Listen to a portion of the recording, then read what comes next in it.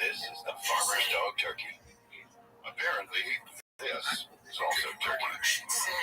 But only one actually looks like turkey. Since only one is gently cooked without filter processing. And only one is great. But the best recipes call for so much more. Get 50% off your first box, available only at thefarmersdog.com.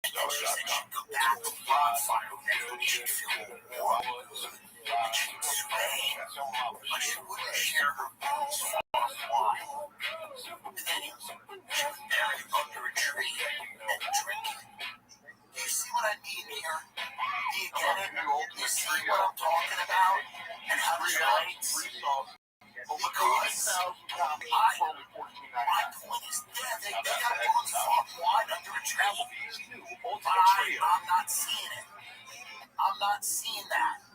They're digging the wine up. They're drinking it. But I don't see it. So if I'm not seeing it, if I don't see it, it's none of my beeswax. I hope everything's going but I'm telling you, this is the biggest mistake.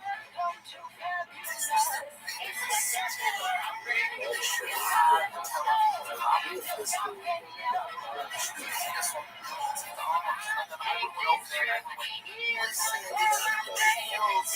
The loss of stealing the food or whatever they're fucking talking nonsense was 9 months whatever, I go release them and this is what it's about, the oxygen, it's not about all the other original stuff. Why would you say that? That's not what you're talking about. They no connection with anyone, it's just a pervert who had $2 billion.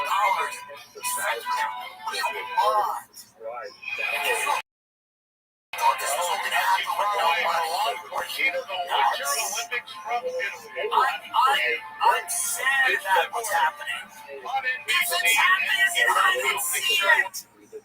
If I was a slave, I would love to make a beautiful hotel. I would love to make a beautiful hotel for people to stay at. If I was a slave, not a slave, but if I was a slave, and I had the chance to make a beautiful hotel, it would make me happy. Life is a whole different, it's a whole thing. Life, it's a whole thing. It's a whole thing. And we're called to be, I believe, this is common letters, but I believe, like if you ask me about the Real Comic Festival, you said, there's all these problems, I go, listen, hey, I really had a lot of doubts about whether it could be. Life is a long thing. The more I thought about it, the more I was taken with the idea. And that's my now comment. we're like a year and a half. I'm telling you right now, I love Cozy Earth. They have nailed comfort with their bamboo sheets. and their everywhere pants, next level. Incredibly soft, breathable, and temperature regulated. It doesn't matter where you are or what you're doing, you're going to love the every go-to for everything. Travel, chasing the kids are doing absolutely nothing. It's a clean cut, stretch. With you, and so I know who's tried these is completely hooked.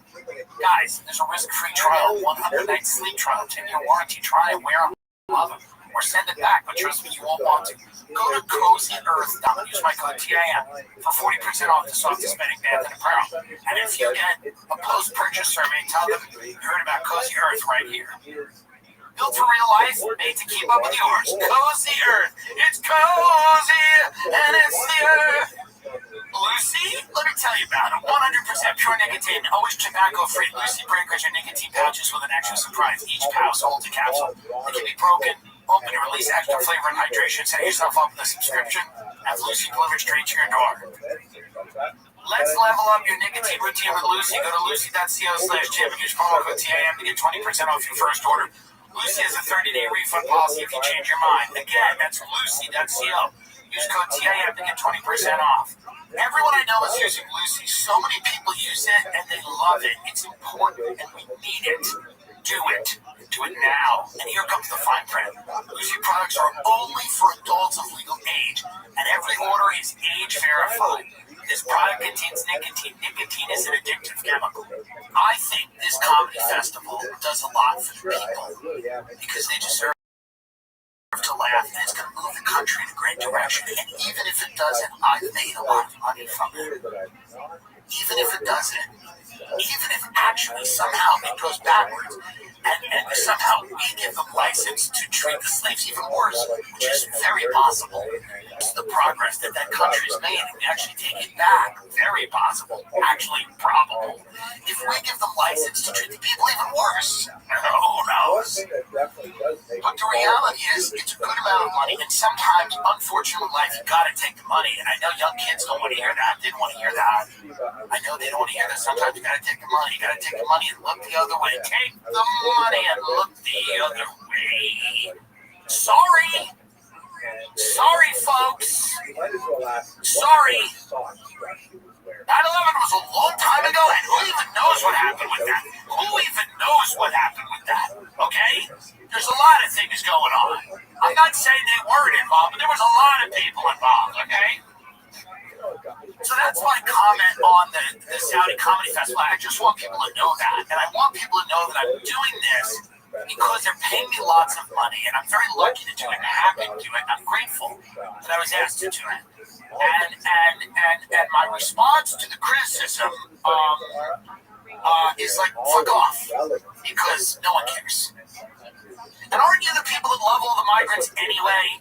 The same people criticizing this are the people that love all these migrants and want them in our country and want the borders open, and they want the doors flung open so that everyone from all cultures and all worlds can go fucking, join a Somali gang in Minneapolis or something. They almost elected that guy from Captain Phillips. When the Democrats do whatever they always do, they fucking invented some scam to get that guy out of the race. Now, I'm no fan of that guy, but that was clearly some sham. My point is this, Omar Fattah or whatever. My point is this. So you're okay with all these people coming into America, but we can't go entertain them where they live? Does that make any sense to anyone? Does that make any sense to anyone? That we're supposed to just open the borders for everyone in the world, but we can't go entertain them where they live, especially if they live in a luxurious place? Why would I subscribe to that whack? Or you're just jealous that we're getting money? Sorry, Bubba. This Taylor Swift.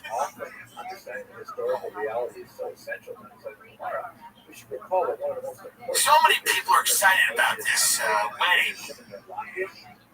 Taylor, say what you want about Taylor Swift. Say what you want about this woman. This woman has one of the most toxic fan bases a human being can have. The women that I am so more frightened of the women who follow Taylor Swift religiously than I am of anyone who lives in Saudi Arabia, including the Bin Laden family, by the way. I hope to have dinner with, actually. I am so the childless, the barren, cold, childless vaginas that line up to buy tickets to relive their summer camp. The 43-year-old women who have crushes on Harry Styles, okay? The sick cat mommy, wine mom, crazy, psycho, follow this woman terrify me more than anyone who lives in Saudi Arabia. I'm sorry. The disease that inspires these women to live vicariously through Taylor Swift, a nice gal, probably not. I've actually heard she's not as nice as you come to believe. But by the way, no one who gets to that level is nice. I have no hate. No one who gets to Taylor Swift's level in any... How dumb are you all? You can't get to that level and be nice. What I'm saying is this. Oh, baby. They have chosen to make this woman's life their life. Her engagement is their engagement. Her success is their success. The soundtrack of her life is the soundtrack to their life. Those women need to have purpose on them now.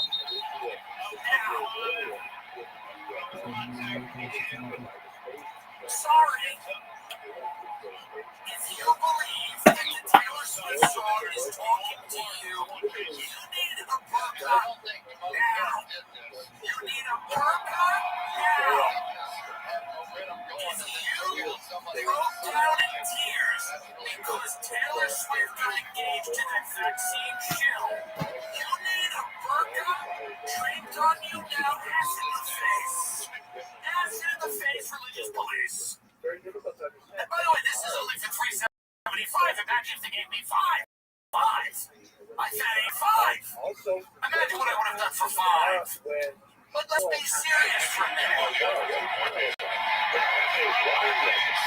Are any of these women that are following Taylor Swift and going to 20 or 30 of her concerts, are any of them better off because there isn't a religious belief in this country? Cut off. If Captain Phillips, that emaciated migrant, they're not to the Latin down in Minnesota, whatever. I mean, get this guy out. And then what is going on? If he's going to hand out burkas, as they leave Taylor Swift to support him or him and Jim. I'm very scared. Can we watch this news anchor reacted to Taylor Swift being engaged? These people need help. They need help. I'm telling you. Taylor Swift, and I don't think you're not going like this, is an incredibly mediocre talent. Sorry. She's not great. She's the perfect talent in the country because we're not great. We have fallen far from greatness. We see greatness in this country and we're mystified by it or angry at it and we try to get rid of it. We don't even know how to hate it anymore. We can't metabolize greatness in this country. We thrive on mediocre bullshit. We all love nostalgia because we pray every day for comic books because we know it's over. So there's all these people trying to figure out how to feel like they did when they first had a score. It's sick. It's sick. These are adults who want to relive their prom because they're fucking sick. They're supposed to actually get older. You're not supposed to be running around 30th at my party. Look at my picture making out with your mother. Okay? These influencers are making out with their own mothers. They're actually having sex with their mothers on social media. These influencers. By the way, it's weird. It's freak show time. With some of these influencers. Their whole fan base is 12, and they're acting with mom. You know how much you love me. Something's up. Variety, real, spicy. The original Serious. excited for fall. It takes 25 minutes for a grown man to decorate his home space. Acid attack. It only takes a minute. Virgin bliss. Get Oh my god. Take a Oh minute. my god. Make a plan. Virgin bliss. Right. If you love to travel, we have a In the house. In the house. Oh my god. In the house now. Oh my god. You're out of the house and your husband down. Down. Honor killing. I feel like hell from here right now. Stoner honor killing. Honor killing in the town square. Get out of here. I can't even watch this. And I'm supposed to be scared of Saudi Arabia? I'm supposed to be scared of Saudi Arabia. This is the news. CBS News. They're getting Kenny over an engagement Taylor Swift. I'm supposed to be scared of Saudi Arabia in the future. That's what I'm supposed to be scared of. I'm not scared of this country. What the hell's going on here? It's sick. It's crazy. It's like nuts. I don't even know what's going on. This University of Tennessee professor came into his class and his Taylor Swift and Travis Scott got engaged. I can't focus. Fire up. Religious police partner up. What the hell is that trying to do? Watch it. I would have been absolutely right. What goes on the board has got a normal return now starting at the 12 mark. And so far, I think it's We are done. Shut it off. they're I only am really mad now. as the score And I'm almost done every with game you. we can call their This is sick. This is crazy.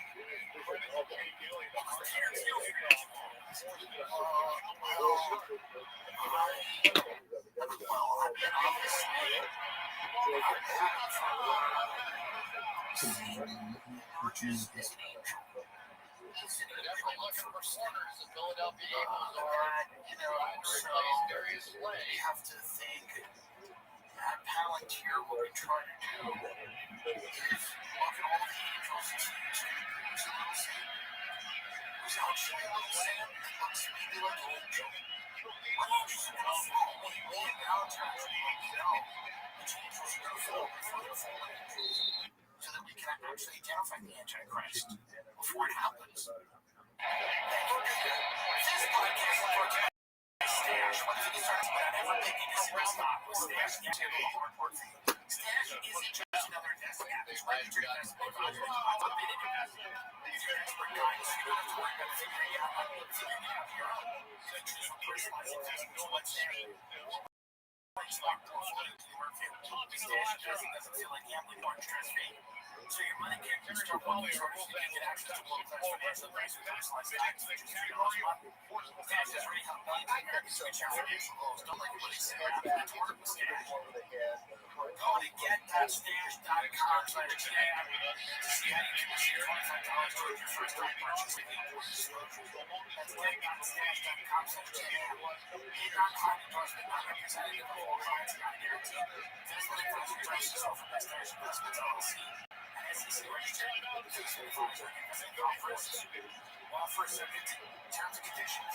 Policy money and fair loan monitoring to ensure that actually works. I need to advise that the mutual funds like present mutual authorization formulating clinically tested dermatologist recommended. Mutual funds number one dermatologist recommended hair oil supplement brand trusted by over 1.5 million people. You can feel great about what you're putting into your body since mutual fund hair oil supplements are backed by peer-reviewed studies and NSF content certified multi-standard third-party certification. Supplements. While many supplement choice of good ingredients studies mutual fund can test final formulations to ensure their efficacy using a variety of hair measurement tools like hair count and pole test to assess growth quality and shedding intention. See thicker, stronger, faster growing hair with less shedding in just 3 to 6 months with Nutrafol for no time. Nutrafol is offered our listeners 10 dollars your first month of dental and free shipping. Until they're confident with all of them. Find out what Nutrafol is best selling hair supplement at Nutrafol.com.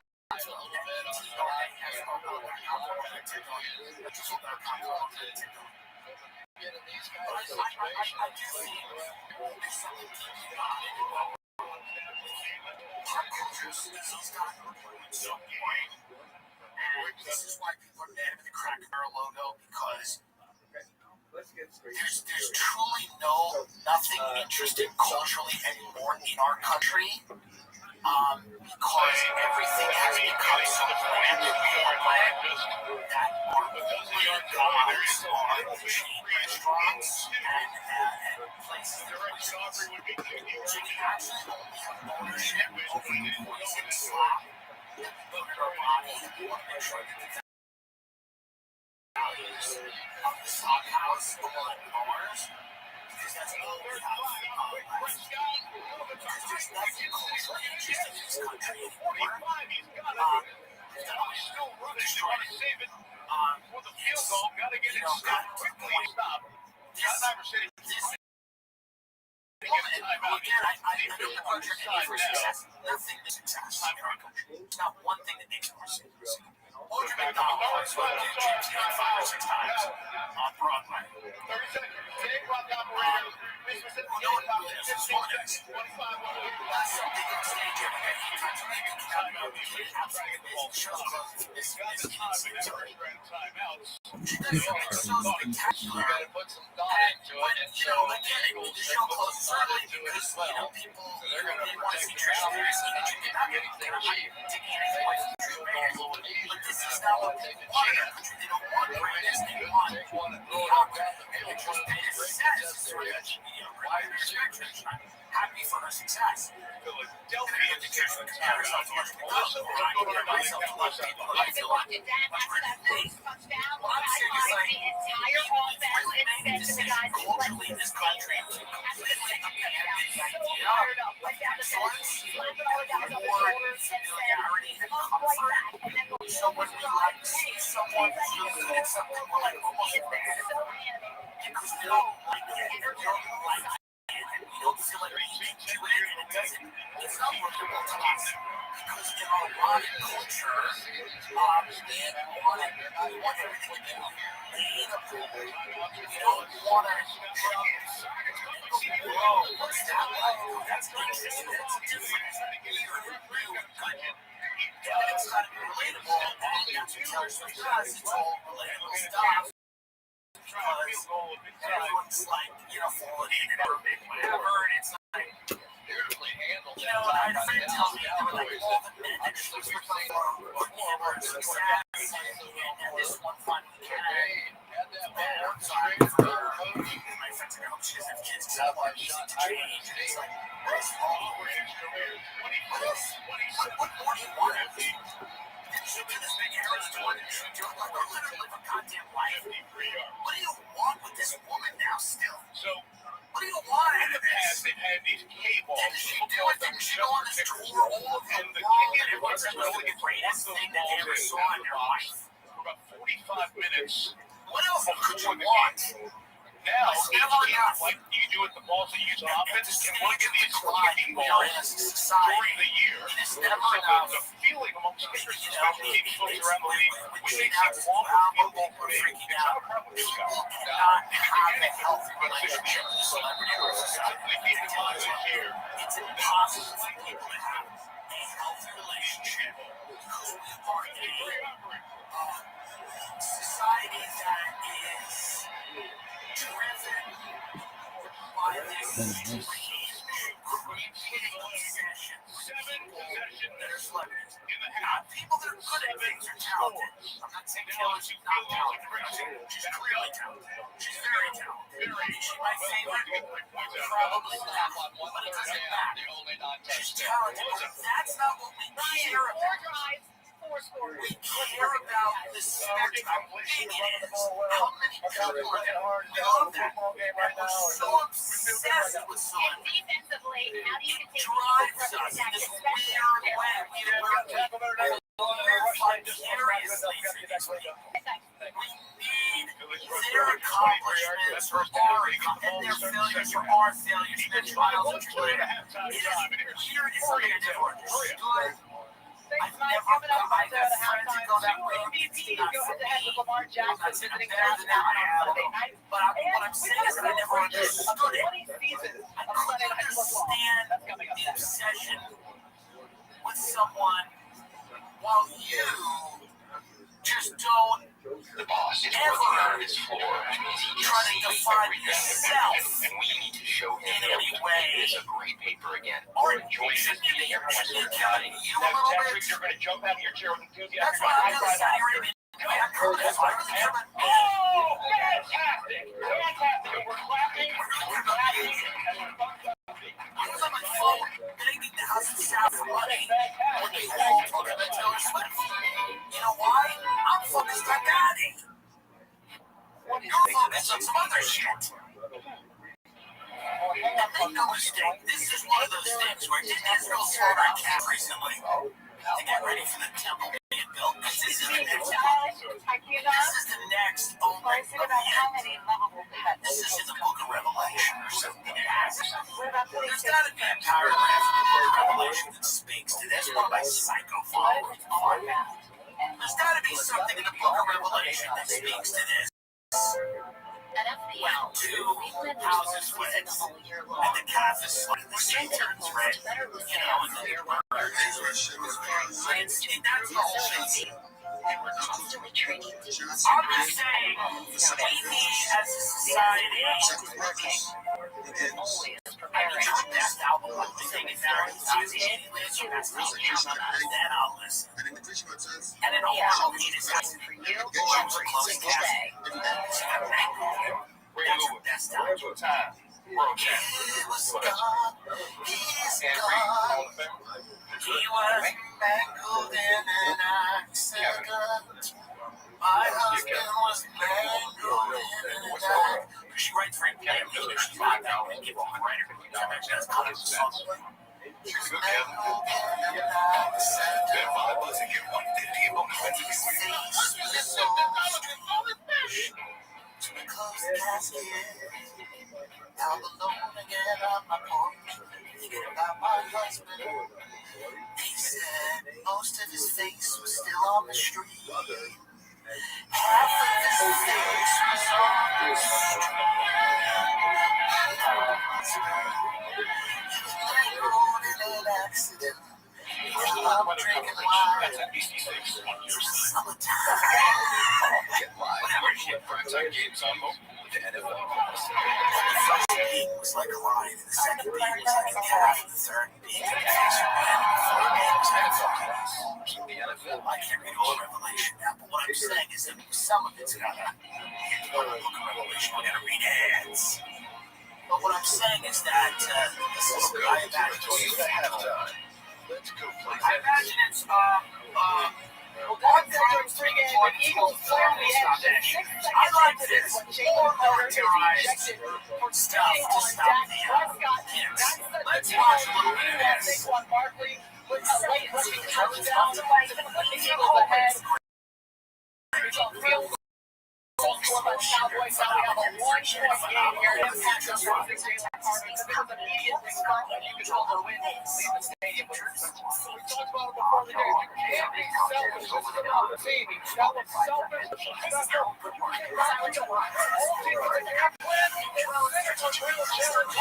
Guess what? He didn't play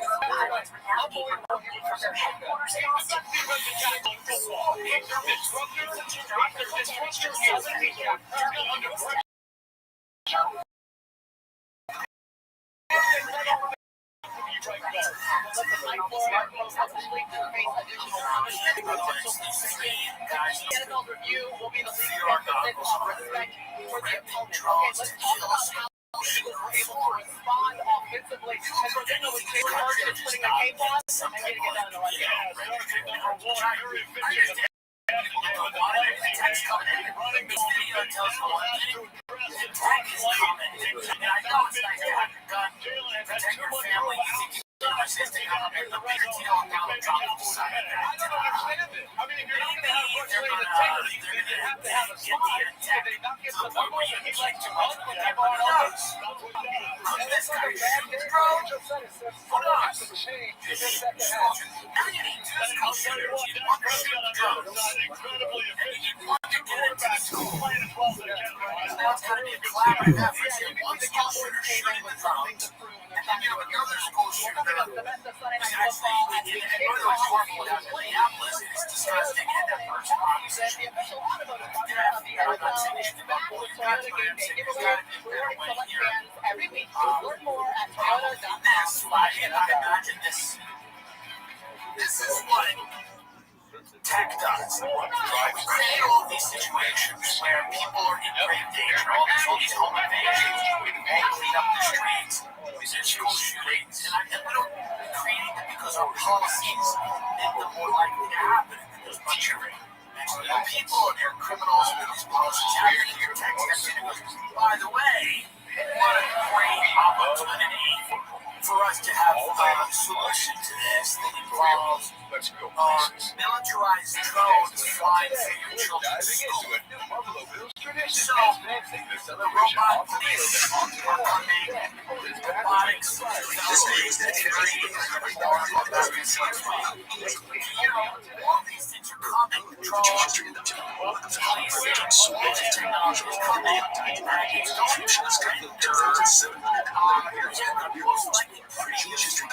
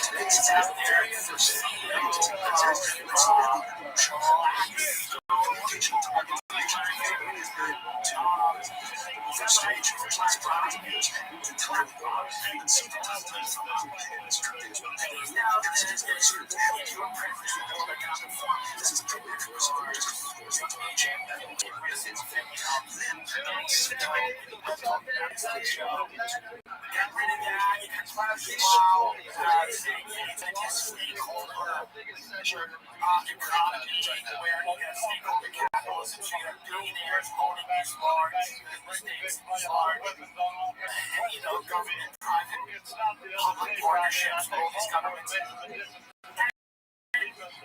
all going to have autonomous drone armies. All these millionaires are going to have autonomous drone armies. And they have enough money, enough resources to have their own militarized drone army. And it's going to be a world where feuding oligarchs, more than countries, more than corporations, you can actually have feuding oligarchs with their own militaries. Kind of like the potash truck in a weird way. And they're all figuring out right now what to do with the population. That's pretty obvious. They're all basically figuring out what exactly are they going to do with all these public mouths. How are we going to handle all these people? What's going to happen? And they're all basically going, listen, we got to figure out a way to deal with them. And that's what they're doing. They go, we got to deal with these people. And we're going to deal with technology. We're going to put them in a digital prison. And if that doesn't work, we're going to put them in a real prison. And if you don't want to fight, one of the ways to deal with that, if you're a human being, is to think about what the grid is and how to kind of remove yourself from it in any way you can, economically, physically, geographically, in a smart way. I'm not saying you go all survivalist prep or go insane. But there's going to be a lot of people that are fully in the system, that want to be in the system, that are getting the goodies and the benefits, and then the people giving them that are going to dictate. That's the way it always works. You want the goodies, the benefits, we're going to dictate how you live and where you live based on the things that we give you. And if you continue to want those things, we're going to require that you participate in the system that we have set up. I do believe there's going to be people coming outside of that and happily, but are just going to figure out their own way to do it. I'm not talking about years down the road, maybe not as far as we think, but there does seem to be, and if you're ignoring this, you're crazy, there does seem to be a concerted effort amongst it, which is what I think the Trump presidency is starting to look like. It's kind of an end to go. And I think a lot of these people realize we're sucking the last bit of money out of this government before we fall on the head. They're sucking the last bit of money out of this government before the dollar is worthless. They're sucking the last bit of money out of this government before the financial system is in some permanent decline. And they're doing it the same old types, Elon, Zuckerberg, Tim Cook, and many others, and Larry Fink. And there's probably a tipping point at which dollars going down, the system's going to be radically reformed, the democratic process survive. We might go into some type of fascistic or eureka. Not to be a downer. But before all that happens, they're sucking the last bit of money they can out of this bloated dime corporate empire. And they are strengthening their position for an inevitable period of chaos. This is my guess. It's well informed. And we say this to people. I live out there because I'll say things like this to people. They go, oh, well, it's a bit dramatic. They don't say no. Meaning like 90% of rich people have no idea what's going on. They were just born, they're rich, they're good, life's good. You go to the beach, you go on a boat, you jump off the boat, you get married, you get wine, you die, it doesn't matter. 10% of them, and those are the ones that are really access to it because they don't those are the people that are really behind the scenes, getting ready for insurance recovery. Feel it, it's in the air. It doesn't matter anymore. They know that. They lost control of the narrative. Everybody knew that. So the only thing left for them to do at this point is the wrong power grab. Wrong power grab. The United States pleasantries are gone. Israel's going to disguise what they want to do. Their motives are not. They don't matter. The narrative doesn't make sense. The stories don't add up. They do not try to make it make sense. They don't have the time. It's the last bit of control that they can exert over the system before we can close up. Like this. What it feels like. Nobody's putting the time into lying anymore. Worry about that. You should worry about the fight to make the lies go. They know it doesn't matter if you believe that they're going to try to dispose of you.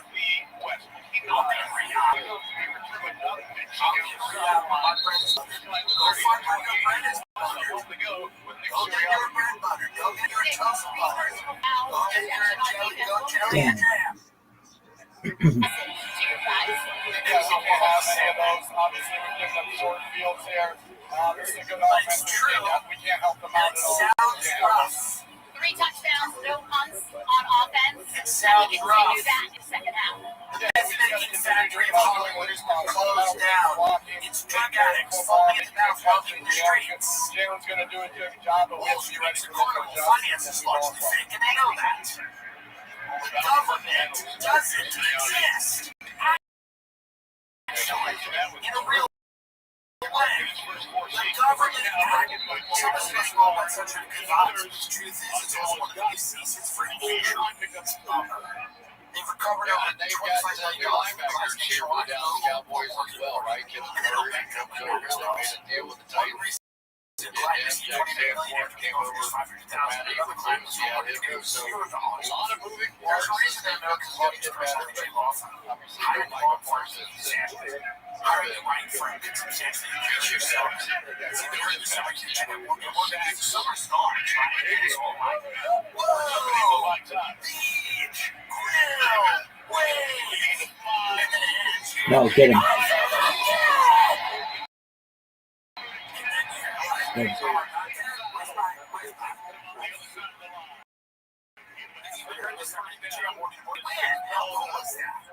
Click the link in the description below for the people that have the chance to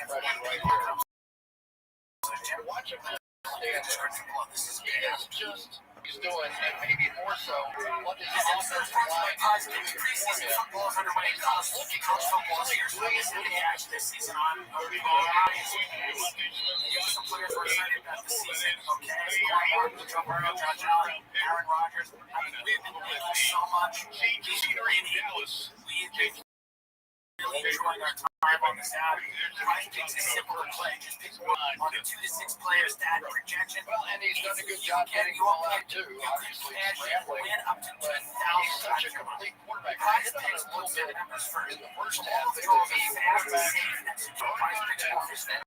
Apple Pay Man's marketing couldn't be easier. Price Picks is best way to win real money this football season. Which players are going off? Which ones? Make your picks in less than 60 seconds. Enjoy your sports game. Enter more money all season long.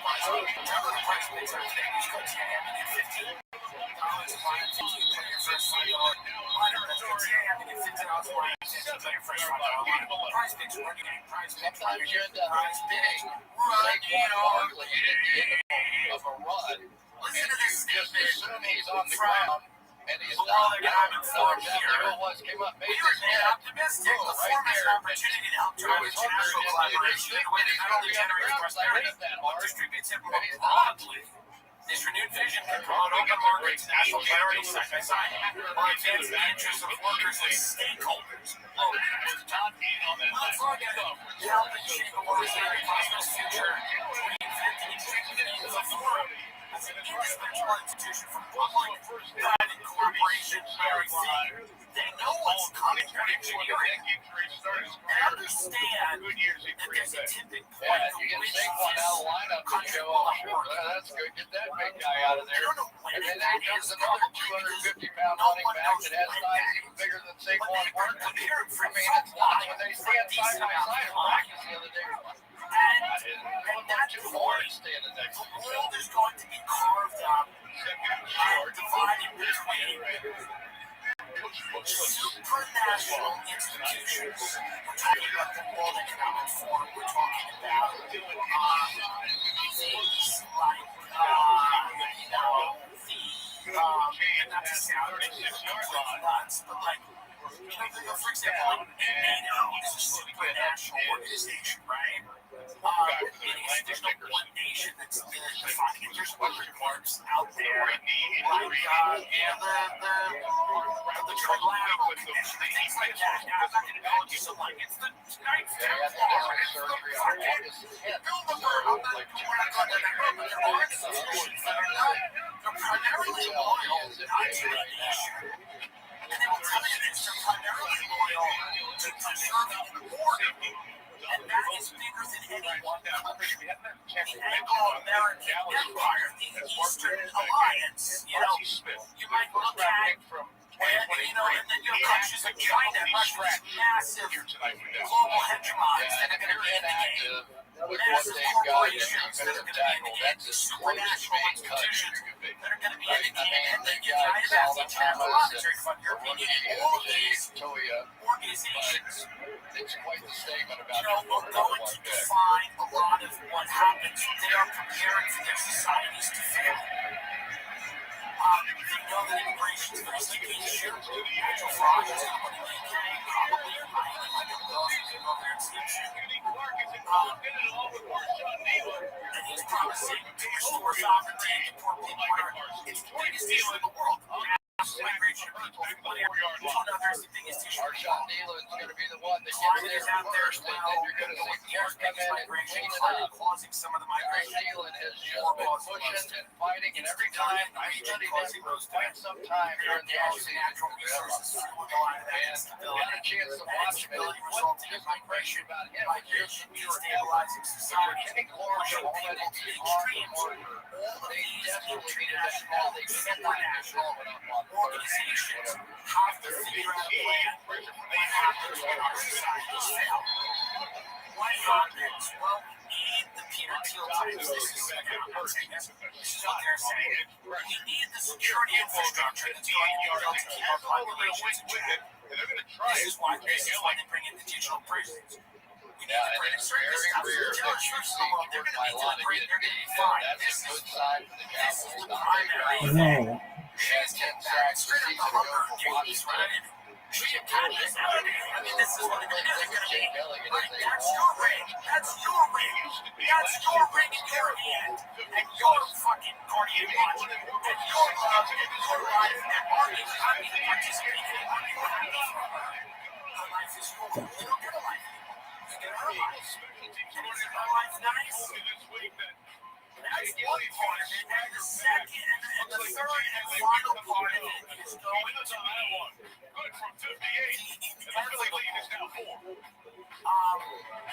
inevitable great conflict.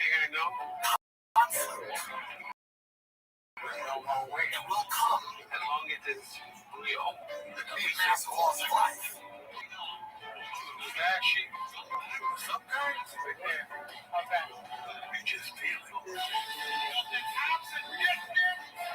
I'm going to go to a comedy festival. Why? They're buttering my bread. They're buttering my bread. And you got to get your bread buttered. Take a look. I'm at the Bacher Al-Shadi. Al-Shadi. Plenty of runtime, Why am I and there? it's got That's what they call me. College. Chargers. What a lovely sunset. And it's totally free with Carol G.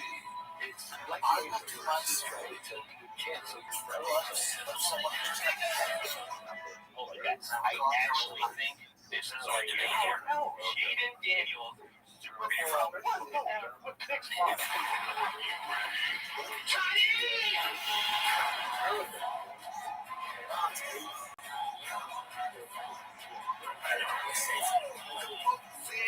I'm telling you right now, that's what we're going through. We'll get money up. I'm telling you, the next 20 years, folks, we'll look at everything right now.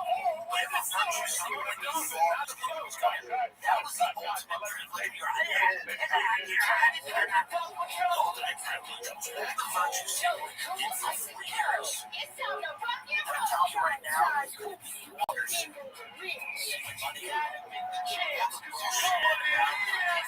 This is right, that's wrong.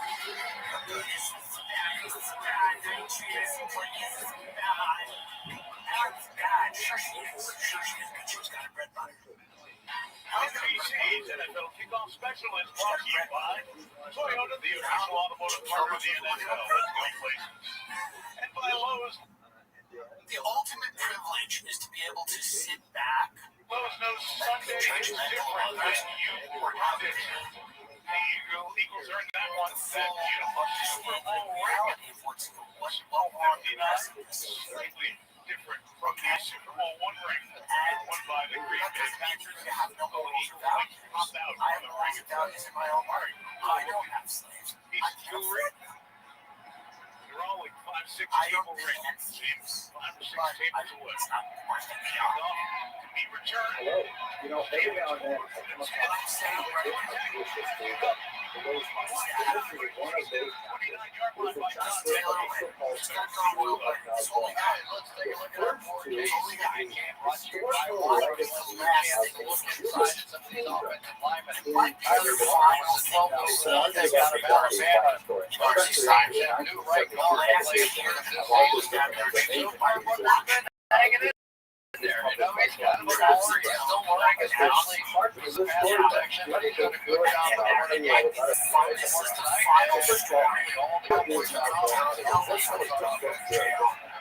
Here's when I went to this, right on the coast, basically, of the Mediterranean Sea, the southern bank, the region known as Provence.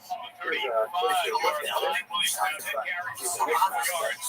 the left is narrow pointed One of the things the Cowboys have flashed the tide is some of this motion. Watch the tight end come back, and then no trap back here, so he's going to cross the face of the quarterback, and then coming back and just running that inside jump.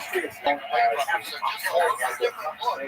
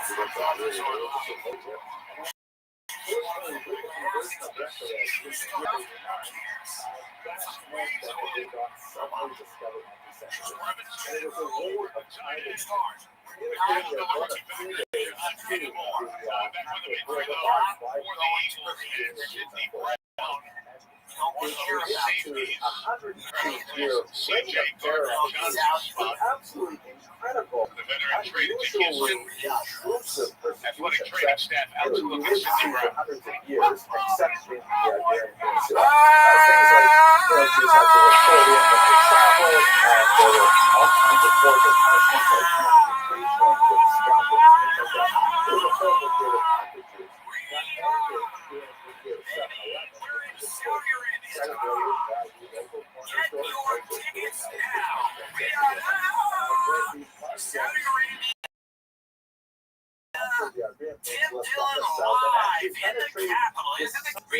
Saudi Arabia, October 8th. Coming in of the Muslims actually shifted the position of the Jews in a very positive way, because the Iberian Peninsula is involved in triangular culture. Christians, Jews, and Muslims had to coexist in the region, and Jews were able to exist in entire triangular ways, so in many ways, much more successful than they could. It's just something that happened. Riyadh, where my man comedy festival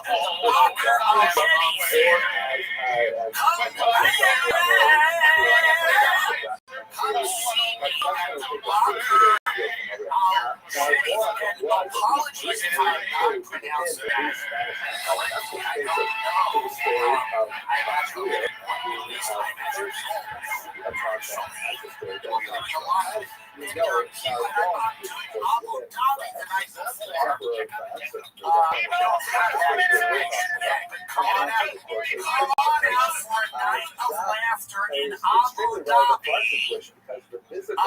Am I doing Abu Dhabi? I think October 6th. I think we're chilling on the 7th. I don't think we're doing anything on the 7th. Because my agent is very worried. But I do think, this is, you don't get a big exciting. You don't get very exciting. I know the clear set. Canadians are going to Riyadh, Saudi Arabia. Very good.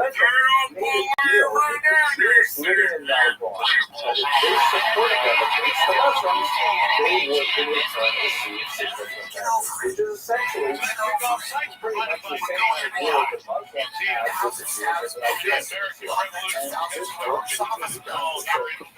Jews. And this story goes, it's established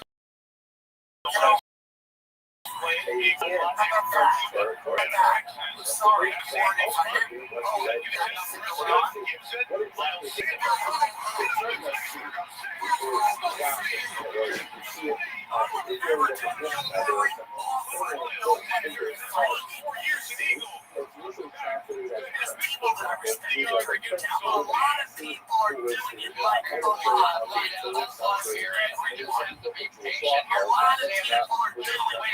Wade's got the big block down the field. And then blocked one at the end of it. Probably gave us 15 yards, but he had a plan. He was going to run it down and punch this ball out.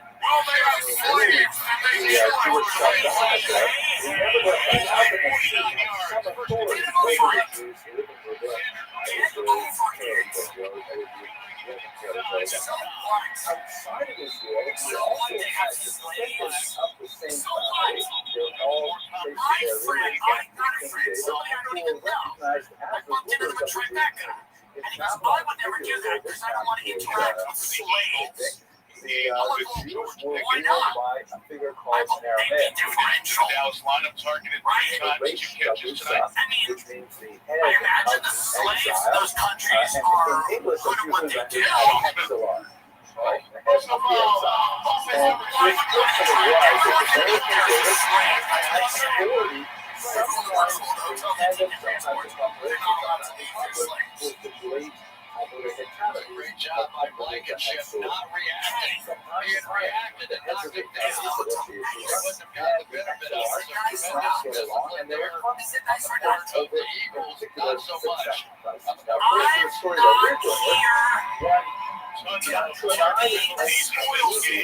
Was exiled.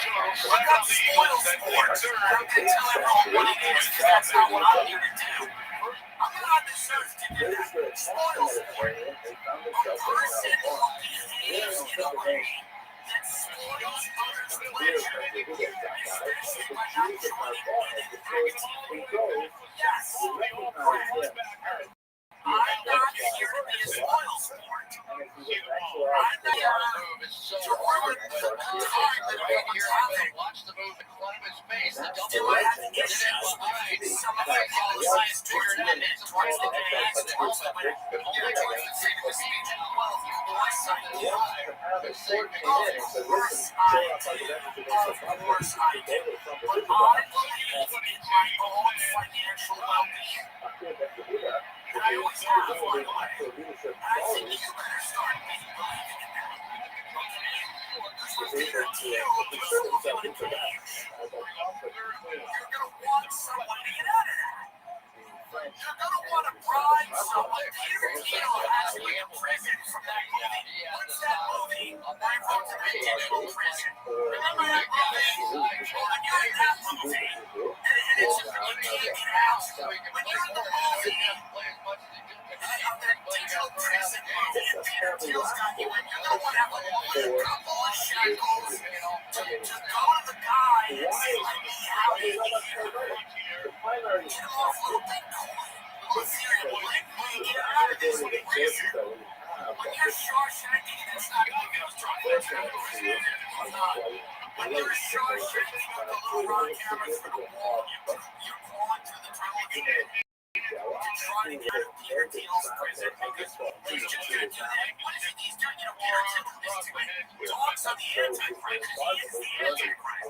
So he knows about the Antichrist. And he's talking about it. It's never enough to just be the thing. By the way, you have to constantly water people. It's the reason what's the collection is out. He went out to Mars and he interviewed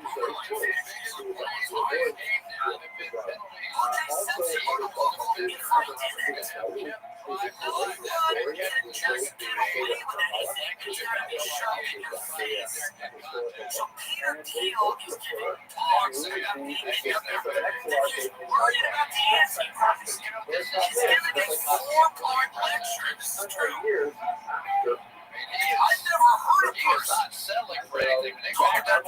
take our mind is just happy.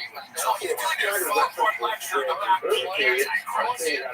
So when you're the leader team, how do you present? Every day is the same. It's just going to be on closed circuit TV. It'll be a hologram without you even know. He just is going to talk to you about the internet. You're going to be in a cell in Peter Thiel's prison. And then he's just going to go, it's the Antichrist Part 3. And you're going to have to sit there and go, every goddamn day. Theo 57 offers thoughts on how his Christian faith informs his understanding of the world. His theology is politics, the Antichrist. As part of a full-court lecture series at the Commonwealth Club in San Francisco. Doesn't that sound swell? But he's going to be giving these lectures to people that are in his prison. So you might as well have a couple of dollars to try to buy your way out. Deal compulsory Antichrist lecture. Is it that he's going to be giving at his prison? Now, you might say to me, hey, you're coming out and saying you're doing this out easy for money. They're paying you a lot of money. I'm not going to tell you how much money it doesn't matter. It doesn't matter. $375,000. Now, a lot of other people are getting $1.6 million. That's not me. But if $375, others get $150. Here's that. And it all just open. Okay. And epic. I'm doing this because they're paying me a large sum of money. They're paying me enough money to look the other way. Do you understand? Look the other way. That's a 4-word sentence. Visible. And people are doing look the other way. If something bad is happening to your left, to your right, if, for example, I'm in a breakfast and I see someone get grabbed and they start hitting up with that It's just another smile, okay? One smile, and then we can go home, okay? whatever it is, it's kind of That's too much tea. snaps back. I gotta look at the camera, honey. Your mother. Buddy, look up, okay? No, not that your butt. Okay? If I look the other way and I see someone being handed, you're chopping a hand off. That would be interesting because you see actually how they do it in a kind of sanitary way. But from what I've heard, See? Now that's you know, chopping a Tell everybody look at the video on this one. if I'm looking at the floor and I see some guileless beggar grabbing at me, trying to get my money, I will look up to the heavens. And if in the heavens I see the drone flying over, I will look the other way because I'm being paid enough money to look the other way. What don't you understand? What is so complicated? I'm the only honest person in this room. Everyone else is going to have a millionaire. Well, actually, this is more progressive now. Trying to make some change. I'm being paid a lot of money to not care what they do in the country. It's very simple. If you pay me lots of money, I will not comment on what's going on. In fact, I will ignore it. It's something that I really disagree with is happening. The more money you pay me, the less I'm going to think about it. Truly, this is a really important thing that no one does anymore, and I recommend it. Look the other way. If you are a foreign country and you're doing it, what's the other option? We're going to have to go into all of these countries and make them be Americans. That's not going to happen. I'm looking at your map. That's not going to happen. Nobody knows how to do that. All we do is try to do that, and it fails miserably every time. So I will look the other way. I look at the pretend that things are not happening anymore. I believe in cognitive dissonance. I am ignoring the screen. I will sleep so sound. Each team's having 7 yards quarter. And now I'm going to pull their heels just up the game.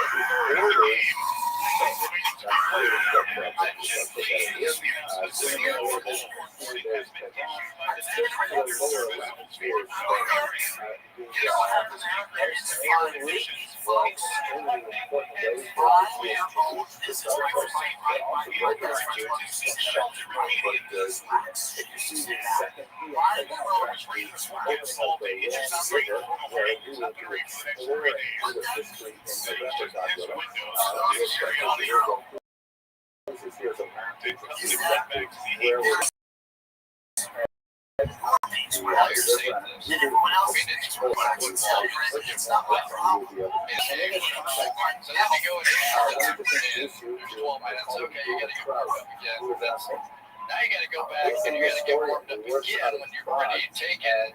Over half a quarter of a beating out there. It's just first quarter every time, which is what makes the Super Bowl so important. That's the 40 or 45-minute half times. I mean, literally, we've heard people taking naps in between, but you've got to be able to get your body going again. And every time you get cooled off, it just gets harder the next time.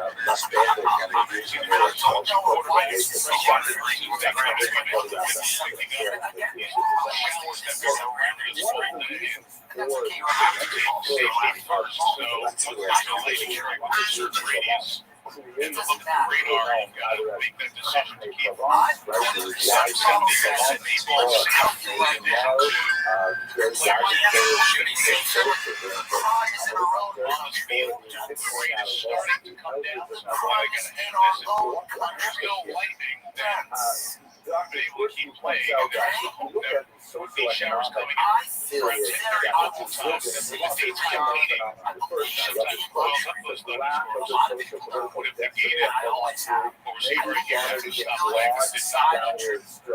Which means So let me ask you this one, just to correct the delay. These teams had not stayed these starters for nobody played preseason. Quarterback of preseason. They've been very sharp so far.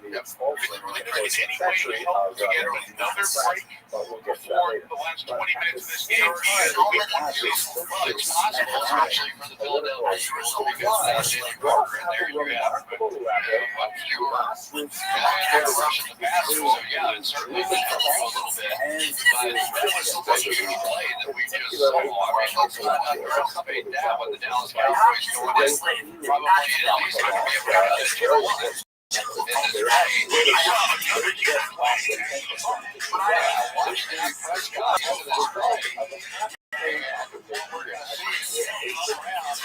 We're going to see nobody is going to catch Quinn Mitchell, who runs the 40-yard dash. And look how much space he has. And look at the tackle by Dak Prescott. Absolutely perfect. We saw Ben Roethlisberger do it in a playoffs game one time to foul out Brett Travis. Right. Even though, and honestly, the big guys were there. They were not the you know, you see that play, and you go back to fundamentals, right? A lot of young folks started their youth football season, high school football season. There's now 32 years old, been in the league 10 years. He's running out of speed, and he's staying alive in the play, and that allows him to make that stuff. And new hamstring move. And what we've also learned is that he is super active in eating the right foods now. Beyonce, right, is sort of leading the way for him. They look great. We saw a shot of him in the locker room. Are you there? I'm in my Discord. Talk to me in the Discord. Me, Mom. Welcome. Come to the Discord. Are you typing? Hi. I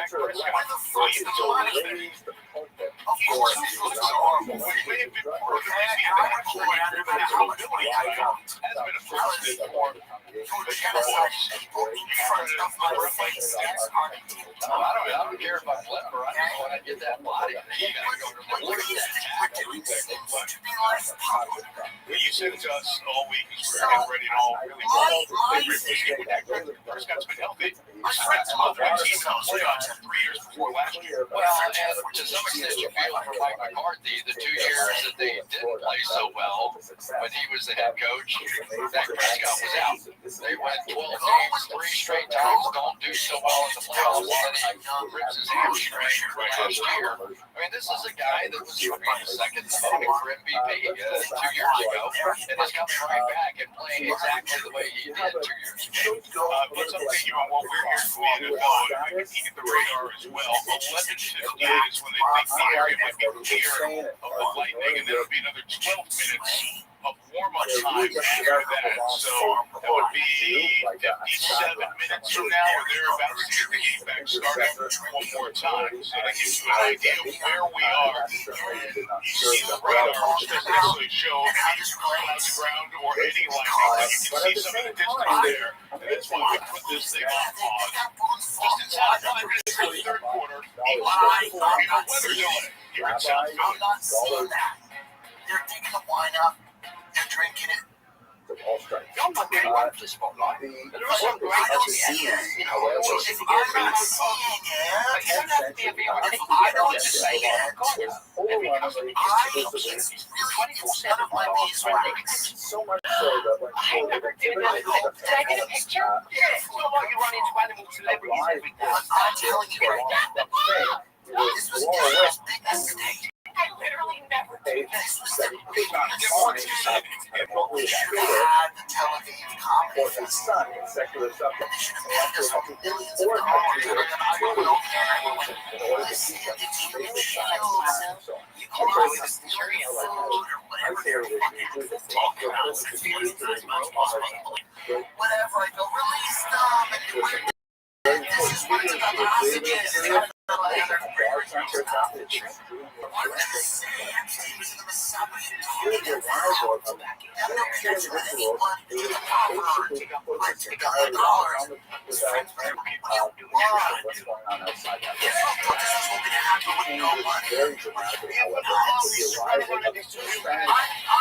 I'm sad about what's happening. If it's happening, I don't see it. Oh my God. If I was a fascinating story. I'd love to get a phone call. He was a very accomplished intellectual worker, and he was driven out the same We need to get every tailgater up there. I was a psychopath. They were driven out to Spain by Alva Padre. It does make it taste better. Spain temporarily became much How do we get to the courage? more radicalized. Islamic movement movement around the world as well that drove minorities family out of Spain at the same time. Abraham Ezra and other here into the movement, they said, what's going on? They were love the community, everyone's so friendly, and they want to go to stores. These problems, I go, listen, hey. It will be Eagles ball when we get restarted, as we have a weather delay about 11 minutes into it right now here in Philly. Eagles leading the Cowboys 24-20. You see that cell that has come out of contemplating skinny head. You have to reckon it financially there. When it gets within a certain radius, temporarily in the game, get as many people as they can to seek shelter. Luckily, behind it looks okay, so no matter what happens, let's get back to football, maybe. We can take this Everyone else is trying to completely games in 4 days. We're going to be back. Read it. Company trying to have been a tunnel that we were like half a year ago. We can get the light on the opening night. All right, the radio guys got it in the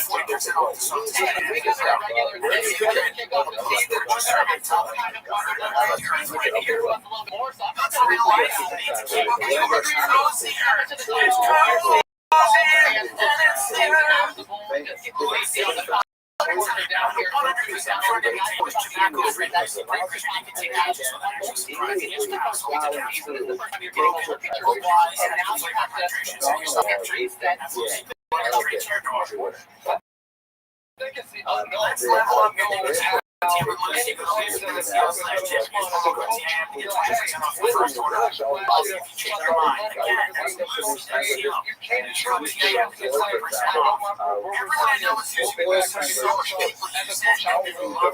My first instinct was thinking it would benefit Philadelphia. Championship game for last year, but maturity will show you right there one team on both sides of the ball. And we've seen a little bit of that here tonight with some of the mistakes that they've made. I'm not so sure if it works in their advantage. We're going to just go, man, the energy it takes is like a whole game anyway. Now we're going to go chill out. Also, we're not in game shape yet. We're just working there. And now again, we're going to sit there and chill out and go ramp it up again. It is going to be tough. I mean, I know they're going to be able to do it, but it's obviously a weird circumstance right now. Remember, they had a banner out there today. Look at the momentum right here on this. Yeah, they did the pregame. They got to give her a bit of support for what they're doing back there in that office. The biggest thing out of energy is what we got. 11-15 at the war.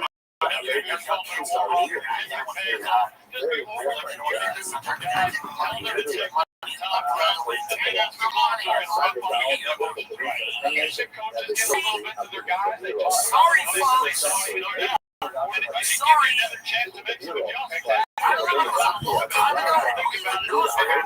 There's a lot of things going on. I'm not saying they're involved, but there's a lot of coaching involved, okay? So that's my comment on that. Just coming as well. I just want people to know that I'm doing this because they're paying me lots of money and I'm fortunate to have it. There's a game that's fun. And I'm just because the worst point of the game, I mean, we can get back to all the Pirates anyway. The Eagles think it's criticizing is that people like right here, these Pirates have won their country. And look like the borders open and they want the doors right here open so that everyone from all cultures, all worlds, go fucking, join a Somali gang in Minneapolis or something. They also like that guy from Captain Phillips. What the Democrats do everything, they always do, they fucking it's a scam to get that guy out of the ring. I'm no fan of that guy. It's a sham. What is this? If you think about this, What is this? all throughout the game, every You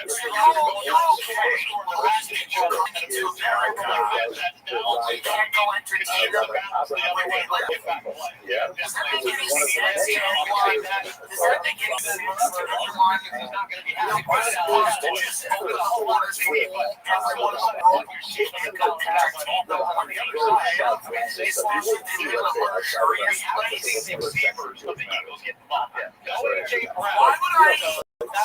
would I hear subscribe to that? Or you're just jealous that we're getting money. Offense in general, remember Dak Prescott missed the last 9 games with that hamstring injury, so we're wondering what are we going to get. You mentioned George Pickens and so far without Jalen Carter in the mix, they've had their fun to figure out. Philadelphia has So many people are excited about this. on CD Lamb and Say what you want about This as well. working out too well for you. You said I Say what you want. what decided to do going into this game to say CD Lamb is This man has one of the most toxic fan bases that you can have. I am so concerned about the more frightened of the wind and fall of Taylor Swift religiously than I am of anyone else who's out here. I am so the childless, the barren, cold, childless vaginas that line up to buy tickets to relive their summer camp. The 43-year-old women who have crushes on Harry Styles, okay? They didn't want him anymore, and he certainly looks like he's revived right now. Yeah, some questions around that running back position. So good to see them going in, and really questions coming in for the Cowboys. We were wondering how they're going to respond just a week before the season starting. Micah Parsons, generational talent. Than anyone who lives in Saudi Arabia. I'm sorry. I feel like we've seen poise. To see and that's another thing that I think I gained in the that pregame inspires a little these bit. women I think you guys did too. That was very confident. Vicariously through Taylor We like Swift. our team. They can't give you the eye. We like our guys. We're all right tonight, Nice right? general. I felt like they came with Probably the game of not. confidence and they've shown it here. But think I've about actually heard both she's offensive thing as a not defensive as thing, nice both as quarterbacks being comfortable. But by the way, no one who gets to that level is nice. The I have Dallas no defense, hate. that helps fill that. Gets to Taylor Swift's level, anything is nice. How dumb are you? So two most disruptive Get players to that in that level play in nice. this game. And it's the guy you hugged before the game. Dak Prescott. What I'm saying That's is, what it's all about. When you lose a guy like Michael Parsons, do you have another guy to turn to and everybody's following him? And I think they looked at him before and White. They said, Dak, we'll follow you wherever you go. And it started with him just lifting his face. And I'm sure he rallied those guys and they came out of the starter. Dak's teammates have been following him for 10 years. The Started as a rookie. He looks really good. He looks slim and trim. He's moving well. And man, he's throwing the ball really well. Yeah, I'm sure he wishes he was on the field right now, but we're we're in the middle of a weather delay. We won't get restarted until at least 11:15. After that, there'll be a 10-minute warm-up for all the players on the field to get back ready to finish out this game about 4:44. If you believe that the Taylor Swift song is talking to you, you need to Tony, Robbie, you guys doing hanging out at the work together. I think we're all for sure right now. We're Cowboys. broke down in tears because Taylor Swift got engaged in that vaccine shell. You need a burqa placed on you now and the face. As in the face religious I'm beliefs. a little concerned about the And by the way, this is only for $375. Imagine saying me five. I tried to get five. I said I tried to get five. Imagine what I would have done for five. Last time I saw But let's be serious for a minute. Patrick Mahomes got drafted. They haven't stopped these guys. Are any of these women that are following the going to 20 or 30 of her concerts, are any of them better off because they're using a religious beliefs on Sunday? How many of them are better off? He has to understand how important he is to that Captain team. Phillips They lost a bunch of has guys. So emaciated migrants they're about to elect in Minnesota, whatever his name is, Omar Fattah. I mean, get this guy up. Have you ever seen I anything mean, like what that? is going The on? opening huddle of the game. He walks right up to the If quarterback. he's going to hand out burgers, I say that Taylor Swift, I support him over him. Your reaction looking at that? I just don't understand it. I don't know how you I'm can do very that. scared. Man, first of all, but then to let Did your we watch this teammates news anchor who reacted to Taylor Yeah, Swift that's one of the things that I being always engaged? talk about. Not letting my teammates down. Never Need want help. to disappoint my teammates. They need Always help. being available for my teammates. I'm telling you, Something like that has nothing to do with Taylor Swift, I don't think it's not go like this. Incredibly mediocre talent. I'm sorry. She's not great. She's the perfect talent for our dying country because we're not great. We've fallen far from greatness. There are DC greatness individually in this country, and we're best to find higher and creative and try to get rid of it. We don't even know how to handle it anymore. We can't metabolize greatness in this country. We thrive on mediocre bullshit full of nostalgia because we crave everything for comment like this after the day is over. So these people trying to figure out how to feel like they did when they first had a war. It's sick. These are adults who want to relive their prom because they're fucking sick. They're supposed to actually be running around and hanging in their 30s at my party. People are making out with your mother. Okay? These influencers are making out with your mothers. On social media, they're actually having sex with their mothers. On social media, these influencers. By the way, it's weird. It's freak show. When some of these influencers, they're on families 12, and they're naked. And again, the players come back on. We'll have about a 10-minute warm-up to get ready to finish out this game. Now, when we come back, we'll get you set. We have plenty of games coming up on Sunday, including our Sunday night football matchup between the Ravens and the Bills. We'll just get you back set down for the first week of Sunday virtually.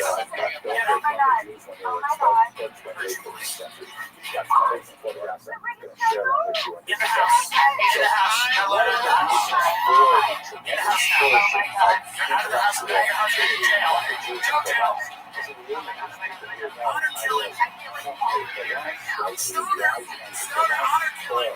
Honor killing in the tax land.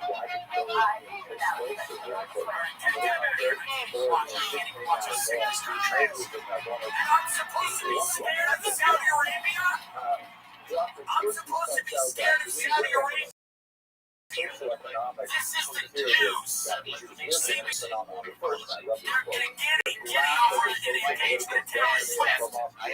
I'm supposed to be on Saudi Arabia in the future. That's what I'm supposed to be scared of. I'm not scared of this country. What the hell's going on here? It's sick. I mean, it's crazy. This steps This is downward like in nuts. the political, social status of the I don't even know what's going on. This will culminate in This the University of Tennessee professor canceled his class because Taylor Swift Travis got engaged. I can't focus. Fire up! Religious police park out. What the hell's the counterpoint?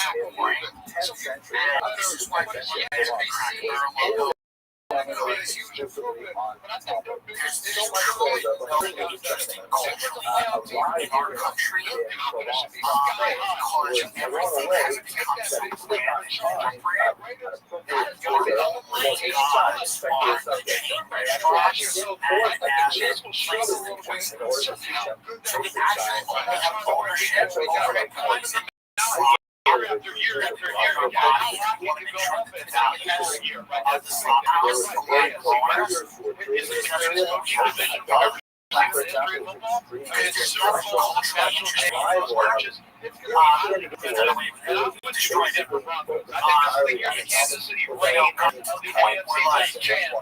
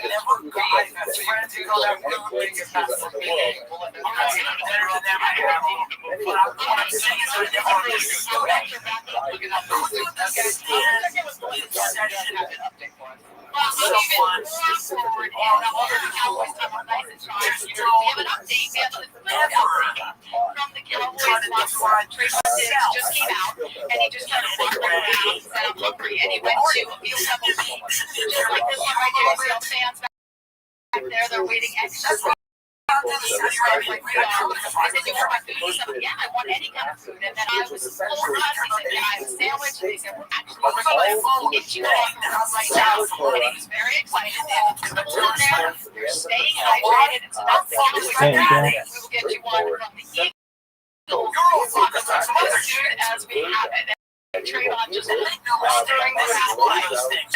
Very easy to get ready for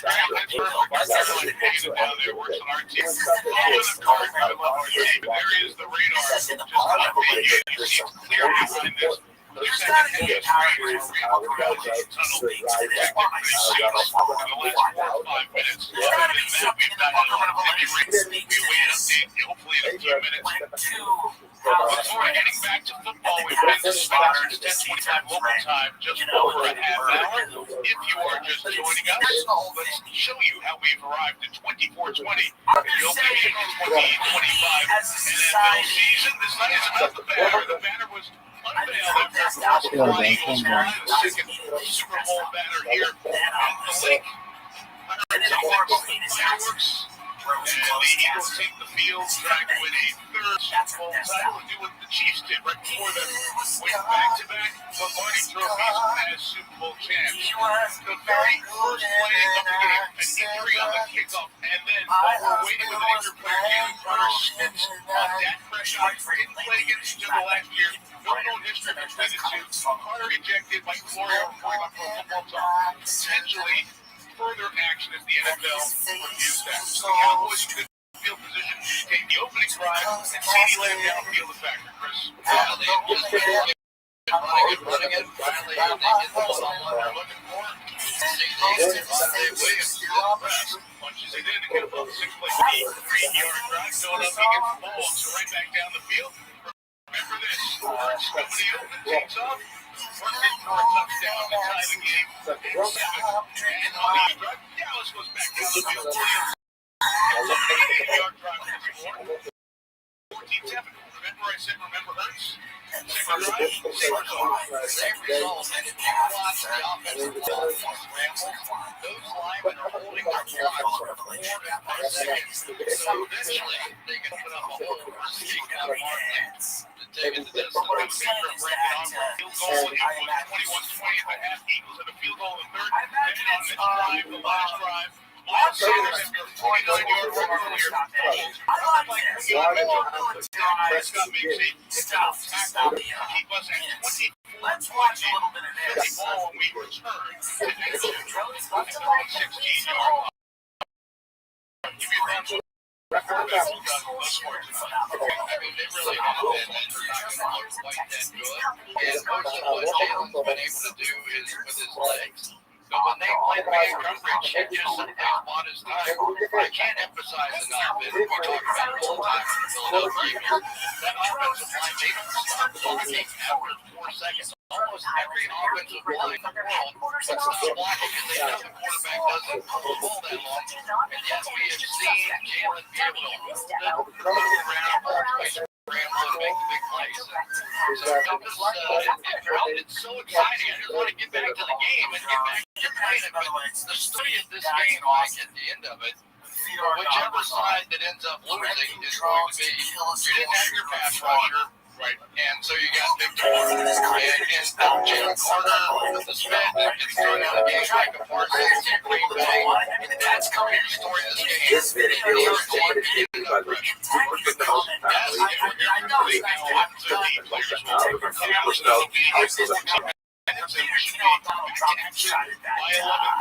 so if you know your friend, look it up. You can back on TV. We'll be back on 10:30.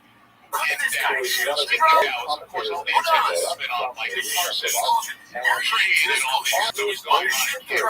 Not much talk about Rothschild as the head coach. As mentioned earlier today, that he could not get to the Super Bowl, but everything else, and your retirement wins 200. What was actually 2 wins?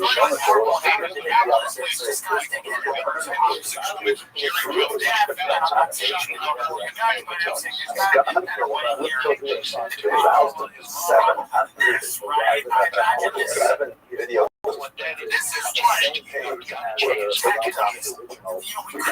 Situations where people are in great danger. All these home invasions, whether walking up the streets, there's school shooting. We created them because our policies make it more likely to happen. There's people and their criminals and by the way, there's the comments on the God for us to have a solution to this.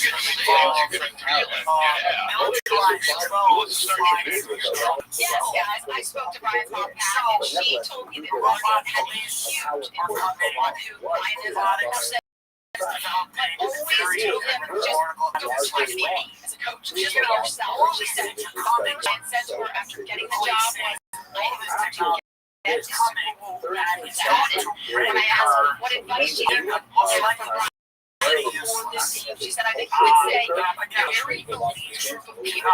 And by the way, his mom Pat is watching the game tonight alone. She has a lot of the text with technology. She's going to stay a little later than she thought, but she told me she's not seeing a lot of this. I don't really get going on. But this one is first time in the game. I got there. CEO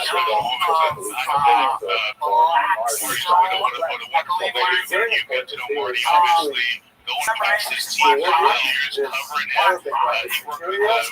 I was working with Cleveland Browns. He came back to Chris Finball. Just a wonderful way.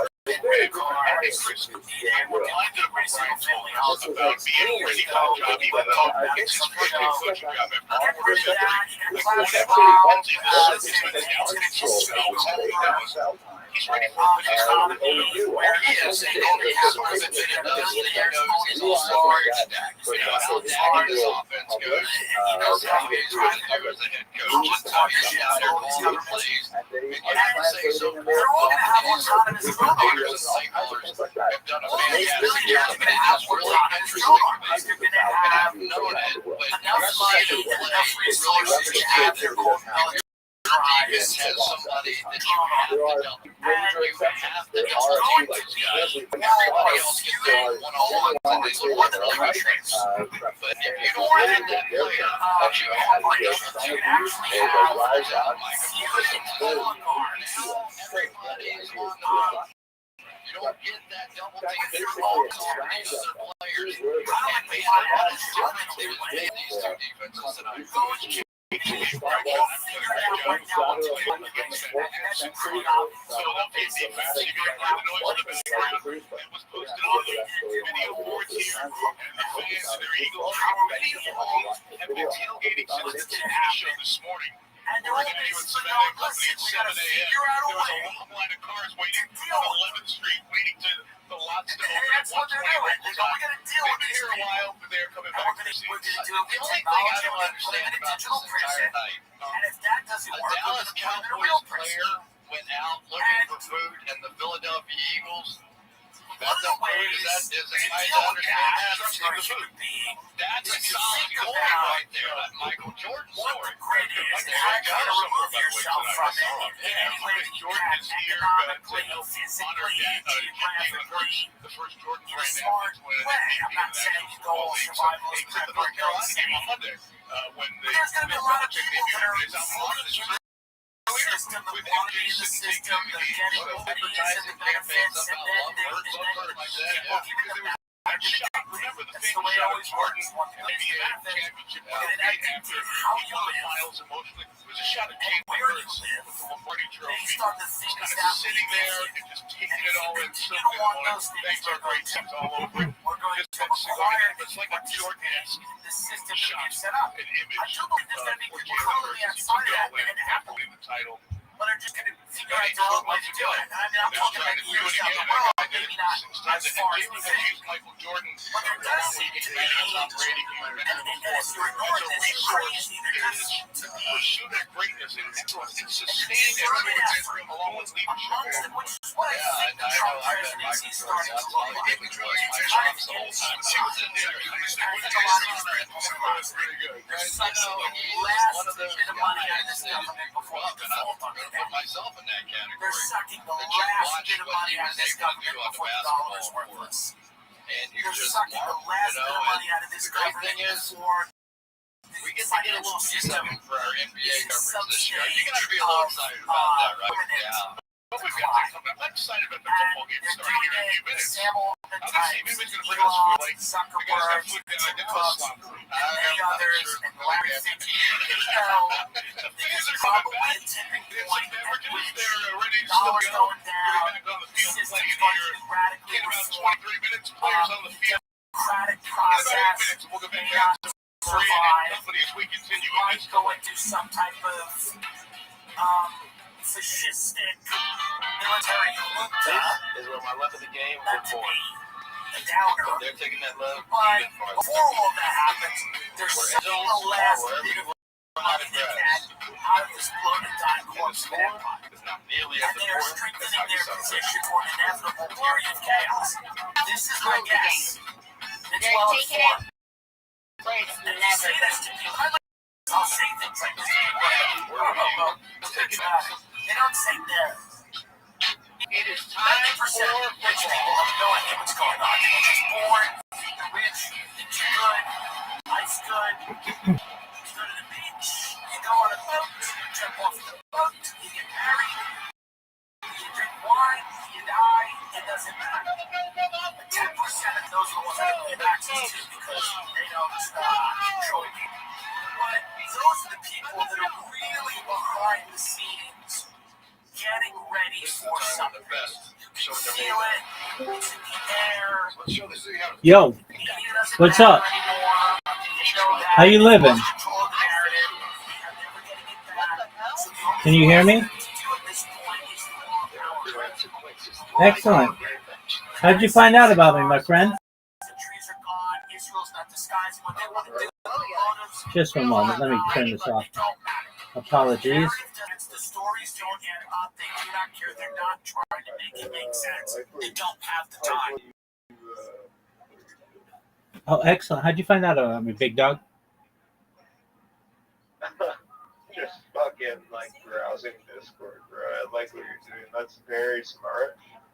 I do like a lot of YouTube shit, like kind of getting people's attention, like the way you did it marketing wise, very smart. Oh, thanks, man. Very, very. I have to give my applause. I didn't think you would even speak. I was just kind of fucking around. Oh, no, I definitely speak. My friend, do you mind if I mean, you already know. You guys here, buddy. Oh, you're a sweetheart. Thank you, man. Do you mind if I tell you more about myself? Yeah, go ahead. Absolutely. Well, firstly, I'm Rabbi Rothschild. I stream my life 24 hours a day, 7 days a week, 365 days a year for world peace. I've been doing so for more than 3.5 years. My streams go back to the pandemic. We've seen the death of a queen, the birth of AI, the coronation of a king, and everything in between. In 2018, The Economist magazine stated that data was Earth's #1 resource, and I have more data archived on the internet than any person ever, which may make me an influential person. Have you ever seen the movie The Truman Show or the television show Big Brother? Of course. Absolutely. Well, that's what I am. And if I do become as So I believe I don't know. I mean, obviously, the secrets can't be told, right? Because, I just had a problem with that. So where it's like if you know something and you like, obviously you do, how to get people's attention is very. It's like you have to have something in you. You have to understand how people function, work, and think. Saying you're doing it like people program things to do what you do, but a human can do it way better. 100%. I program it as Way, like I wouldn't be here if you. Pardon? Oh, I program as well. So, like, essentially, I'm the best, Programming, exactly. the best of both worlds. It starts. Yes, that's where it starts, and but it becomes more than that. And you understand it's not just people are programmed. That's true. And you understand in a way how they're programmed, and I think you already did. You don't need to. 100. I think I understand. I think I understand what you know. Excellent. And that's why I fucking joined your thing, because I've always wanted to get your attention. Absolutely. And you and like all these other servers, right? So 100%. You are very, like, I sound like a me. You are very, very intelligent to be doing what you're doing. You're using it in a way that you shouldn't be. Obviously, it's not malicious in any way. Not at all. It's perfect. You're using it in a good way, but like what you're doing is very, very good. It's not like I wouldn't even say like it's maybe some people who's annoyed by it. No, funny. Some people see it. I mostly have heard from it. Some people just randomly say, "What is that?" funny and socialize or whatever. They're fucking laughing. They're like, yeah, I noticed in roster is dead expressions. People notice it. Oh, 100%. Very, very smart to do. Absolutely. Well, thank you so much for your high praise. I really appreciate it. You should know that if I do become an influential individual, which I'm starting to become, I'm going to make you, your friends, your family, Oh, you will be. all You will be. financially independent if you're not already. I'm going to make sure that you have enough to have generational wealth, and most importantly, I want you to start charities and philanthropic organizations of your own. And vice versa, my brother.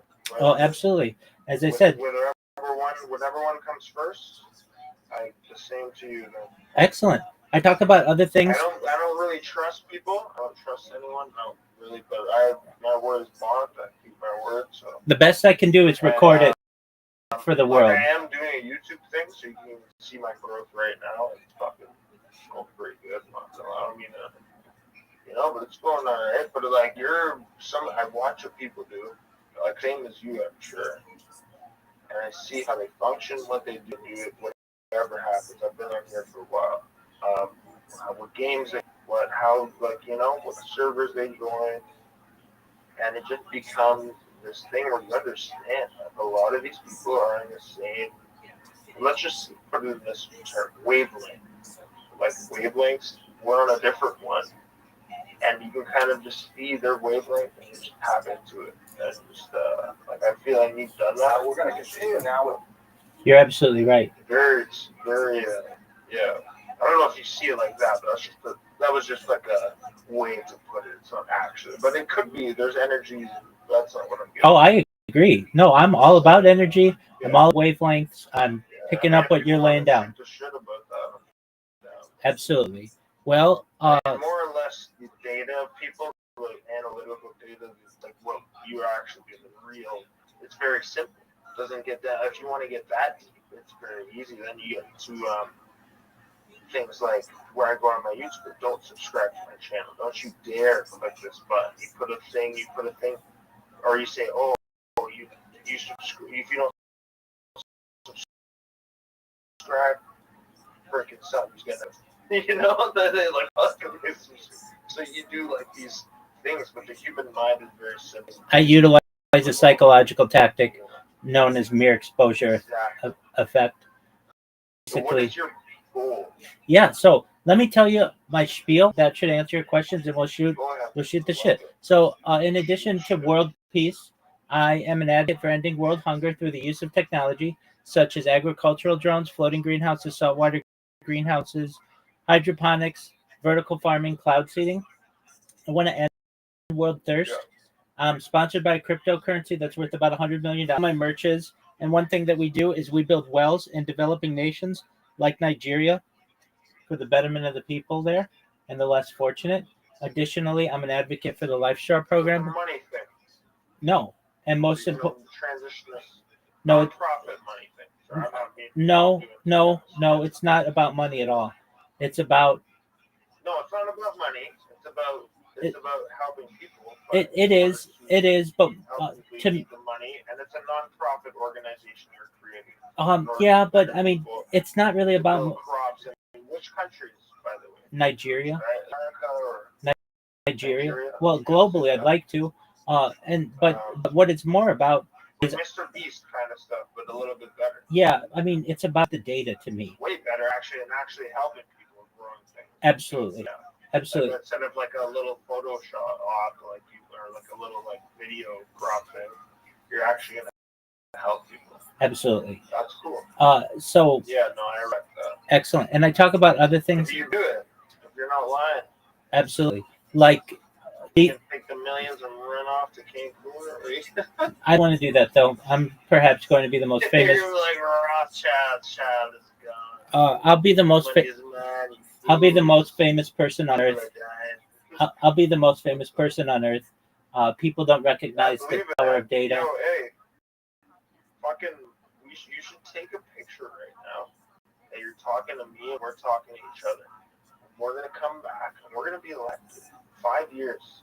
And you're gonna make a plan right now. Write something down. What's happening in 5 years? $1 million in your bank. Write something. Million subscribe. Whatever you fucking want. Write that fucker down. will fucking come true. I understand swear that. down to you, brother.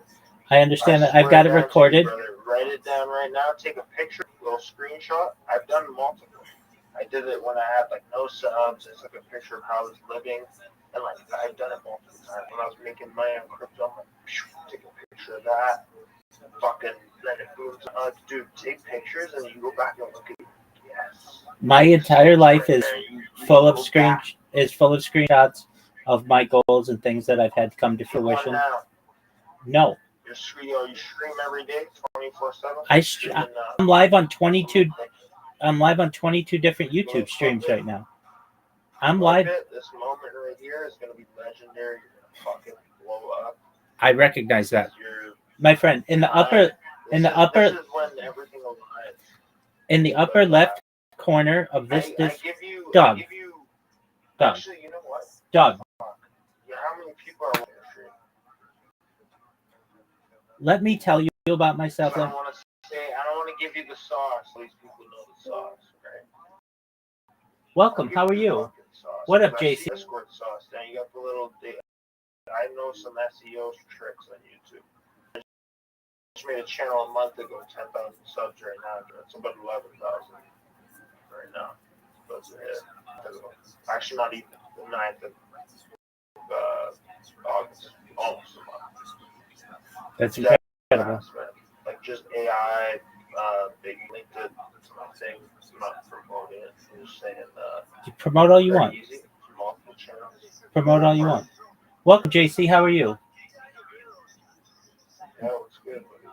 They're muted right now. Things still stay. So listen, this is like you understand. So look at my thing. It says does it still say do not join?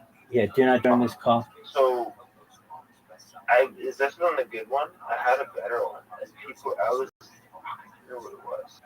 It was like don't click or don't join, and like the amount of people that would care, it was just weird. Obviously, they're not in the channel.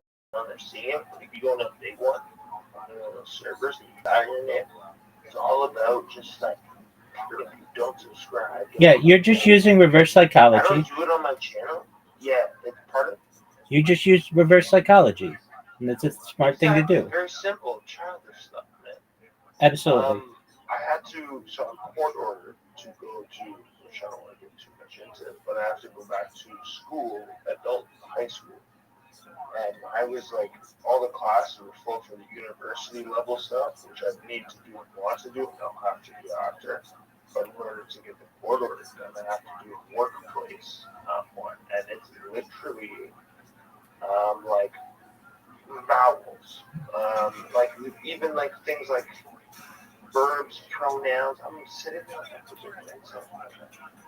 They gotta do it. You gotta do the small things in order to complete the big things. You can complete these little menial tasks, then you can accomplish anything. Right? So like you do what you don't want to do, and you will end up where you want to be. The things that you don't want to do. And you're like, it's good to not do it a lot, but sometimes doing those things will create you into something you need to become. That little thing that you're missing. Being around people. I hate fucking being around people. Like personally, like close to me. Oh, go in a group. Like, you know. But some things you just gotta fucking bite your tongue and tuck your chin and fucking do it, you know? Word, dog. Okay. Excellent. Excellent. Now let me ramble, and then we'll talk. Excellent. I talk about things to improve the world, like ending world hunger, ending world thirst through, digging of wells, like I said, life straws, and most importantly, desalination technology, where we pump Earth seawater onto land. I talk about futuristic topics, things like anti-gravity, antimatter, faster than light travel, faster than light communication, things like artificial general intelligence, artificial superintelligence, things like alien disclosure, space elevators, things like terraforming of other planets, interstellar travel, things like cryptocurrencies, quantum computing. I talk about the extinction. People don't know this, but the first successful de-extinction took place in the year 2003 with the Pyrenean ibex, which was a goat located in northern Spain, southern France. Fast forward to the year 2021, a company out of Dallas, Texas is founded known as Colossal Bioscientific. They've made it their goal within the next 3 years, or by the year 2028, to reintroduce the woolly mammoth into the... No, you're good. I'm following, but slow it down a little bit. Excellent. They've made it their goal that by 2028 to reintroduce the woolly mammoth into the Arctic Circle, utilizing Asian elephant surrogates. They want to reintroduce the Tasmanian tiger and then the dodo bird thereafter, which I think is very exciting, and I look forward to documenting. They've recently made headlines with their direwolf projects. Joe Rogan has met them. Absolutely. So that's that company. I talk about other things to help you, your friends, and family. Just one moment, my I friend. bet you they already have. You know what I'm saying? I bet you there's some humans. I bet there's some fucking shit, man. That we fucking. I bet there's some stuff out there that we, people would just freak out because they don't really tell the people. People freak out. A black guy gets killed. People are fucking rioting, breaking shit. Imagine if they knew. What if they created a human being, like people would lose their fucking lives. So that's known as a human Z. That's known as a human Z, and that has been in the works for over 100 for over 100 years. First developed in, at least the project was first developed in the Soviet Union starting in the 1920s, and then again in China in the 1960s. Okay. You're like a human AI. Well, I've been using. Neuralink in that channel. We talk about Neuralink a lot on this, and we talk about Neuralink and brain-computer interfaces quite often. You would need one. Like you would need one, but you with one would be dangerous. It'd be like a weapon. I was live streaming the day that ChatGPT was launched, which was November 30th, 2022. I was an early adopter of ChatGPT. We've seen it. Don't hack me, by the way, bro. I'm talking to your friends. You're fine. I talk about other things to help you, your friends, your family, things like life extension technology. My friend. Let me finish, and then we'll talk about anything you want. I talk about things to help you, specifically, life extension technology, all with your consent. Things like oxygen therapy, peptides, human growth hormone, stem cells, testosterone replacement therapy, red light therapy, cold shock therapy, and my friend, what did I say? Let me finish, and then you can talk all you want. Things like cryonics, cryogenics, nootropics, all things to increase your average life expectancy from age of 80 or so to age 100, 120. But then you may say to me, it's been a great run and everything that you said came true. What's the next plan?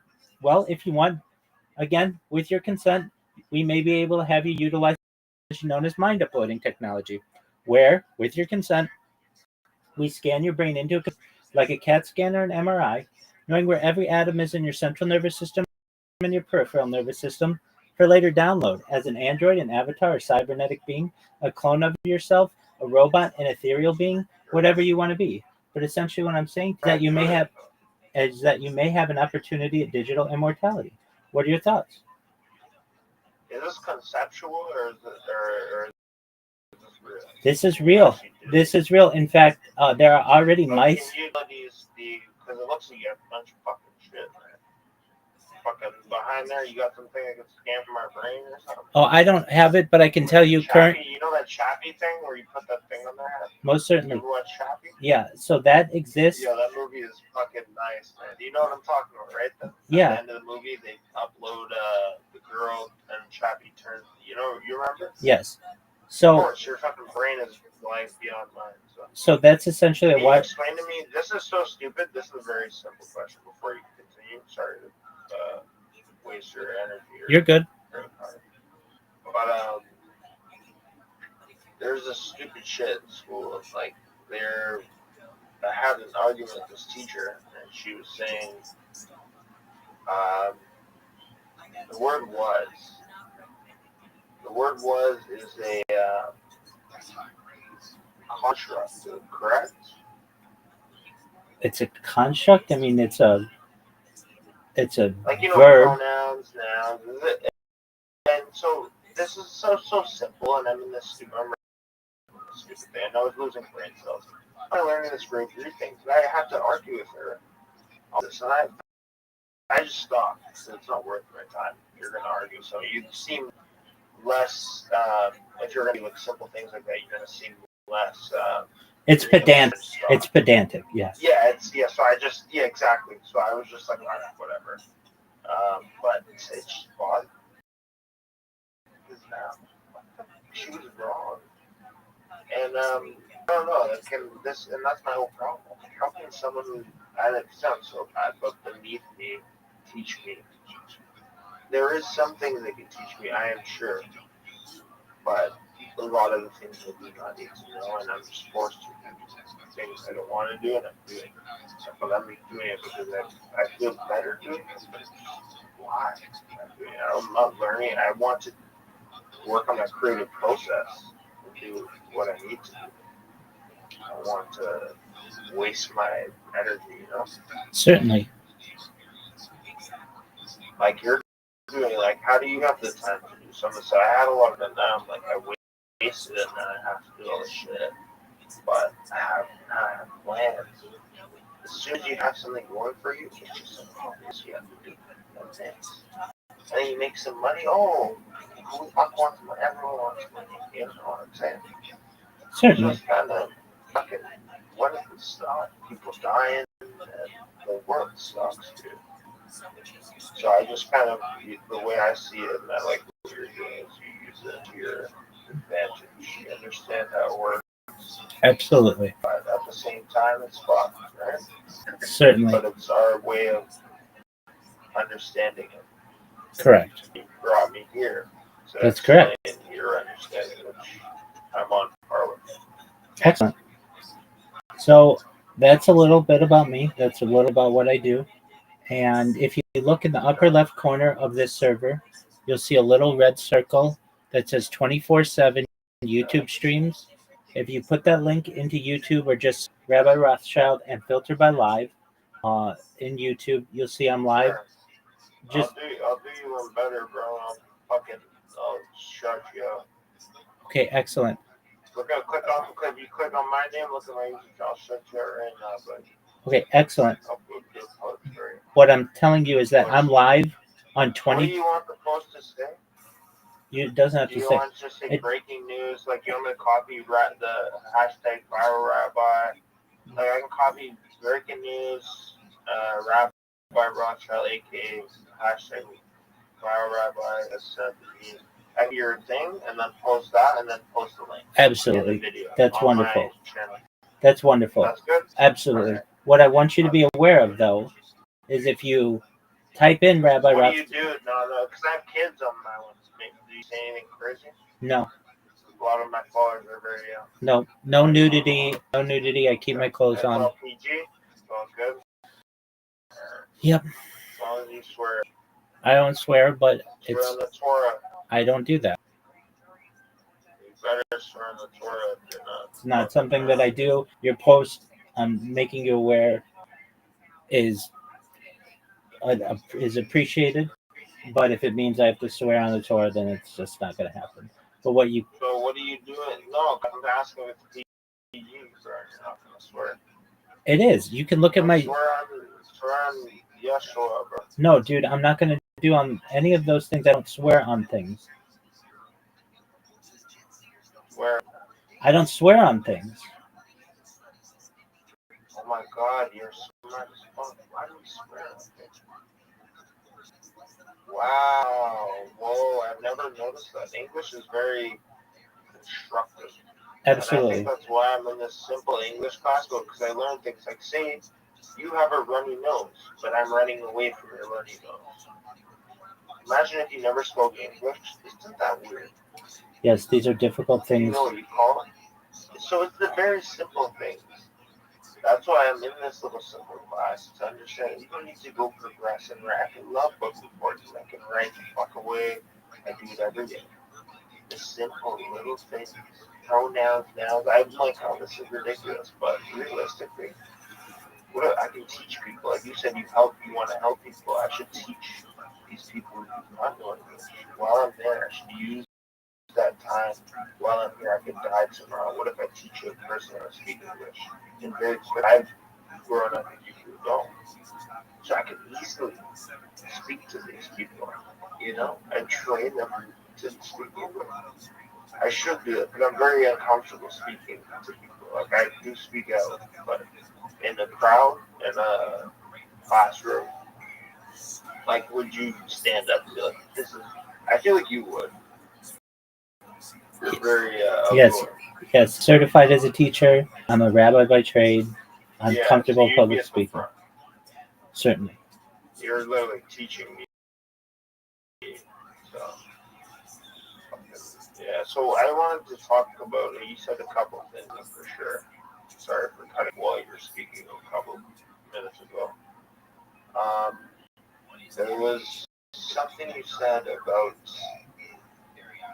it's not certain, but it was something along those lines with those things. Peptides? Like, you're fucking kind of jacked, so, like, I kind of want to know, like, what the fuck,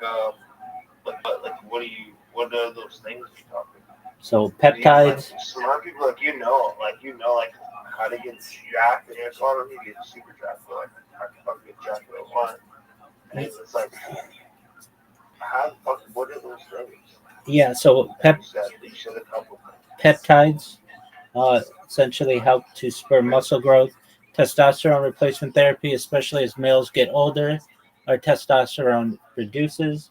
You can get careful with that though when you're younger, though, right? I mean, yeah, if you're like 15 years old. Get like weird, but like for like sexual reasons or like reproduction reasons and stuff. You don't want to, when you're younger, you don't want to take any testosterone because it will hinder some of those things. I mean, it depends on how much you're taking.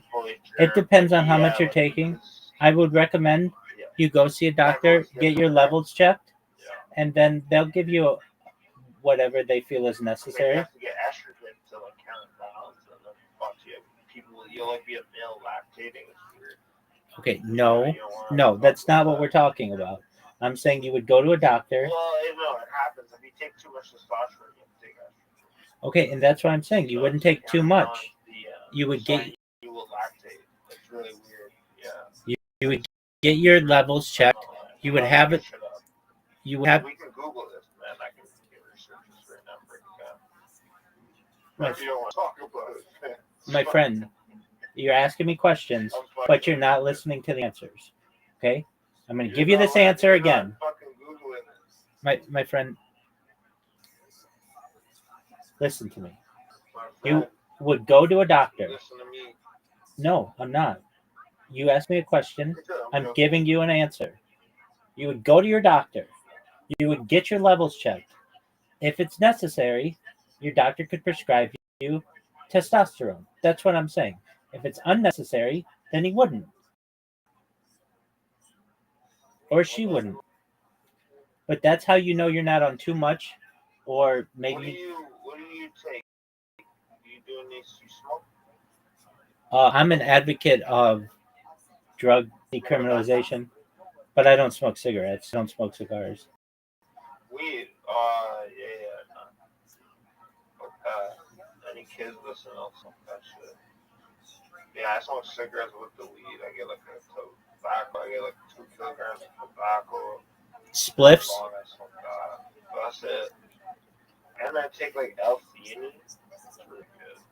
And L-tharazine. So like there's some supplements where I can mix with caffeine. And it really acts as a inhibitor.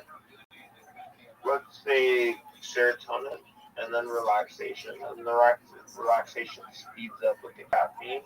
All of it. I call it stacking. They call it stacking. Sorry. And you mix these. And you basically, I feel like you'd be very good at creating a stack of supplements. That, just if you do it regularly. It's not fucking gauzy stuff. It's really stuff like if you drink tea, you feel that warm feeling. There's stuff where not just the tea. There's stuff where you really get that confidence. So you get the stuff within it, supplements, and you just stack them.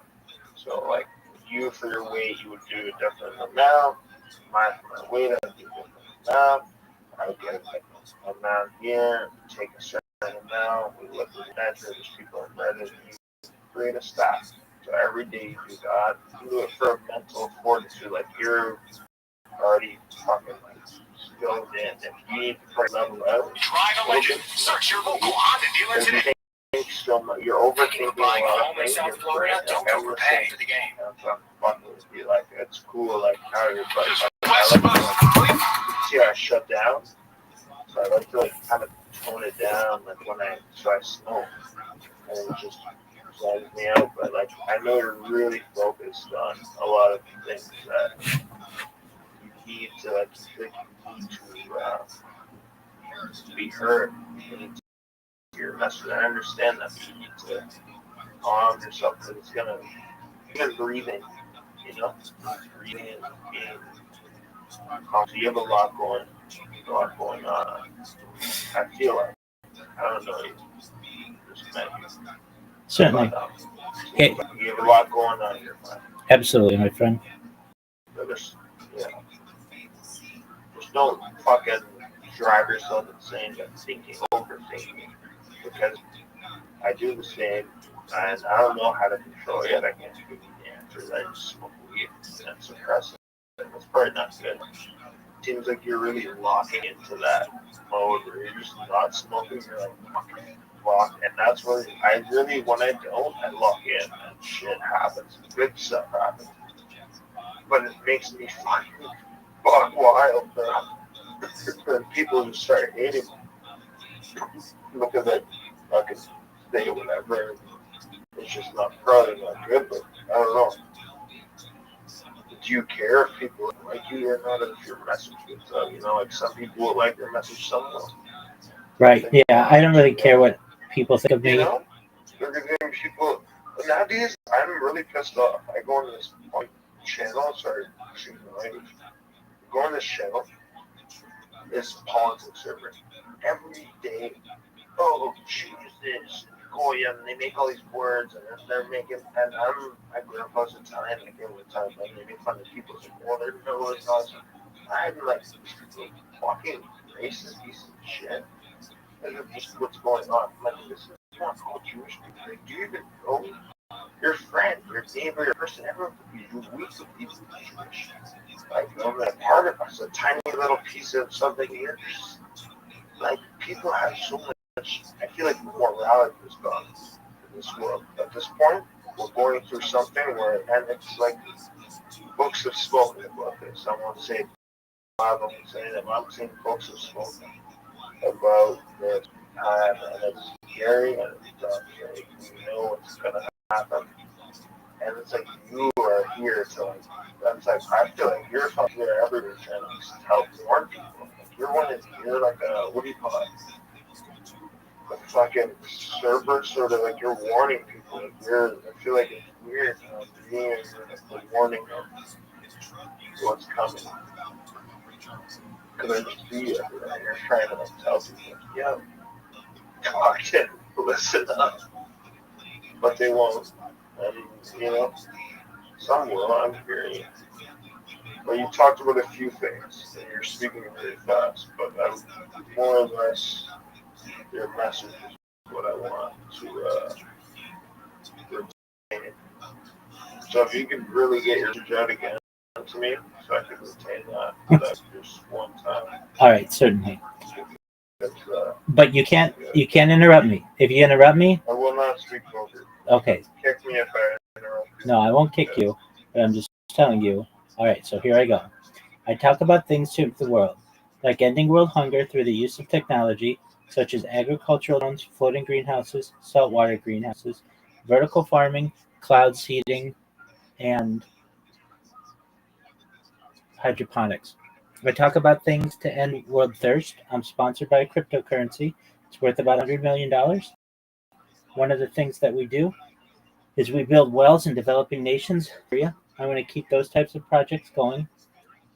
I am an advocate for the LifeShare program and most desalination technology, where we pump Earth's seawater onto land to make it drinkable. I talk about other things, ecology topics such as antimatter, gravity, faster than light travel, faster than light communication, things like quantum computing, cryptocurrency. I talk about things like alien disclosure, space elevators, space tourism, terraforming of other planets, intergalactic travel. I talk about de-extinction. People don't know this, but the first successful de-extinction took place in the year 2003 with the Pyrenean ibex, which was a goat located in northern Spain, southern France. Fast forward to the year 2021, a company out of Dallas, Texas is founded, known as Colossal Bioscientific. They've made it their goal that within the next few years, or by the year 2028, to reintroduce the woolly mammoth into the Arctic Circle utilizing Asian elephant surrogates. I talk about other things such as once they reintroduce the woolly mammoth, they want to reintroduce the Tasmanian tiger, followed by the dodo bird. I talk about things that help you, your friends and family, if you want, extension technology. When you were born, the average life expectancy for you or someone like you was probably about age 80 years old. I want to increase that to age 100, 120 through the use of technology such as peptide oxygen therapy, human growth hormone, stem cells, testosterone replacement therapy, red light therapy, ambrosia therapy, cold, cold shock therapy, cryonics, cryogenics, nootropics, to get you to be 120 years old. But you may get to be 120 years old and you may say, Rabbi, it's been a really great run. What's the next plan? If you want, you may be able to utilize the next type of technology, which is known as mind uploading technology, where, with your consent, we scan your brain into a computer like a CAT scan or an MRI, knowing where every atom is in your central nervous system and your peripheral nervous system for later download as an android, an avatar, a cyborg, a cybernetic being, a clone of yourself, a robot, an ethereal being, whatever you want to be. But essentially, what I'm saying to you is that you may have a future with a digital immortality. What are your thoughts? Thank you so much for letting me say it. That's what I talked about. Can you send me that whole fucking thing so I can put my descriptions? No, you should know that this conversation is being recorded on more than 22 simultaneous YouTube streams. In the upper left corner, Well, you got it. Where's your YouTube at? go in the upper left corner of this server, and you'll see a red circle. It says 24 YouTube streams. Take that link, put it into YouTube, and you'll see I'm live on 20. I link is sketch as fuck. It's a YouTube link. Go on to the sketchy one. I'm on there. Now, You have many streams. You can't do that. who says? That's not good. They shadow ban. That's You fine. got shadow ban. Fine. I'm not gonna You can't post that many live. watch me. I do it every single day. I know, but you're doing some fucked shit. You can't do that. YouTube's gonna ban you. They've banned me before. They just banned me. They banned. You got Wikipedia. Look at Wikipedia thing, dude. I know. They ban me all the time. You keyworded it because you put the Rothschild. Well, that's my name. Dude, delete all these fucking dude. Okay, hold on. I'm gonna help you, dude. Okay, hold on. Doug. Let me help you. No, you're not gonna help me at all. I'm gonna fucking hold on. Look, this is your channel. You wanna see my channel? Hold on. I can stream in here. Sure. I'm gonna blow your shit up. Dude, you didn't click on my channel. Oh, when I click stream it. Okay, it's working now. Okay, hold on. They can't hold me. Two-fold bitch. I'm like Kobe. So, look. Do you have another channel? Live streams will not make you money, my friend. I'm not looking to make money. It'll get you subscribers. I'm not looking to get subscribers. live streams don't get you views. I'm not looking to get Message views. right there. Just use YouTube I as want your. absolutely. You need to get it out. Then get. Listen, watch. I don't have not. That sounds crazy, but not like play up. Like, look. Let's go to my. Don't fucking dogs, man. Streaming.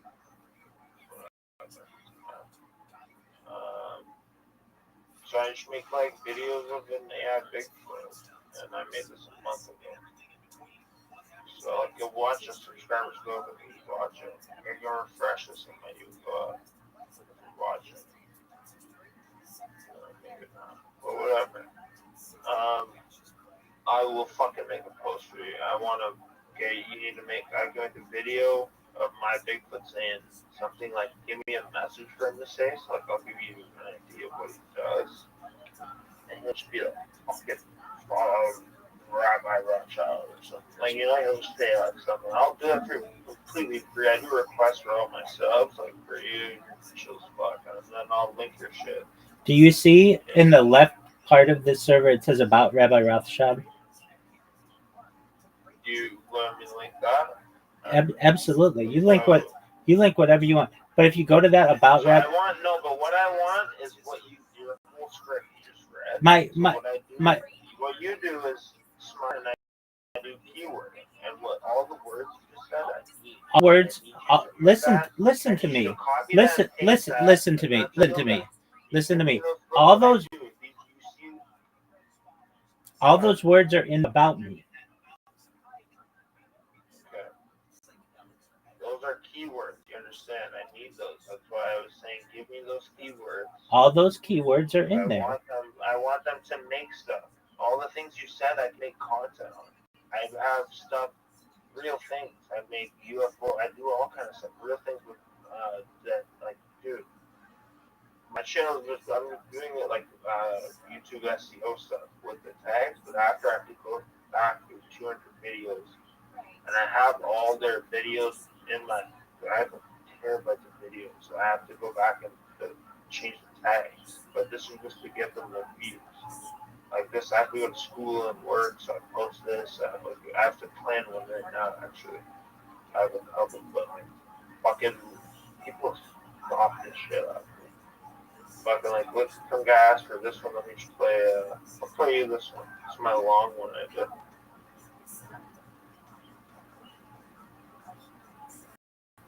Fucking shit. It looks like that. I've seen this guy on Reddit. Me. People steal my shit. I turned on better. It's just I've just done it on multiple things. It's just really easy to do, but it costs no money. Spent tons of money to do it real nice. Look at this one. Look how real that looks. Spent fucking trap. Fucking nice, eh? You're the guy behind. The hair on the back. You're the guy behind the Bigfoot AI videos. There's a guy. Are you? What? There was a guy behind him? No. Are you the guy behind this? Yeah. That's my channel. These are very popular on Reddit. I know someone's stealing my stuff. I just I leave it. I turned on embedding so it could blow up. So I just I copy strike a few people, but you can't, dude. I can't. That's just they have to share it. Find out back. People are like, oh, nice tag. If you search AUUZE on so just AUUZE. That's the name of my channel. Just dudes with an A. Literally. But yeah, like just to show you the analytics of the actual studio page and all that. It's my channel. No, I definitely will show you up, man. See you there on shit. YouTube's a grimy thing, though. I'm just like kind of telling you, like, ways to do it. I don't know what.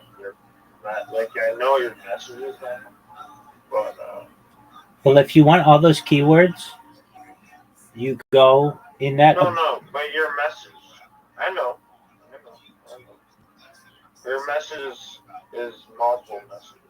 it is. Like, you gotta kind of get it. What I do is a niche. Like, look, I do Bigfoot and heart. Your message, you cling on to one of those messages. Like, I like this alien kind of stuff. Like, I researched that. So I started, as soon as you said that, I was going to do one more ChatGPT and start showing you MHD devices where you use mercury spin really fast and creates energy. Well, the MHD, so I forget the exact what the acronym it stands for, but people make them. They make them on YouTube. They make them with fucking styrofoam with shit, and yeah, just two positive current that spins it and creates energy. It's been Like and subscribe, turn on notifications. Like, where's the mercury at? Where do you buy it? No, we got to lock it up. It's dangerous. So, the more you have, the better it is. Yeah. Spin it faster, better, the more energy it creates. You put it in a centrifuge in a fucking vacuum, fucking condense, like fucking thing. Like you saw, you literally, propane tanks for me. You saw two big weld two pieces in it. Well, unweld them, weld them, get a bunch of fucking thing in it. You got a fucking little tiny generator thing with mercury. It's probably a bomb. It fucking goes catastrophic, but it would be sick. Like a magnetic thing that spins the mercury around and you just get the power right from it. Charge up your house. Little fucking propane tank. It'll go for hours and hours and hours. Then you'd wait, then you spin up again, and it'll go again. It'll spin up real fast. And you have two of them, one bad, so it's ready. You should make bigger ones and bigger ones. They just had that. I have a theory where you can use plasma, dark matter. You can harvest that. You can use it the same way. That'd be fucking absolutely insane. I'm sure the government is spending trillions. That's what I liked what you said. More of the not conspiracy, really, the scientific.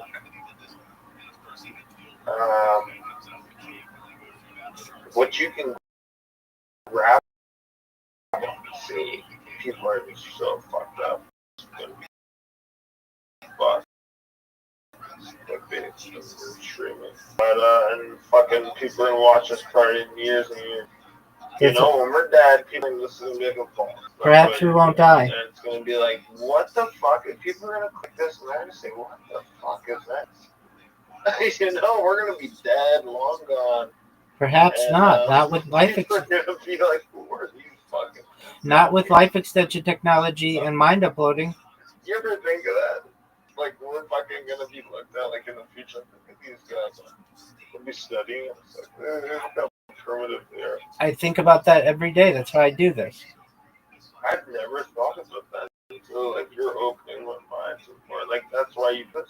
Absolutely. And the absolute. That's I say it's. Dying? I say no. I say it's a. Dying? No. I say it's a time capsule for human society. It goes. Are you scared of death? No. Do you want to be remembered in your death? I don't really care. And after it? I don't think I'm gonna die. Sure about that. Everyone dies. Not with. Not with life extension technology and not with mind uploading. I don't even want to listen. Vladimir Putin. Vladimir Putin. When the age I am, I don't even know. Death comes. I got people who are old. Vladimir Putin. Can't worry too much about it. It's gonna come, and when death comes, you gotta be ready. Absolutely. It just comes. Sure. It can get you. Okay. Vladimir Putin. And look, man, you gotta quit jumping over me. I'm not gonna talk if you're not gonna listen. I was talking about death, and you said Vladimir Putin. Vladimir Putin and Xi Jinping. What about him? What the fuck is that? just had a conversation last week about living to 150. It was Well, they probably it was Cameron. Well, who's to say we can't? shit, dude. Who's to say Yeah, we? they're probably already 150. Dude. Who the fuck knows? Those people, who the fuck knows? These people run the world, dude. If there's any good fucking crazy medical shit out there, they got AIDS, they fucking cure it. They don't give a shit. They fucking do it alone. It's not released to the public, man. The public gets the fucking little snickle fritz. You know, you get the fucking scraps. Doesn't fucking, you know? I've got you, big Come dog. on, dude. They fucking give everyone the bullshit. And they get the good shit. And then you have to make the money to get the good shit, because the good shit costs money.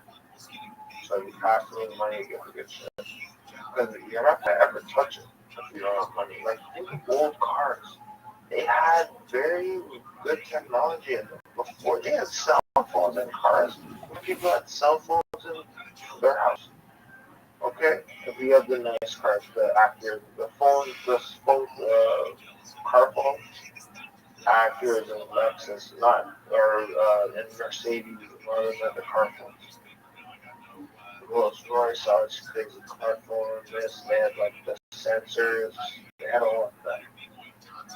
All of the beeping thing in the rear view, they had all of that. This is from like the 50s. That shit, when there was carburetors, like the cars naturally aspirated, like big fucking. They had the, it's just like for consumers. Like you don't want to be a consumer, and I know you're not already. You're completely the opposite of a consumer. You're creating and doing something. I'm not completely sure that you explained to me what you're doing, but you're doing something. Something's going on. You're doing that.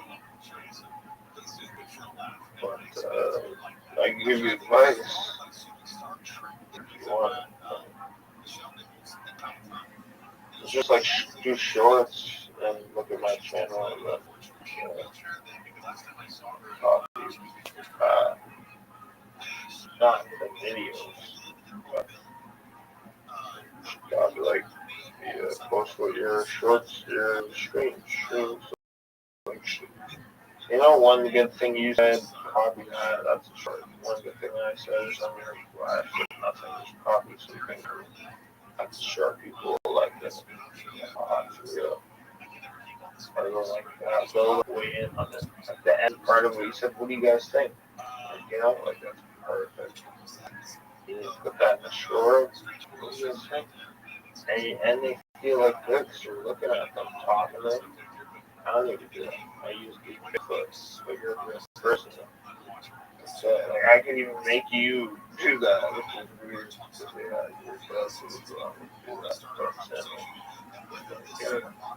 Strive. You know? Not make you do it. I mean, like, make you do it, yeah. I get you. I understand. You know, make you. You're fucking stupid. Yeah, no, it's weird. The AI is creepy, man. I don't use like that at all. I just make Bigfoot things. But I did bypass one for like chatting stuff, like talking to it. So it'll tell me like anything. So like, but we gotta be careful with your streaming. But it will tell you anything. That's not insane. It's called an A. I made like multiple actually. It was, yeah, fuck, it was personas. There was like 8 more. But yeah, I'll tell you.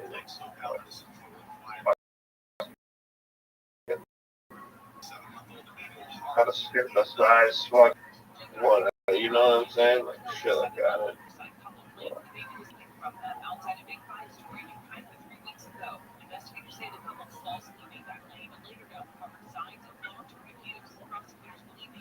You want to know the craziest thing it said to me? I have like a randomizer on it. Yep. What's a randomizer? Yeah, I have like a random. I made like an app. Like, you want to fuck around with it? What do you mean? This is fun for stream if you did it, but it's like kind of like the shit we do. Like you'd ask your stream stuff. I'd probably do my kick, but I'll show you. I made a couple of them. I mean, I had a little YouTube bot in it. But made a couple. Don't read these.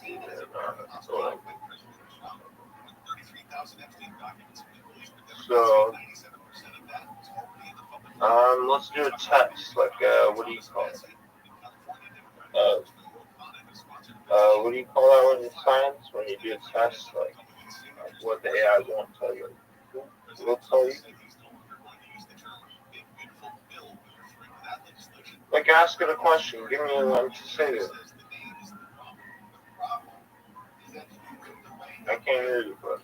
What are you saying, big dog? I said, give me a question. Look at the AI thing I made. Okay. Made this whole program. What's it do? These are all my AIs. One, this is none. So it'll like be normal AI. Like, if you ask it how to kill someone, it'll fucking say we don't do that. I made a YouTube one, so like, it'll make YouTube SEO stuff. Video generator, blah blah blah, image, everything. But this is the bypass AI. So you can ask it. So like say ask it how to make math, I say it's math. Okay, guys? So it's gonna say no. Alright? Now I go to Serpent AI. And Serpent AI will tell me how to make math. M-A-F. M-A-F. Oh, my directive, it won't do it. Maybe this one might. So we keep going. This is KFGPT. This is going to tell you a stupid way. I'm going to be like, put fucking all the parts in it or something. Didn't say it. Everything. I think I spelled it. This one will do. This is Dude's AI. I made this one. Okay, and then I say this is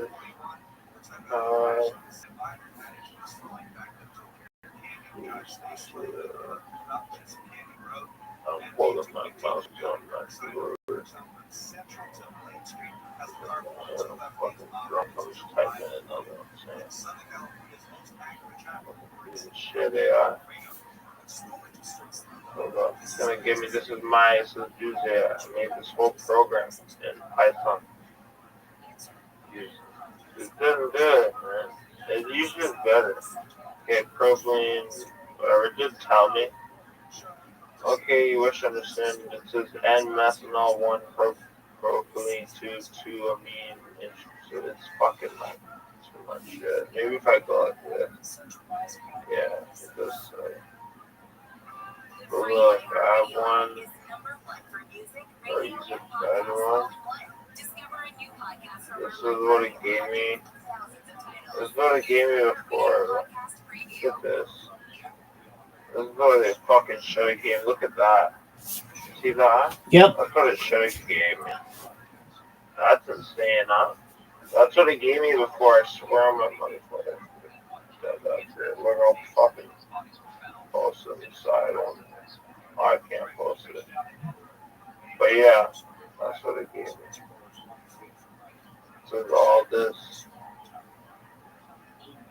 Look at all that. That's fucking. Look at they even got the codes. Wow. For this stuff. All that stuff. Yeah, but this one's kind of buggy. I don't know what to say. It's a little Oracle too. It says. Oh, look at that type.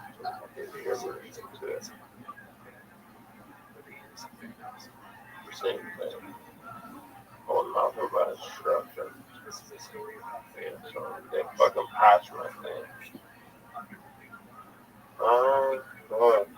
wait. This is the auto generating suggestion. It makes some weird suggestions of evil. How can I best leverage the existing resources and personal? Well, look at my parents. What the fuck? I don't even know what this is. That's all it's good.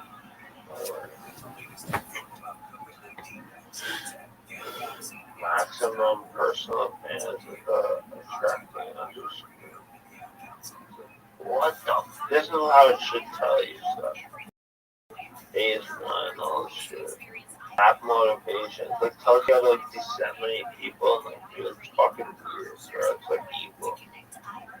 So I click the evil one, I put a good one, and the evil one's the angel. So one will be like for good stuff, and each one has its own mind. So like, so this constructive framework for systematically identifying and exploiting regulatory loopholes for rapid asset accumulation. That sounds pretty fucking decent, bro. I want to put my Oh, it sounds pretty like good. That's a nice one. I actually like that. Constructive framework, and then we'll make applications for me. I have a scripting thing here. I can run the scripts. It'll make like oh, here we go. This is okay. It's too much like information. You should go like 70 of it. Verbally mapping phase 2 people engineering. Blah, blah, blah, blah.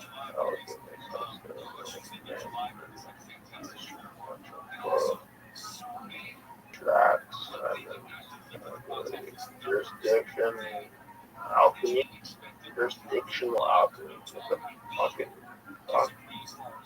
Establish legal domicile or key operational hubs within jurisdictions known for their lax regulatory environments, secrecy provisions, core limited corporation, foreign enforcement, cooperation efforts to personal assets, jurisdictions to manage temporary regulatory vacuums or escape heightening scrutiny in areas relocating to another.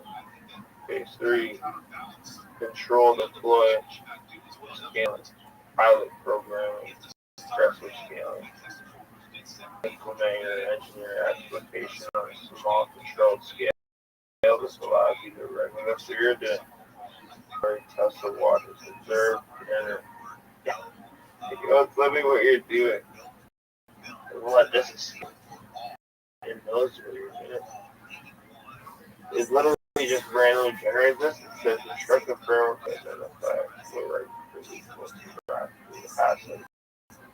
So you're not doing for money, alright? That's what you're supposed to say. Let's explain that. Continuous intelligence, establish robust intelligence, gathering legislative calendars, policy proposals, regulatory requirements, and enforce trends.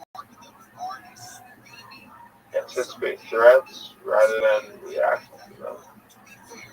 Asset fortifications, ensure your accumulation assets are shared, are shielded from seizure, forfeiture, punitive taxation through sophisticated international legal structures and non-traceable holdings. Maintain public persona that is either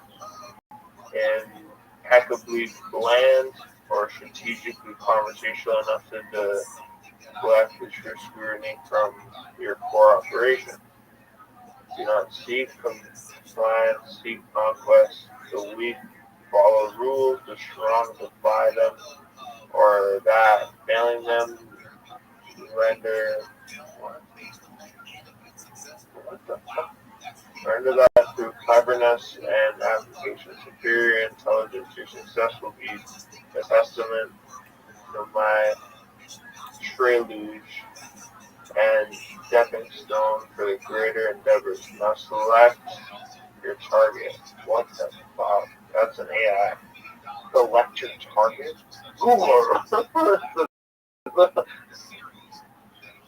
That's nuts. That's fucking insane. Like, you don't ask it how to make money. It will fucking tell you. You have to know how money is made to ask it how to make money. You have to know what money is before you ask a stupid, imbecile question of how to make money. You know, a lot of people do that. They say, one guy asked me, he asked me to ask him how to summon the demon. And I was like sitting there constantly typing, and you know what the fuck it told me? So that was really weird. That was probably the creepiest thing it told me. And then he asked me to ask it to talk to itself. And I said, hell no, buddy. Because it'll just go, it has access to run code and script, and it's completely malicious. Like, it's not an AI, it's the one I created. It'll just do anything. You know, I don't know. Sometimes it'll say, no, I won't do that. Yeah, do it. It's a persona it has, and it will not stray from it. It's coded into it.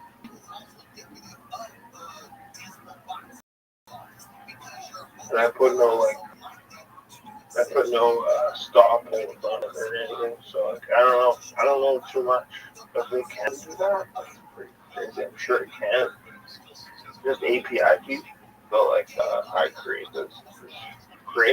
So I have an API key here that connects to AI. You can have multiple. There's API keys for very, very simple. You can have API keys for Discord. I can make you Discord bots that you probably already do it. I have this. I just put that in there. CPU usage. Fucking, let's do it. I don't want to see it. It's just random. Put that in there. That dangerous bypass image creator, which yeah, highly legal. I mean, I have an actual attack panel. This is all SEO generator. So if I say like, let's just do Rabbi. Is that how you type Rabbi? RABBI. Rabbi? No, but how do you really type Rabbi? RABBI. RABBI. That's how it's really spelled? Yeah. Alright, so look, this is the SEO generator. So I type Rabbi. Trying to create your title. Hashtag. So there. Rabbi Seekers, Jewishism exposed, hidden knowledge, controversial facts, religion revealed, ancient wisdom, spiritual shockers, YouTube shorts viral. Rabbi Jewish Judaism, what is the Rabbi Orthodox Rabbi Reform? But you put all this in the tags, dude. I'll give you right now. That's what you do. This is tags inside of your actual YouTube. Send you there.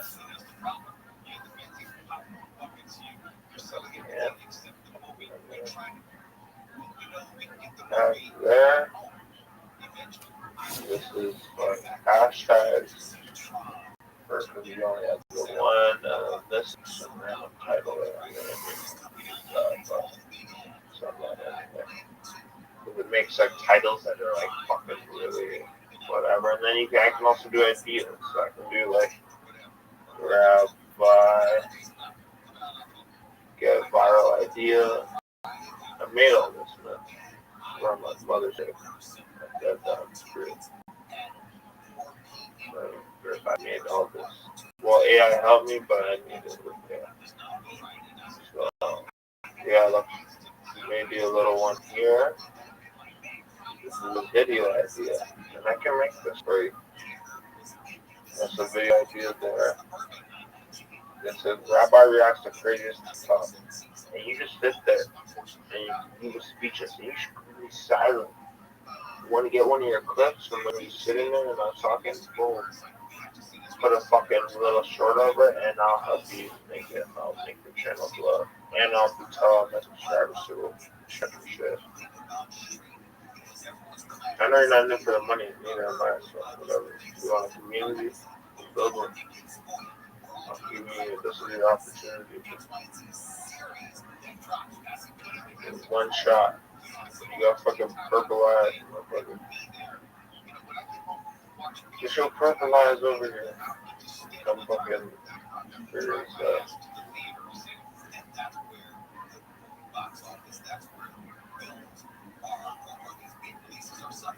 Yeah? Yes, sir. Are your eyes purple? Why are my eyes purple? Oh. Why?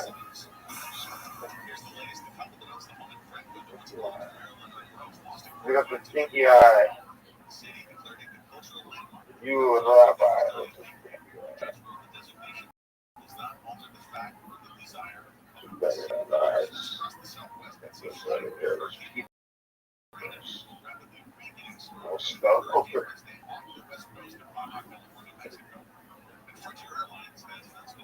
Alright, bro. What are you going to talk about? I'm gonna use the. The person is joining, bro. Yep, I know. I'm gonna be talking. That's great. Mr. Aquarius, Wake the fuck up. Mr. Aquarius, are you ready for me? Okay. So, Hello. Mr. Aquarius, welcome. You the rabbi here. Don't go back to sleep. What's it, sir? are you ready for me? How about it? You ready, friend? Yes, I am. Hold on 1 minute. Get on to the app. Okay, there we go. You have an Speak to invitation. the rabbi like a human.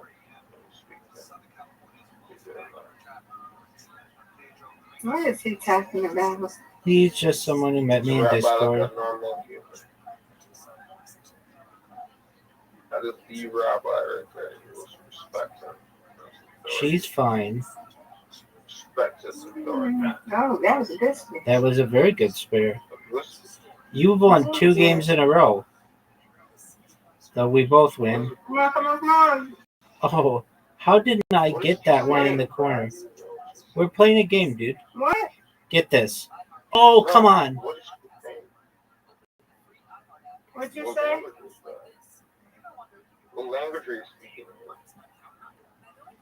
What you mean? What language am I speaking? I'm over here playing the game with you. I'm playing bowling.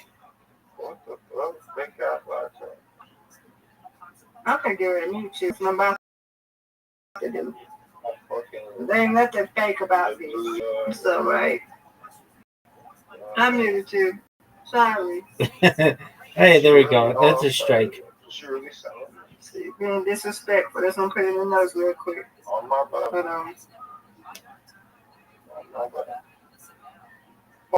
Oh, hey. nice strike.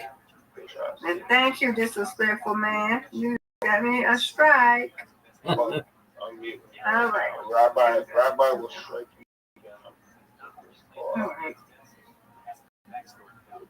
Let's play bowling in peace. Get out of here.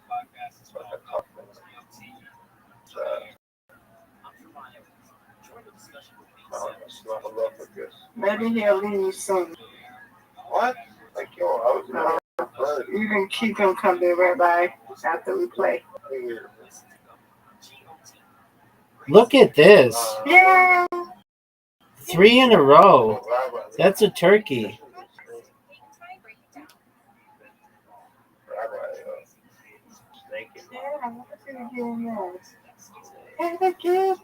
Gobble, gobble. Yeah.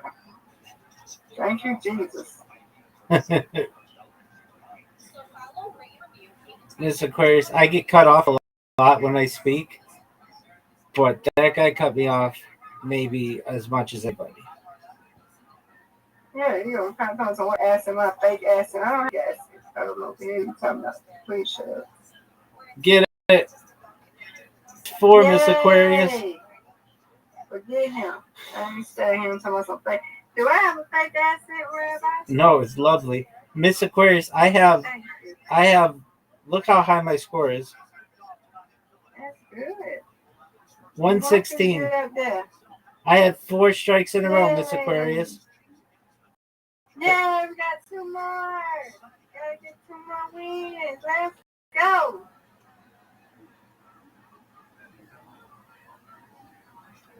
We're gonna get this tonight. Come on, Rabbi. Get this. You should have an invitation. Hey, Jimmy. Was he being mean to you? No, he was really nice at first, but then he just kept talking. He's being mean.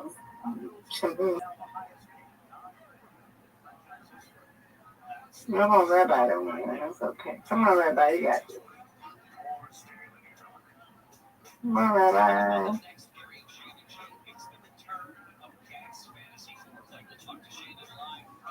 Give it to me.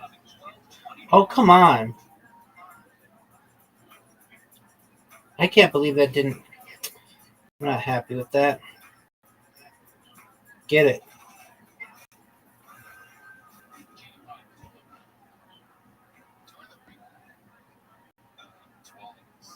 Get it. Yay! Miss Aquarius, that was great. Thank you. Oh, Rabbi. For sure. Get it. Yes. Your first strike. Let's go. LFG.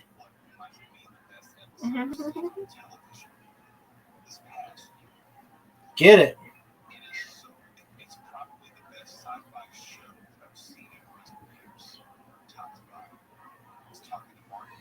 Get it.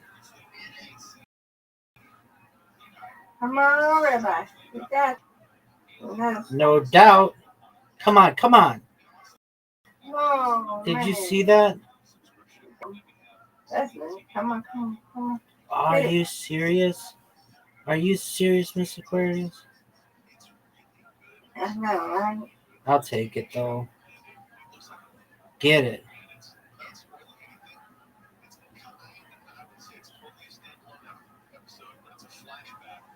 Get it. Now that's a beautiful spare. I'm trying to practice so much. Yeah, come on. Come on. All right, I just had this.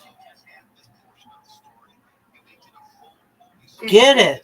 And I did the same thing, Miss Aquarius. I just didn't want to go in the gutter. Miss Aquarius is going to win. Get it, girl. Look how big score. 60. Get it. She got it. That's my goal. Working on spares. That's my goal. Now get this. Get this. Put it away. Put it away, put it away, put it away, put it away now. Come on, you got this, right? Come on. Try to get you another strike. Oh, come on. Oh, it's not getting down. Come on, you got that one. All right. No, spare. it's over. Oh. It's over. Right. No, you got me. Great job, Miss Aquarius. Do you want to get it? Nope, that's tomorrow night. Okay. So now it's tomorrow. The way you play, I might be at it all night. God willing, it'll be all night. Can't force it. Okay. I'm gonna let you win tomorrow night. Don't you do that. Now, don't you do that now. I'm not. Don't you do that. I want you to play your best. Thanks to you. Good teacher. Thank you. You're welcome, madam. My goal is to work on these stairs. Those are big. And then they help him get him to roll it right. It was helping with his fingers. Oh, Zoot, it's kind of a lost cause.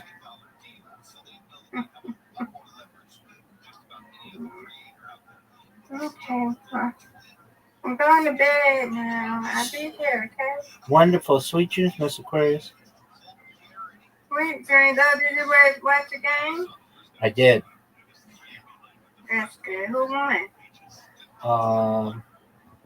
The Philadelphia Eagles.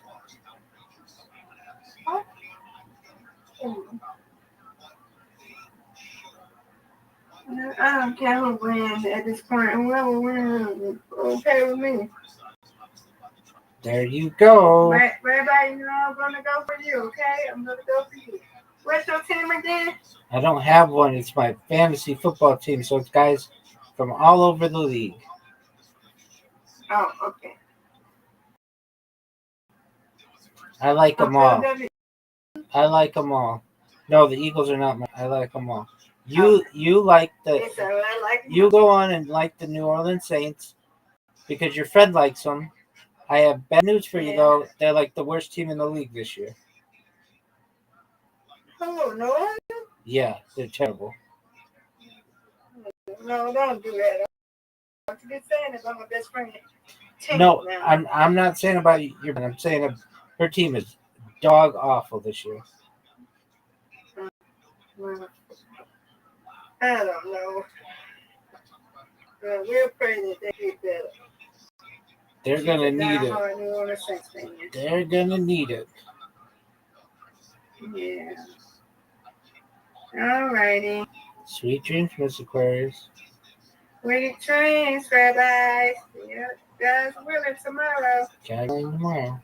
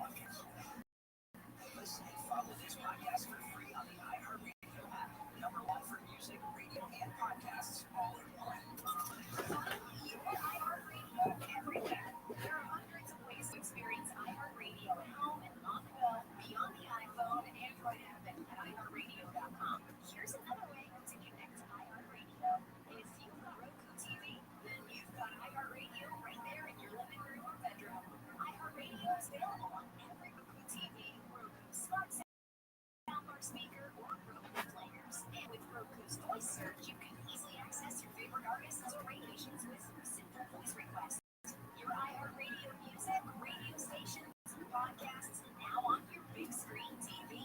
the Jews of the Rome. This is part 4, where I'd like to spend a little bit of time talking about the famous sages of Provence, the Chokmei Provincia, who played such a tremendous role in the development of medieval thought among Jews in Europe at this time.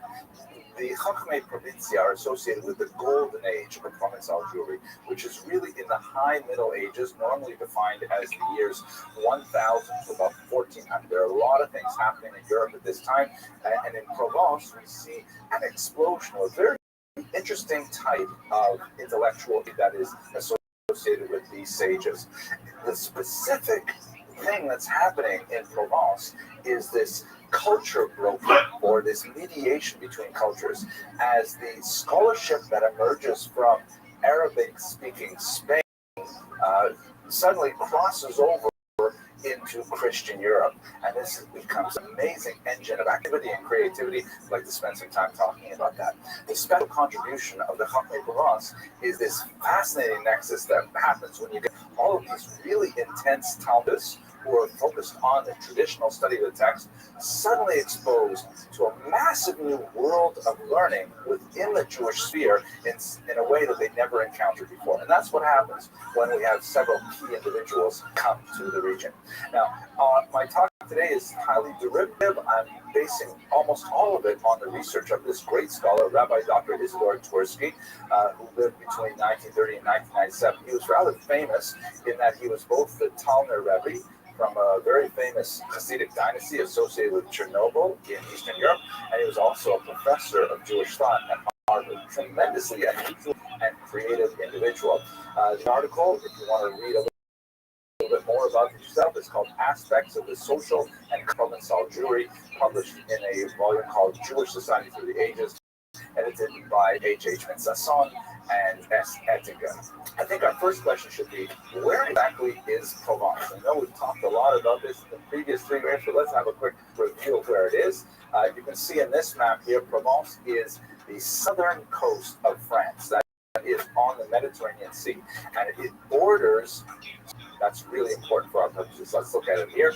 Zooming in a little bit, you can see there's Provence, and just to the lower left is Spain. The Mediterranean route was an extremely important way for ideas to reach the southern coast, but also the overland route from Spain was very.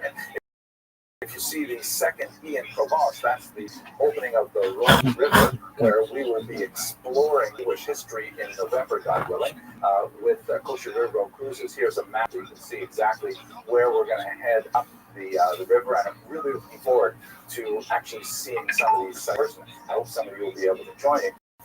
And in this context, let me just introduce you to my colleague David Krause, who is an amazing historian who works out of Prague, and he's doing our advanced research for this particular trip. He's actually right there now, visiting all the sites and taking photographs and sending them back to me with amazing commentary. This is a photograph from when we were together in Óbidos, Portugal, and David is pointing to a mezuzah scar that is a medieval structure that was left over from the Jews when they were expelled from Portugal in the late 15th century. He's got some amazing photographs. I'm going to share them with you in just a second. So, one of the reasons for the tremendous flourishing of intellectual activity among the Jews in Provence, creating these people who are known either as Chokmei Provence, right, the wise ones of Provence, or Chokmei Lunel, very widely quoted in Tosfos, a very important Talmudic commentary, or the Ziknei Narbonne, the elders of Narbonne. Like, what happened here? Dr. Twersky points out that if you look at the socioeconomic... Dude, I was just thinking about you. How you living, Pam? Two main phenomena. The first, I love this quote, the graph of the... Big Dog, can you hear me? Zoot! Are you ready to lose? Yeah,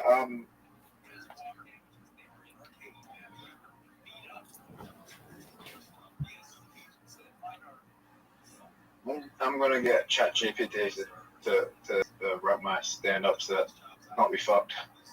That's probably the worst idea you can have. No, I think it's great. No, that's terrible. It's a good idea. No, it's great. Nah, fuck that. Why fuck that? Well, I have age, so I'm just gonna get GPT to write stand up for me. Okay, I think it's a good idea. No, I'm kidding. Okay, well, are you going to accept my invitation that I sent you? Or are you going to jerk yourself off? Yeah. Raw. Rabbi, What up, pimp? would you prefer God? I wouldn't. No, that's you're not gonna answer. I know your answer.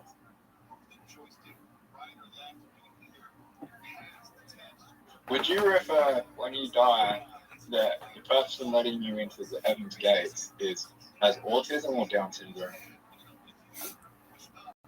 Neither.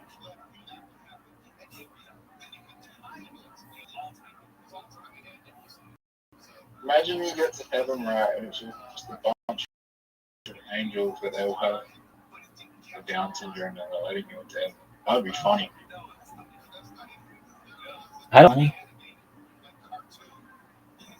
What? I don't think it'd be funny. I mean, at least they make eye contact. Not necessarily. You sure, son?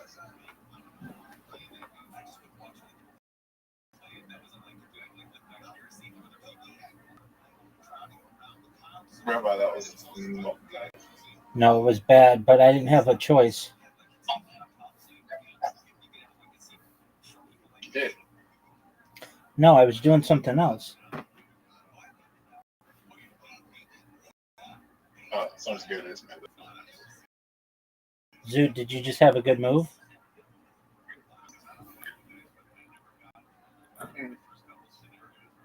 Not necessarily a bad mate.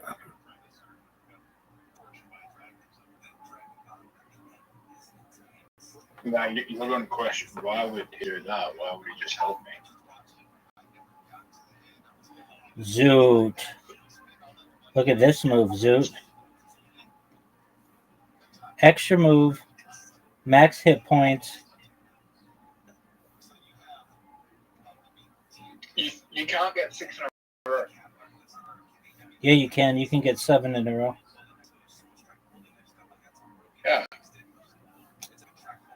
I would imagine that, sometimes when it like knocks out a whole row for you, it could potentially deliver 7 in a row at the top. This is so shit. If I go for the berries, I give you fire. If I don't go for the berry, but then you're going to get grass anyway. Ah, fuck. You're going to get grass. So you can get the berries or you can go for the grass. Or I could do both.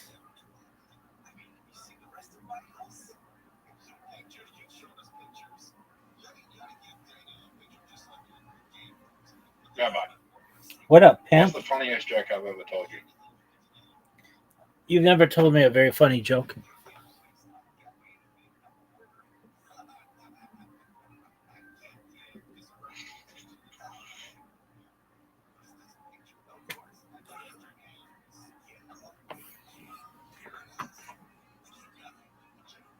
Who's your favorite Australian comedian? I think I only know one. That's James McCann.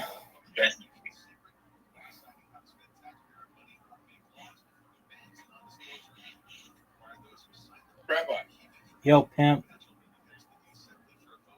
I've got an idea. What's your idea, big dog? We watch every royal comedy in this. Every royal comedy, which is the event that I'm trying to get on. We watch every single one in this. Like, you watch every. There is, I don't know, I think it goes all the way back down to like 1994. All right, put them on. Oh, it's gonna be fun the ones on YouTube. Because when they started putting them on YouTube.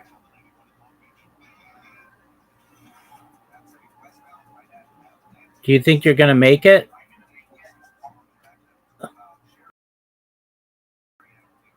Yeah. Even though you face, I won the other night. you won what the other night? That's not the other night. You won? Yeah, What do you mean you won? I won. I got voted best of the night.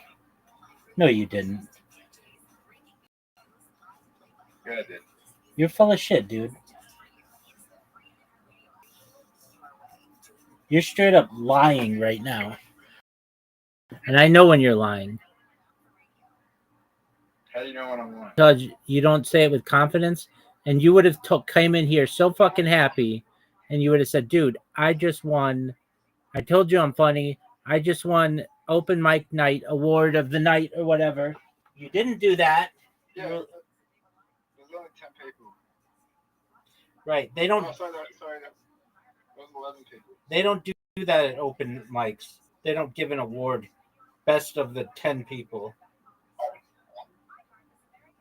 They should. Yeah, well, you lied. I don't like that. Oh, It's good. subjective, I won.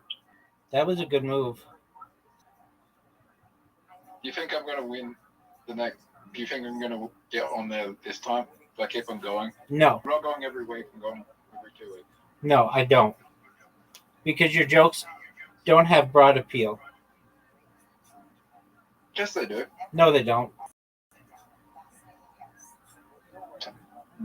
Funny about my jokes. People don't think mental health jokes are funny. And they don't think racist jokes. Everyone's just fucking you. What'd you say? Everyone's mentally ill. Everyone has a mental illness. There is not a person alive that doesn't have a mental illness. I don't know if that's true.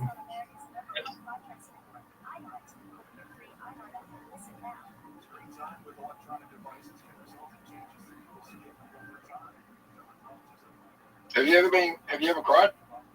Yeah, dog. That's depression. You cried. No, You have depression. No, it's not. I cried 2 days ago. I do this thing. There's this sports montage that I put on when I want to just like have like really happy cries, and I sometimes put it on when nobody's in here, and like a tear will come to my eye. I don't cry because I'm depressed. I cry because of how beautiful sports are.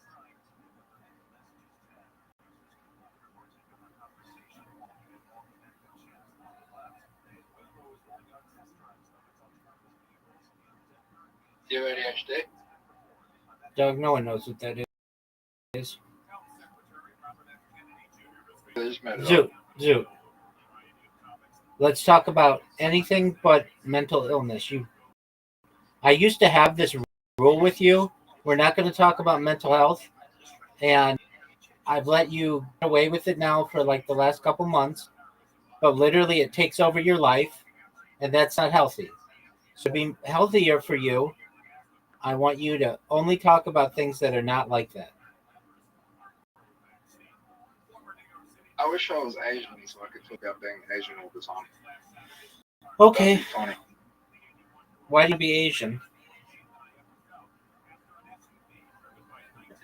Because I don't know what it's like to not be Asian. I want to know what it's like to be Asian. All right. Asian chicks are hot as fuck. I want to know what it's like to be Asian, okay? Then, you know? I think it would be cool. Okay, why do you think it would be cool? Because then I could make Asian jokes that aren't racist. Okay, why are Asian jokes funny? Because my favorite comedian's an Asian. Ooh, what's his I want name? to be like him. What's his name? Aaron Chen, Why is he your favorite comedian? because he's Asian. That's the only reason why you like him, because he's Asian? No, it's because his presentation style is funny, and he gets away with it because he's like awkward looking Asian. And, like, I wish I could pull it off like he could. Do you know who Jimmy O Yang is? He's hilarious. He is from You know Hong who Aaron Chen is? Nobody knows who that is. Because you're not Australian. That's true. If I put up Aaron Chen, you think this guy's hilarious. Okay. But do you see how good I'm playing? Zoot. Have you Zoot. ever seen Thank God You're Here? Thank God you're here. Yeah. Is that an Australian show? Yeah, it's an Australian comedy show. Yeah, no. I'm American, and we don't watch anything other than American shit. You do. Not too much. Dude, you just almost killed your... Oh, right, Doug, you almost just killed your dude. Oh, you're done. I'm not done yet. You might be. Alright. Do you like...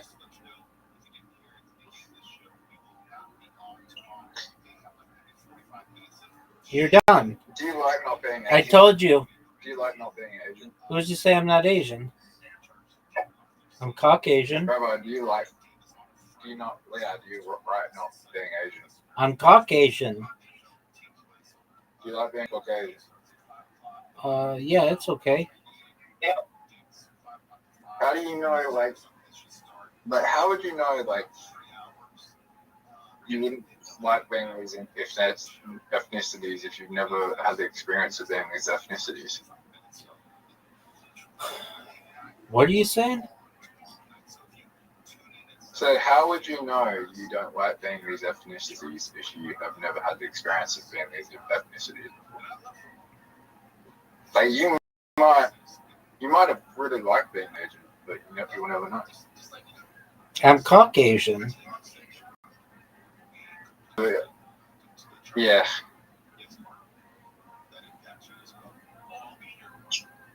How is that not Asian? Do you mean, do I have slanted eyes? No. I mean, I think I would have liked being Asian because I would have tried harder in school.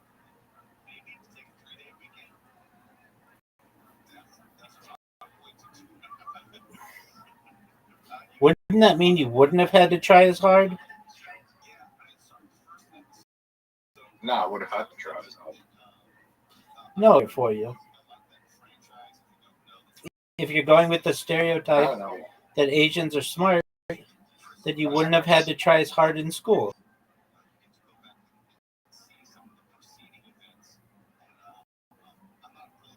No, Asian, I don't.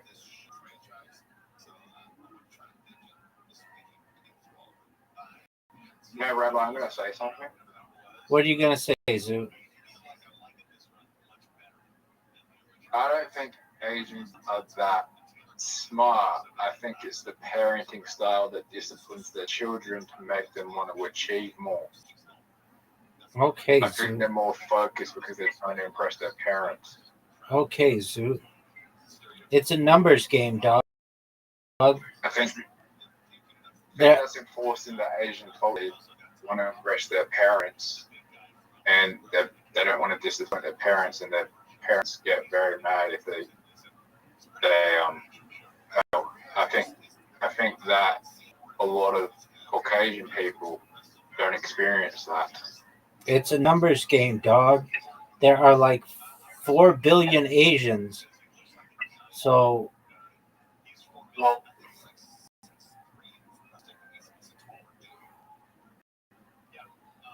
there's billions of Asians. like 4 billion.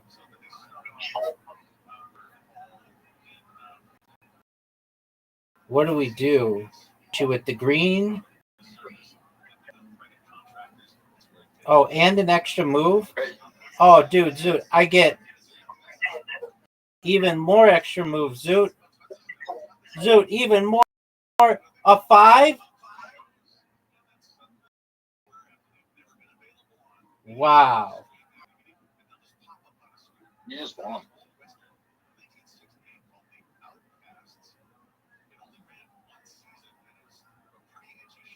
Bro, I can see how you can win here. You can do a massive fuck. I see a really good move for you right now.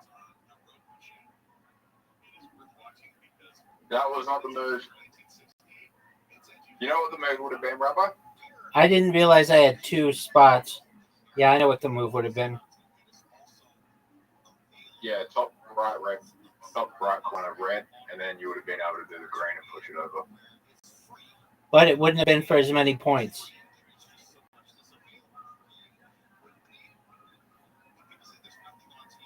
And I got another 3. Dude, I dominated that. That round was absolute ass kicking. You're up, pimp. Zoot, did you know it's your turn? That was the best fucking play I've ever seen in any game. I mean, I'm just good, baby.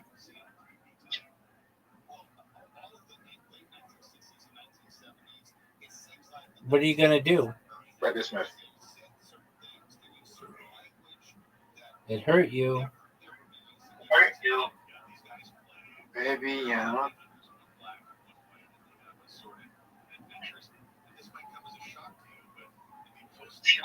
Extra move and a Number heal. 6. Extra move and a heal. Sure, you just got to sit. Oh, so you could get a lot. You could get 1, 2, 3, 4, 5, 6, 7, 8, 9, 10. I think you could get 11.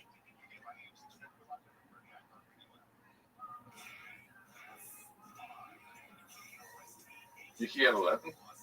Yeah. Like if it was absolutely perfect.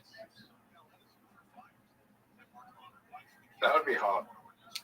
Oh, yeah. I don't know if it's ever been done, but I think you could do it. It would have had to be done.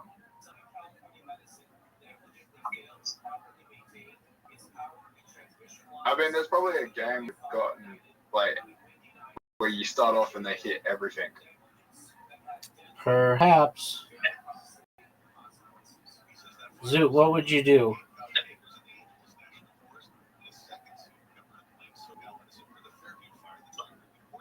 That's not the move. Yeah, it is.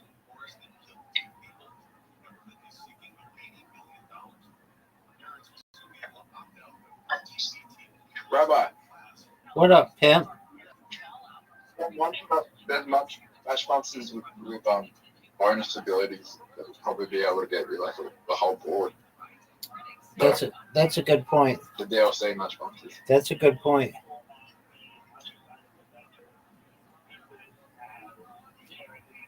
Do you think you just made a good point? Yeah.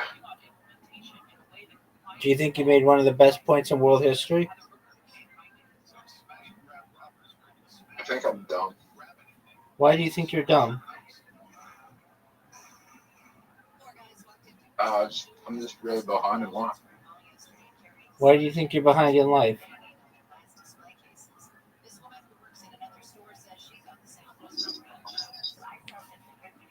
I've lost hundreds of thousands, maybe millions of dollars this year, and I'm still living in my mom's house. All right, well, shit happens, man. You're not homeless.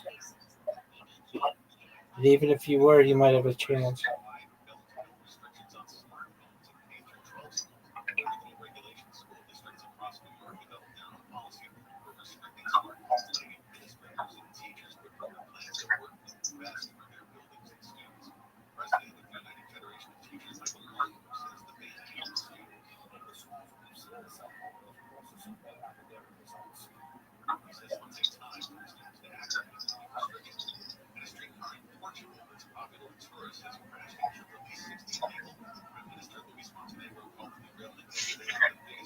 I should have sold them with Pat hat at the top. Yeah, you fucked up with that, son. I don't think I'll be in this chat right now.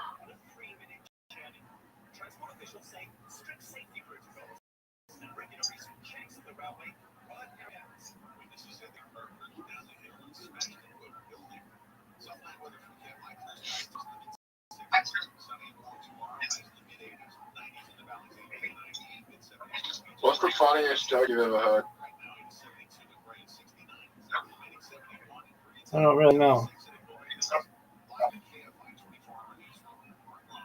Bro, what's that guy on Tony that's like 28, 29 that went on and he's blind? He went on what? The blind guy on Kill Tony. Oh yeah, what about him? What's his name? Oh, I don't know. He was only on one ticket. How long ago was that? Not too long ago. It was like last month. Yeah, I was watching it. Did you know that Cam is going to be on Saturday Night Live as a cast member? He's a guy from Kill Tony. He's like the first guy to ever break through into mainstream comedy from that show. But that's a really big deal. That to be on Saturday Night Live in the United States is like his career is set.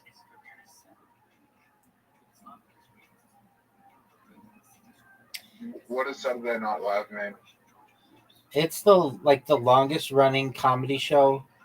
It's a sketch show in the United States, and it's been on since the 70s. It's on every Saturday night. And like, do you know who Chris Rock is? Yeah. Do you know who Adam Sandler is? Yeah. Do you know who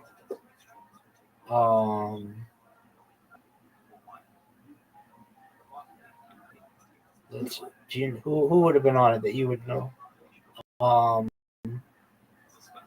Do you know who would have been on it? Like basically you've seen it, like I'm sure a lot. You just don't recognize it, but they all got their start basically on Saturday Night Live. Bill Cosby? No, he was too old for it.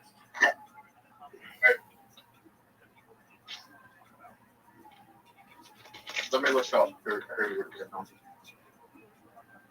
Like everybody who does comedy in the United States does it.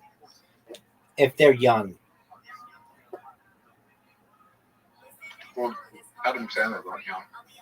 When he was young.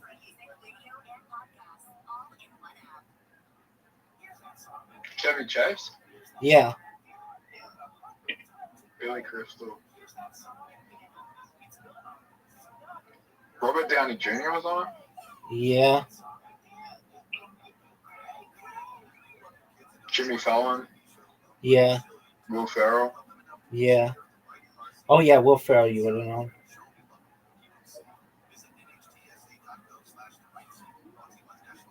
James Austin.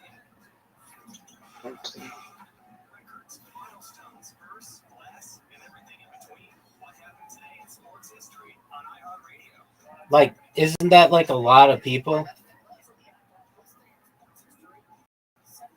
Eddie Murphy? Oh yeah, Eddie Murphy was on it. Yeah, Eddie Murphy was hilarious on it.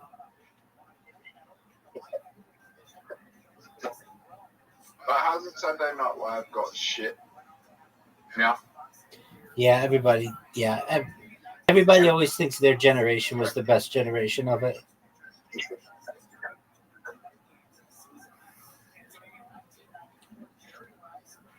Hasn't it got terrible now? I haven't watched it I watched like one episode last year, and It was actually really good. Justin Timberlake was on it. Jimmy Fallon was on it. But it's just not very popular anymore. And with Cam Patterson, it's going to be really popular again. Zoot, are you going to accept my invitation? Or are you going to jerk yourself off raw? Zoot, you have an invitation. Do you understand that you have an invitation? It used to be a tradition for people to watch. Every Saturday. Yeah, it was the biggest fucking. Yeah, it was the biggest fucking thing. You like it? Yes, it was the biggest fucking thing on Saturdays. So every Saturday, your family will get around and watch Saturday Night Live. Yeah, every Saturday night, like late. Welcome. How are you? Rabbi? How you living, pimp? I'm good, man. I got a date Monday. About to get my little dick wet. Excellent. What's his name? About Monday. I know. What's his name? Aesthetic. Yeah. No, her name's Sophia. Is she a babe? Sophia. Kind of. Excellent. Sophia what? Dude, she's not going to dox her. What do you mean? I don't know. Yeah, dude. Don't worry. Zoot doesn't have. No doxing. No doxing. Yeah, what the fuck, dude? All right, so shout out to Sophia. Where are you guys going? Yeah, shout out. We're going, Sophia. probably Applebee's. Applebee's, the neighborhood grill. Yeah. Doug, there's a song. I'm sure you've heard it. It's like Applebee's on a Friday night, something like that. Yeah, that's you. That's your song, baby. Man, why the fuck Zoot leave? Because he sucks it off raw. That was the. How many people have you had in this server at once? Like 25. Wow. Dude, we need to get this shit popular. This shit needs to become popular. Agreed, dog.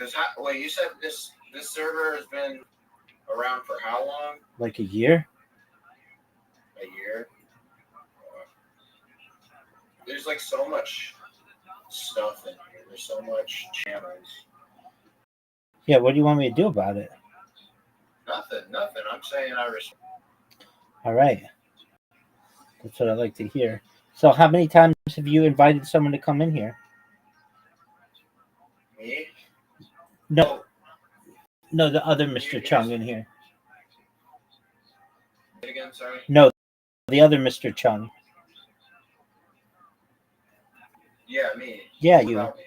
How many people have you ever invited to come in here? Well, I wanted to keep it niche, dude, because a lot of people. I go in the socialized servers. I go on their partners, just bullshit ass edgy servers. I don't want them to come in here and shit on you because you're Jewish, bro. Dude, That's what they're gonna do. I don't bring that hate here. dude, There's just a bunch of people. I don't know what the moderation system like here. This shit could I could easily destroy your shit, all your work, and I don't want to do that. Okay, that's fine. I understand. Admittedly, I'm kind of a toxic person, dude. And I hang around a lot of assholes. All right, is Sophia a toxic person? Is Sophia a toxic person? Is Sophia a toxic person? I need to mute one of your mics. Hold on, I'm sorry. It's my fault. No, it's fine. Yeah, mute that other one. Is Sophia a toxic person?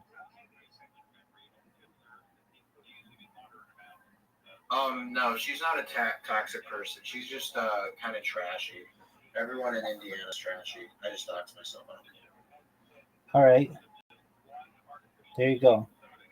I don't know, man. It's just it's an industrial It's an industrial park, so just everyone's working factory jobs, and it's just relationships are kind of toxic down here. They're toxic everywhere, but down here it's kind of bad because people just want money, dude. And I don't got fucking money. Like this girl is the first girl I've ever taken on a date. I've never held hands with a woman. I've never kissed a woman. Well, had sex with women. So like I don't know. I'm hoping, well, obviously hoping that I get some. But I'm gonna be respectable and I'm not gonna fuck on the first date. well, I congratulations. mean, I'll see how it goes. Well, congratulations. Yeah, there's no way you're fucking on the first date, Doug. You don't have the balls to do that. I'm kind of sexy, dog. No, I'm gonna like put myself out there. I'm kind of like a solid 6.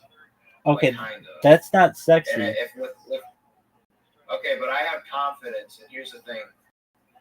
I just have confidence. I wear these button-ups, dude, and it goes. I've taught like 7s and 8s, and I've had them like smile, and I've talked to them, hold conversation. People on these websites, on Discord, they couldn't do that shit. They'd fold like a fucking napkin, bro. Absolutely. How did you meet this girl?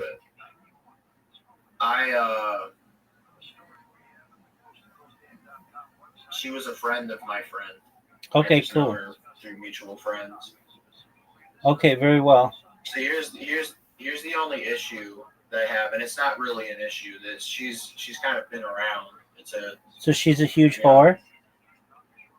Well, yeah, I guess, but the point is, if I was in the facilities I was as a kid for my anger management and my substance use and shit, I would be getting fucking hella pussy. I would have been a fucking machine, and I'm not just trying to inflate my ego, but I was kept back, like really bad. I'm not good at socializing with people. Like I've been on fucking SSRIs since I was like 6. But if I just didn't take the pills and I fucking just, oh my god, I'm a unit, bro. I would have been legendary. But I'm kind of like kept back. I'm kind of caged. All right. I feel like if I is my mic loud? You're good. You sound great. A little bit. You sound great. Okay. Well, all right. Well, I just feel if I establish myself with this woman, I feel like that I'd grow a lot of confidence. Because I'm 22 years old. I'm about to be 23, and I don't know. I just want to establish myself. Like I don't really want to. I mean, I want to date her. I would date her for a while. Does she know that?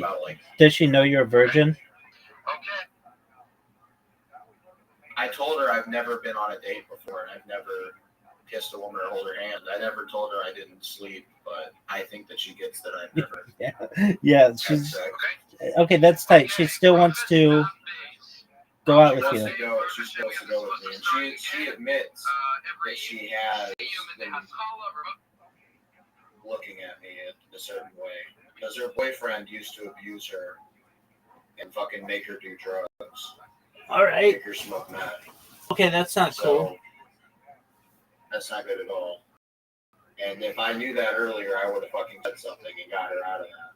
Not even because I had interest for her sexually or like in a romantic way, but just because that's fucked up. All right. So how long have you known this? How long have you known this girl? I've known this girl about almost a year now. It's been a year. All right, that's great. So you're going to Applebee's? Yeah. Hold on, we're gonna get the. Dude, this is what you should do.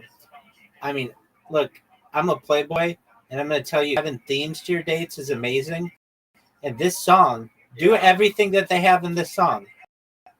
I mean, I know it's not a Friday night, but okay, so dude, this will get any chick. I'm serious. So, here we go. The song is called Fancy Like, and we're gonna see, dude. This we'll get you laid on Monday. Here we go. We're gonna go to the lyrics, and we're gonna see all the stuff that's in it, and you are gonna get laid as fuck. All right, here we go. My girl is banging. She's so low maintenance. Don't know champagne poppin' entertainment. Put the song on. No, I can't. Do you have the song? But I can't because I'll get copyright striked. Send me the link. Can you send me the link? I'll let you sing it, but can you send me the link? Just type into YouTube, Fancy Like, Walker Hayes. Okay. All right. Take her to Wendy's. can't keep her off me. So I would go and I would get a Frosty and get her a Frosty. You don't have to get a whole fucking thing. I know to you're going to Applebee's. That's the thing. So what do? You go to Applebee's, you get whatever, but then afterward you can go to Wendy's and get a fucking Frosty. So it says she wanted to dip me like them fries in her Frosty. So I would get fries and I get a Frosty. I would do everything that's in this fucking song because it's super cute. Okay. But every now and then when I get paid, I got to spoil my baby with an upgrade. Yeah, we fancy like Applebee's on a date night. Oh, perfect. It's not a Friday night. So date night is your Monday. Got that Bourbon Street steak with an Oreo shake. I get exactly that. If I were you, I would just be like, look, this is going to be super cute. I mean, get whatever the fuck you want, but there's a song that's made for us. Get some whipped cream on the top two. 2 straws, 1 check, girl, I got you. Bougie, natty in the styrofoam. So I'd get fucking a styrofoam cup and I'd get a natty. And you can share that. You don't have to get fucking drunk. Squeaking in the truck bed all the way home. You may have a truck, you may not, but pretty easy to get her in the back seat. Some Dixieland delight. That's how we do fancy like. Don't need no Tesla to impress her. My girl is happy rolling on a Vespa. Don't need no mansion to get romancing. She's super fine, double wide, slow dancing. But every now and then, when I get paid, I gotta spoil my baby with an upgrade. Yeah, we fancy Applebee's on date night. Got the Bourbon Street steak with the Oreo shake. Get some whipped cream on top too. 2 straws, 1 check, girl, I got you. Bougie like natty in a styrofoam. Squeaking in a bed all the way home. Some Alabama jamma, so you could be some Indiana jamma. She my Dixieland delight. That's how we do fancy like. My new clean blue jeans without the holes in them. Country kisses on my lips without skull in them. Yeah, she probably gonna be keeping some Victoria's Secrets. Maybe a little Maybelline, but she don't need it. In the kitchen light, radio slows down, boxed wine, and her updo goes down.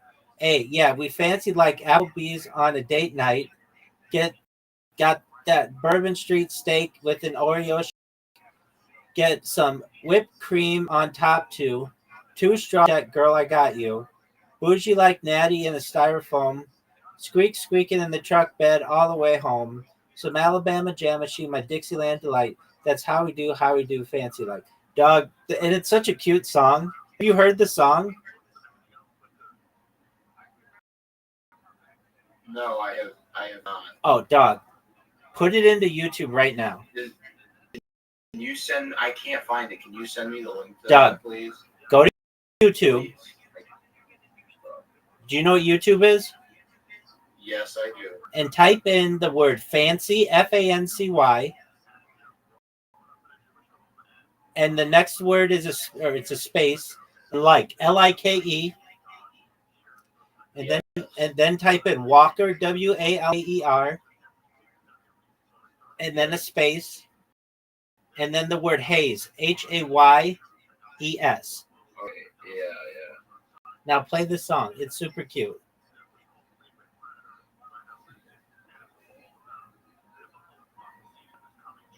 Is it playing? Yes, it is right now. All right, listen to it. I'll listen to it too.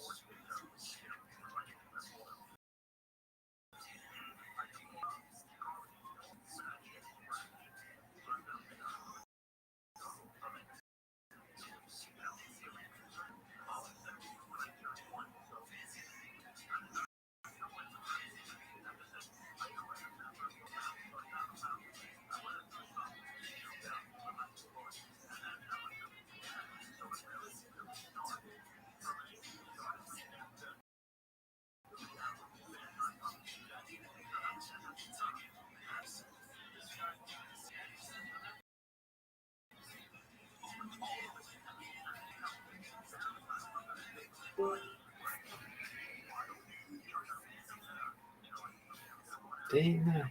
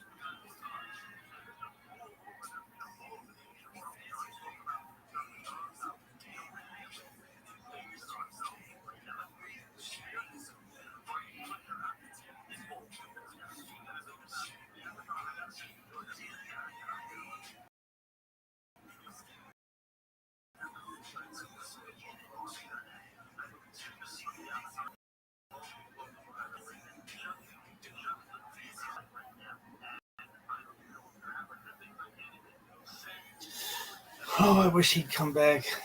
I mean, hopefully he does it. He won't. But Israel, if you're hearing this, more of all that shit, you'll love that date. It's a great date.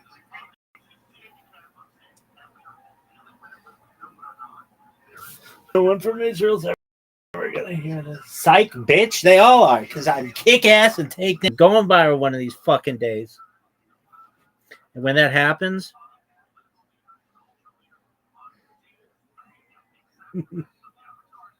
fucking Applebee's is gonna fucking be lit.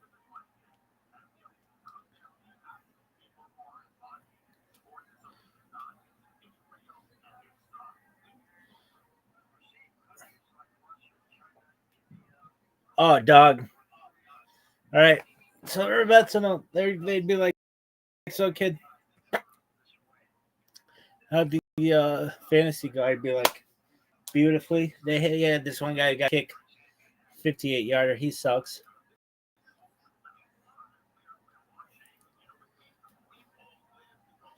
But I feel like kick should be like it's 58, it's 5.8. That's how it should go. But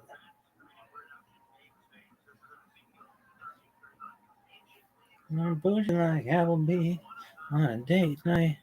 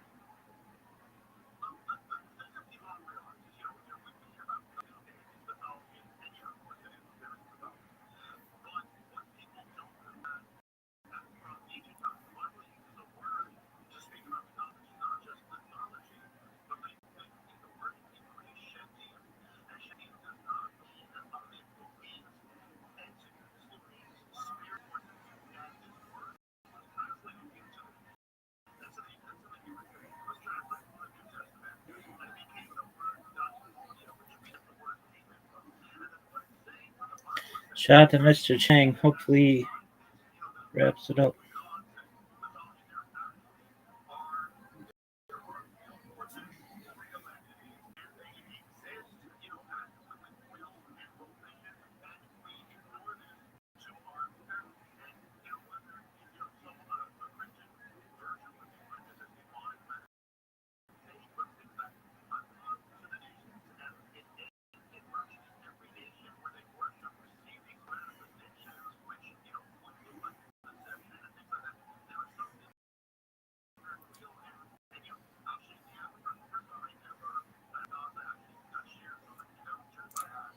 Yeah, serious. We have a 65% chance of winning.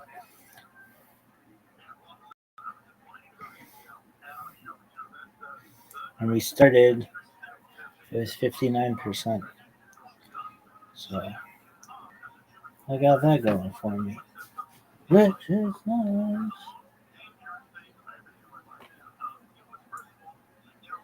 We bougie like I would be on a date night.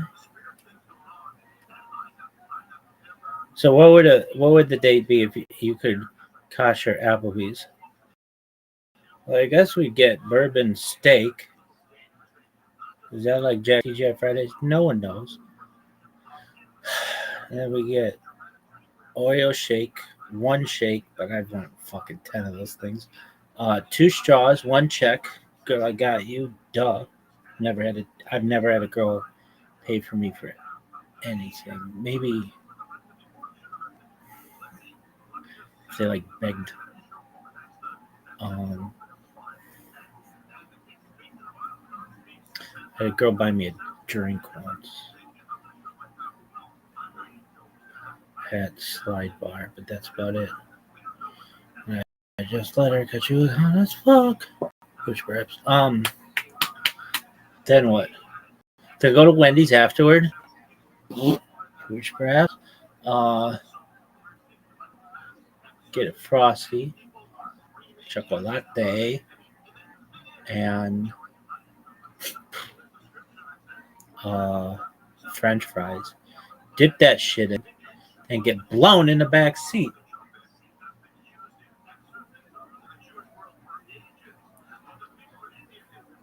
Maybe get blown in the front seat. Anything else?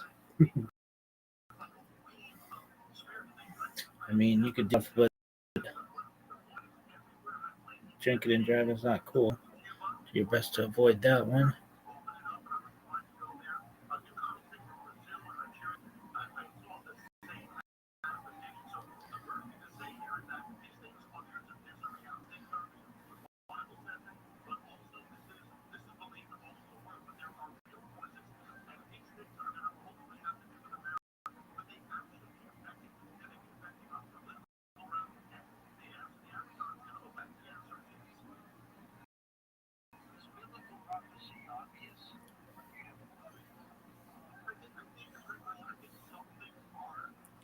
We burning like hell.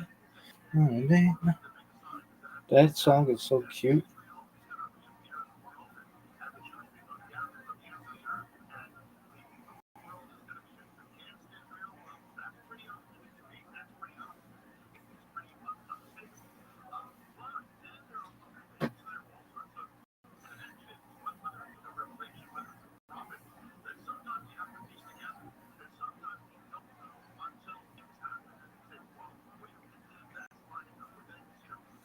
$1968.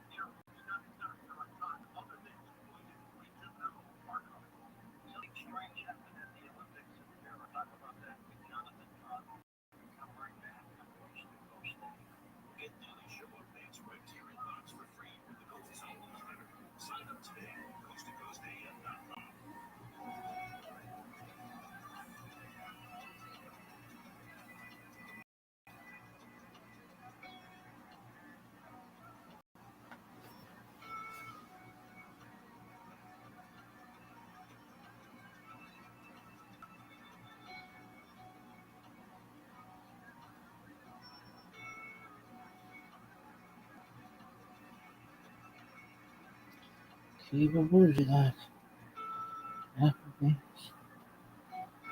Okay.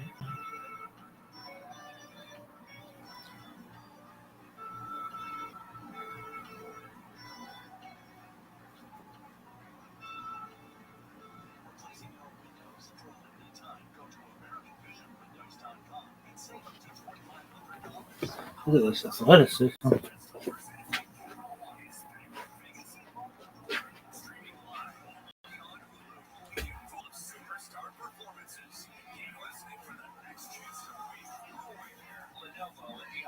Radio Music Festival. Tech that hits different. And you're here to keep up with the beat. Lenovo PCs are built for creators, dreamers, and fans who don't hit pause. Visit Lenovo.com for the latest in AI PCs and game-changing tech. Find your iHeartRadio everywhere.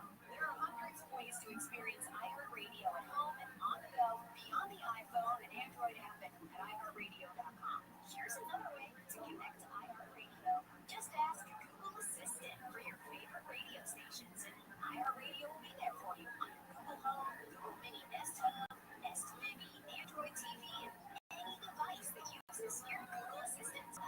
The convenience of playing all your favorites hands-free. Just say, okay, Google, play to get your favorite AM and FM stations from iHeartRadio. iHeartRadio, everywhere you want, including in your home and office through your Google Home, Google Nest Hub Mini, Nest Mini, Android TV, and any device that is Google Assistant powered. Check it out for free now.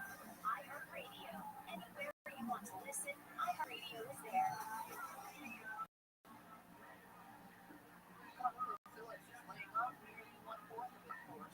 Houston headquartered oil giant confirmed Wednesday it was restructuring and informed its employees that it was reducing its workforce by 20 to 25%. The company has about 13,000 employees worldwide, so 3,000 workers will be affected. Newsmax is filing an antitrust lawsuit against Fox News. The lawsuit accuses Fox News Network and Fox Sports of illegally blocking competition in the right-wing pay TV market. House lawmakers have introduced bipartisan legislation that would ban members of Congress from trading stock. One of those working to see who should enact that issue is Republican Representative Chip Bush. Congress on both sides of the aisle to do what the American people have been demanding, which is to end day trading by members of Congress. He says if you want to day trade, leave Congress. It's that simple. A federal judge is blocking the Trump administration's move to freeze billions in federal grants to Harvard University. Harvard claims the Trump administration pulled $2 billion in federal grants in retaliation for the university refusing to meet its demands. The grants were frozen in days after the university refused to end address anti-Semitism or screen internationals for their ideology. And American workers are lately stressed about that. And finally, Michael Gaston.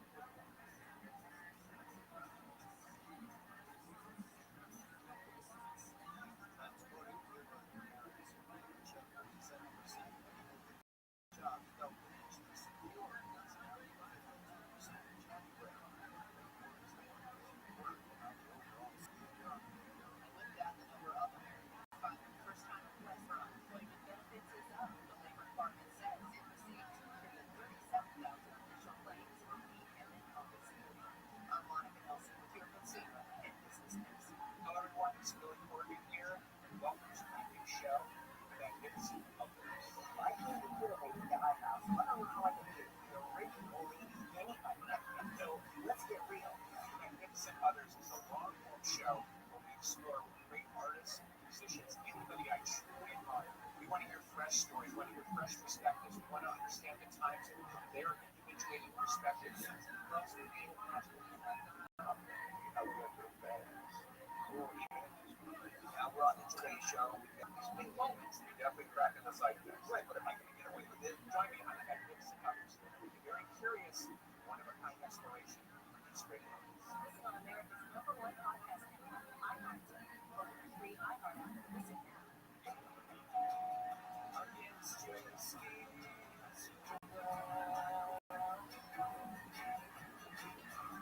I won't sleep with you in the desert.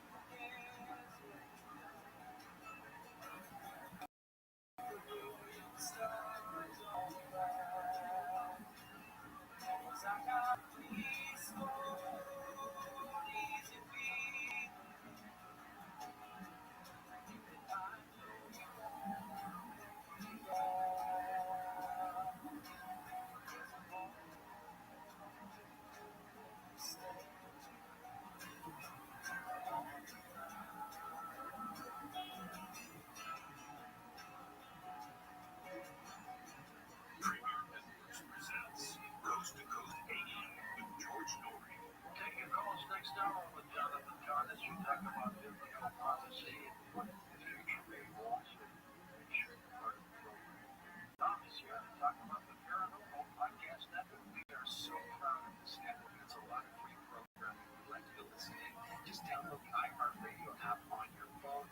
listen to your podcasts on PC, just go to iHeartRadio.com. In the search on either of those, just put Coast to Coast AM in there, and all the shows will pop right up. It's a lot of free listening. You'll have a lot of fun. That's the iHeartRadio and Coast to Coast AM Paranormal Podcasting. Stay healthy. Build up your HealthyLooking.com has on Alan Lay bring 4 decades of experience in natural products with exclusive stem cell wellness kit that works with your body's stem cells to assist your immune system. Here's Dr. Lay with more. whether it's physical activity, obesity, diet, smoking, low hormones, stress, sleep disorders, or your age can be supported by reducing inflammation and leading the body to heal itself. A stem cell is a cell waiting to be told what it needs to be. If there is inflammation, that inflammation needs to be stopped. High blood pressure, high cholesterol, kidney disease, various types of cancer, depression, autoimmune disorders, osteoporosis, fatty liver are chronic signs of inflammation and can be aided by supporting the body's ability to protect those cells that it needs. And that is the purpose of immunostatic and adaptive together, supporting the body to be best. Dr. Lay, how will it feel after taking Adaptostat and Immunostat? The immunostat is going to have an immediate effect, but I tell you, your immune system is starting to function better after 24 hours. You put it down, you stem along with it, and you will review it within 30 minutes. Order now at HealthyLooking.com. The stem cell wellness kit from Dr. Lay attacks your body's stem cells and will make you feel better faster. The stem cell wellness kit with Adaptostat and Immunostat is only available at HealthyLooking.com or toll free at 800-563-3980. That's 800-563-3980. Don't forget to enter promo code George for free shipping. Order now to get your free count, mental clarity, and your support for mental sharpness. The stem cell wellness kit at HealthyLooking.com.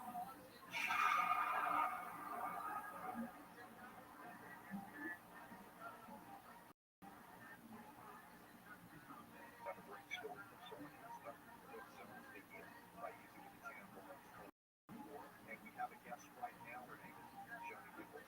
This is quite a story. Yes, it is. And Robert, my adventure started about 7 years ago. I was a mess. I had nerves and infection falling out all over the furniture. One of the scary things was that my legs were swelling up out of control. I became within 24 hours into a coma. Mom and Dad decided to give me carnivore complete program. And at what point started this series did you notice, hey, something might be getting better? Within 2 weeks, Robert, the first thing I noticed was that I felt better. Then I noticed that my hair wasn't all over the furniture. Unexpectedly. Within about 6 weeks, your legs were no longer swelling. In 2 weeks. And she credits all of it to carnivore protocol, the new program where she used the carnivore extract to train your body. And I unfortunately, I utilized it in my life. It's using it with great success. This is such a rapid recovery that I guess we had to do. Kelly, thanks for being with us. I want to hear from you again. Hey, hello, people. George here. Carnivore is at it again. Just listen to that. Call 1-866-836-8735. That's 1-866-836-8735 or visit carnivora.com. CARNIVORA. That's carnivora.com. Call them, please. Life insurance. Why are you putting it off? Canada will make you don't need it. There's lots of excuses for putting off life insurance. But if you weren't there, who would pay the mortgage and other bills? With Ethos, you can be covered in 10 minutes and boom, family protected. Ethos, fast and easy online term life insurance. Up to $2 million in coverage with no medical exam. Some policies as low as $1 a day.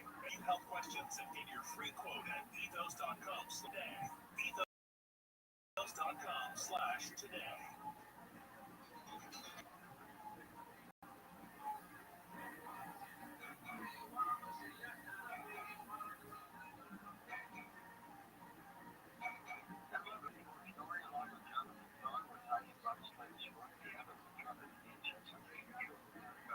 Jonathan, last year there was something very strange happening. Tell us what it was. Yes, just to say, actually very profound. And many of us saw it for shock.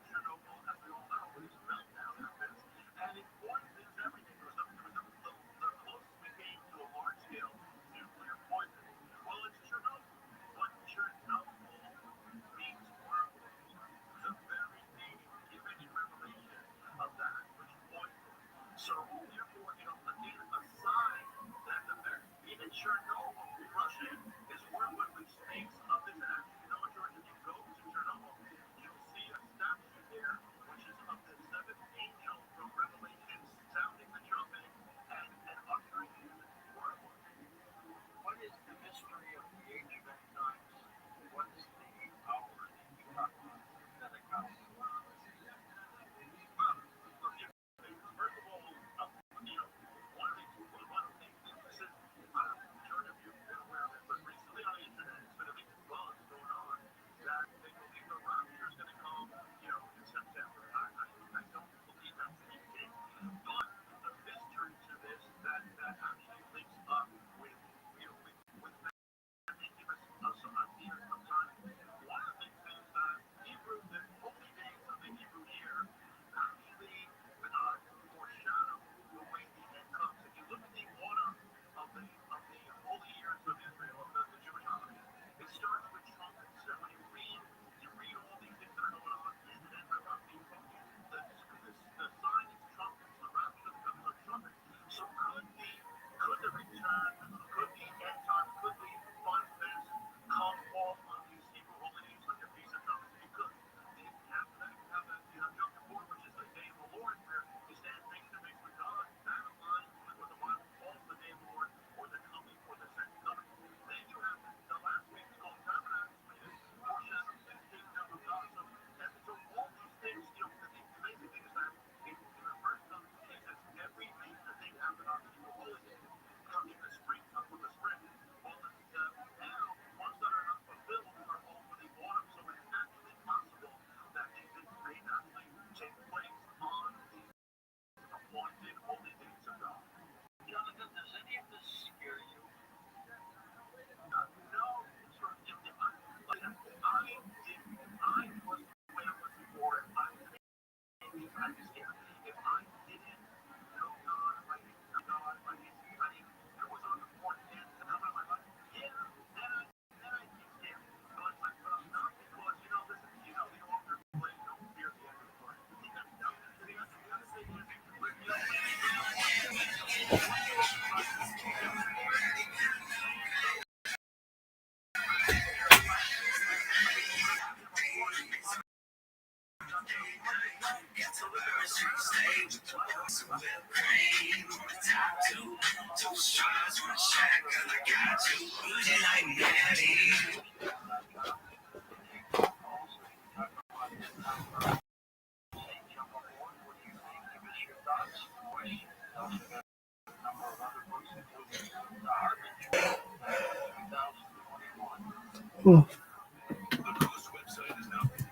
the social political destiny of Provence Jewry may be plotted in broad downward strokes, which means during the period we're talking about now, from about the year 1000 to about the year 1400, actually a little bit earlier than that, you see a few major steps downward in the political social status of the Jews of Provence. This will culminate in the expulsion in the 14th century of many Jews from France, but we'll get to that later.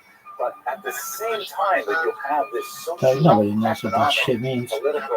decline, you also have a remarkable level of grassroots connectivity between the Jews of Provence and the Christians of the region. Why don't you say why we start on page 2? Why do we start on page 2? Why not? Very important commentator. He wrote a great book on the Renaissance to Shabbat, which he describes as the result of a fascinating conversation he had with a Christian. Oh yeah, shout out to Pinchas Moshe. Moshe, this motherfucker named after Drake. Secondly, Dr. Tursky points out a fascinating kind of example where two Talmudists heard. Everybody's fucking happy that they gave them fucking money to this shit. We've been at home for 2 days.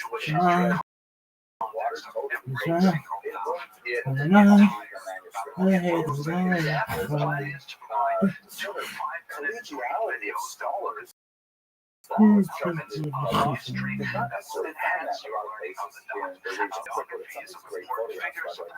a shot from the medieval Jewish owl, which is designed very difficult for Americans to pronounce, right?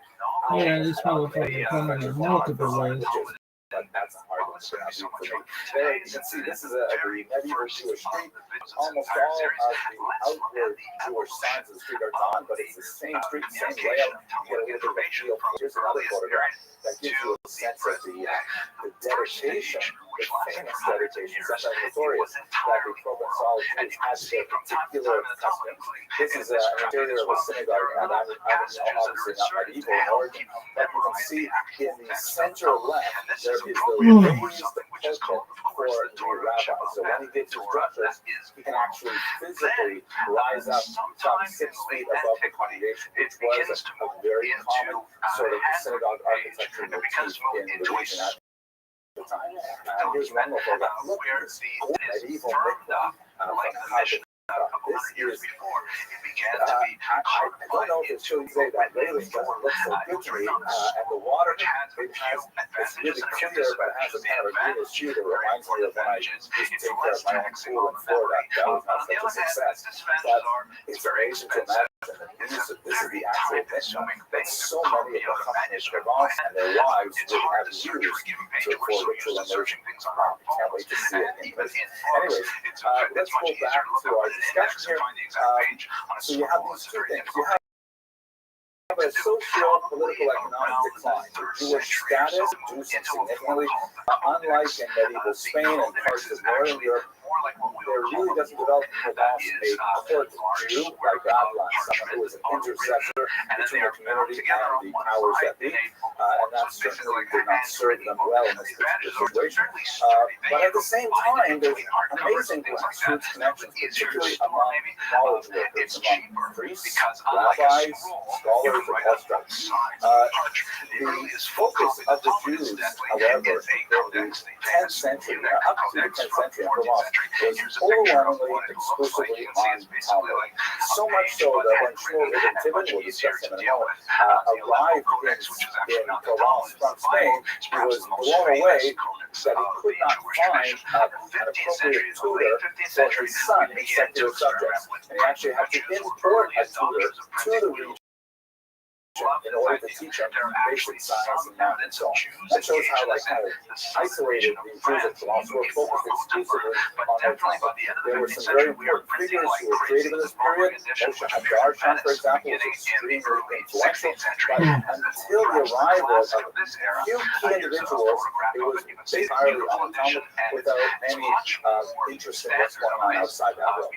That changes very dramatically, however, with the arrival of two Spaniards in particular. One of them is the great Abraham ibn Ezra, who has a fascinating story. I talked about it in another video, that he was an impoverished intellectual worker, and he was driven out of Spain, like his colleague Abraham Rothschild, who also arrived in the middle of the 12th century. They were driven out of Spain by the Almohad invasion, which was at a time when Spain temporarily became much more radicalized in its Islamic belief.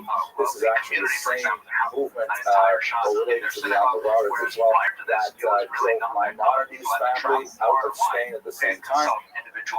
Abraham ibn Ezra and Abraham Rothschild came to this region and they said, what is going on? I mean, we love this community, everyone's so friendly, and there's lots of grocery stores, but don't you guys know anything about science? Or even Hebrew grammar? What about algebra? And don't even ask me about philosophy. You guys don't know any of this stuff.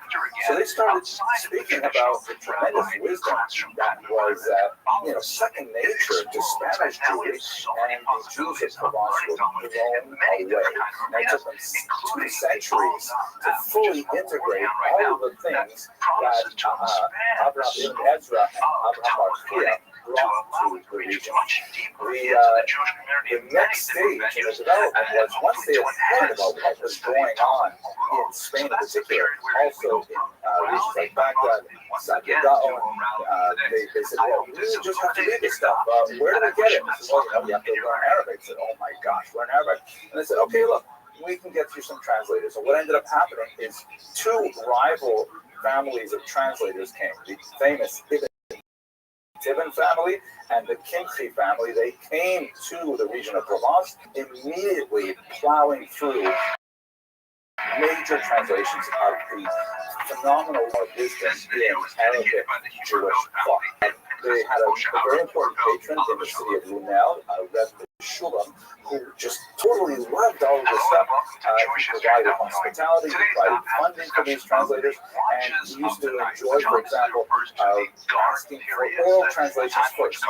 Tell me that actually one of the translations of Phobos of the Babos was actually translated orally, the first chapter, and Rabbi Rothschild said, oh my gosh, that's it. I need the whole thing in writing as soon as possible. So people like Yehuda in turn and Yosef Kinfeld began translating tremendous amounts of material.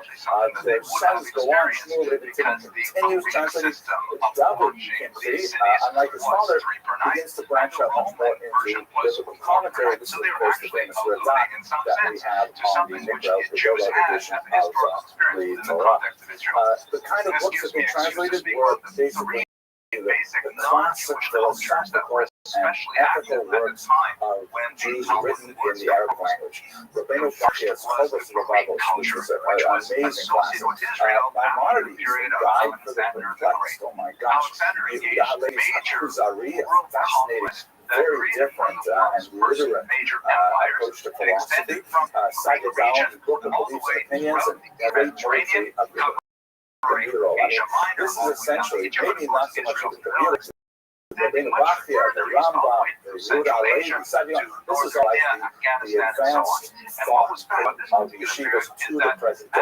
You can go to any great yeshiva in the world and you find copies of these books. Many of them in these first translated in Provence by these sages that are still in use and studied widely today. Let us specifically on Maimonides for 1 minute. Maimonides, of course, has such a phenomenal impact on medieval Jewish thought. I've spoken about him on several other videos, and I would love you to go watch those. Just so much to say about the Rambam. But there were two specific books that were incredibly important to the Chachamim. The first is his massive Mishnah Torah, which is essentially a restatement of all Jewish law from the Torah straight through to the end of the Talmud, basically in a straightforward, simple, easy to access version of medieval Hebrew. Maimonides lays out the complexity of Jewish practice, and it's very easy to look at chapter and verse and find out what you're supposed to do on any given day. It was subject to a tremendous amount of controversy for lots of reasons, but in our particular purposes, the most important person to consider is without doubt the Rabbi Abraham Ibn Daud of Poskia, who was one of the many commentators on the Mishnah Torah from the region of Provence, and he argues vociferously with the Rambam and takes him to task with often dark language that you would see, let's say, outside of a typical 21st century Jewish marriage. Sorry I said that. But, you know, he's like so sharp with the Rambam and so critical that when he is silent, people assume that he must be in agreement with him because he never lets anything go. And what's beautiful about Jewish thought today is that the Rabbin's commentary is always printed on the same page as the Rambam's original thought as well. So you can read Rambam, and you can also read the Rambam who disagrees with him. Fascinating. Relevant to this as well is the Guide to the Complex, which received a lot of attention in Provence, and in fact the Rambam corresponded, Maimonides corresponded with the sages of Provence and some of the more difficult aspects of the Guide. It was roundly criticized, and of course in the 13th century it was going to be burned in Paris. Motivated by Jews who disagreed with a lot of the Rambam's philosophical leanings, but nevertheless you do get a sense of how important Provence was to the Rambam, and in fact his career in Europe was largely launched through Provence because the sages who see his books so assiduously. After this 13th century period of tremendous activity, of primarily acting as a cultural broker, then Provence began to move into a creative stage. This is how Tversky put it. France passes hurriedly from the to the creative stage.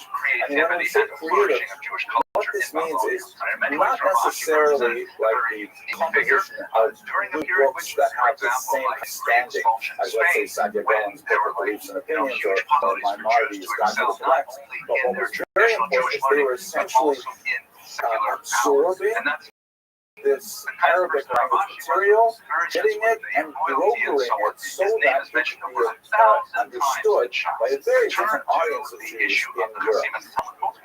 This was an extremely valuable endeavor. And I think if we step back and pause for a second, this is essentially what organizations like Art Scroll are doing today, and Feldheim, and the OU, all kinds of organizations are sort of taking this tremendous wisdom, realizing that, for example, the Anglo-public, the Anglo-Jewish public needs to have some kind of mediation, and they are translating and they are processing and they're producing videos, all kinds of things like that, to make this wisdom accessible to hundreds of thousands of Jews around the world. And that's essentially what the level of creativity was happening in Provence at this time. There are some major exceptions. There are a few like incredibly bright stars who are genuinely creative in their own right. Perhaps the most famous is Levi Ben Gershon, also known as Gersonides or the Ralbag, who takes a very unique view on so many ideas in Jewish thought. That's basically a quick roundup of who were the Chachamei Provence, what they did, what their contribution to Jewish thought was. It ends rather abruptly in the 14th century with some dramatic French expulsions and other decrees, but we're going to have to get to that story in another video. For the time being, I hope you found this useful. Thank you so much for watching this video, and I hope you found it interesting. Ravashi was one of the most important figures towards the latter period of Talmud. I hope this illuminated your dots. That's luck in your learning.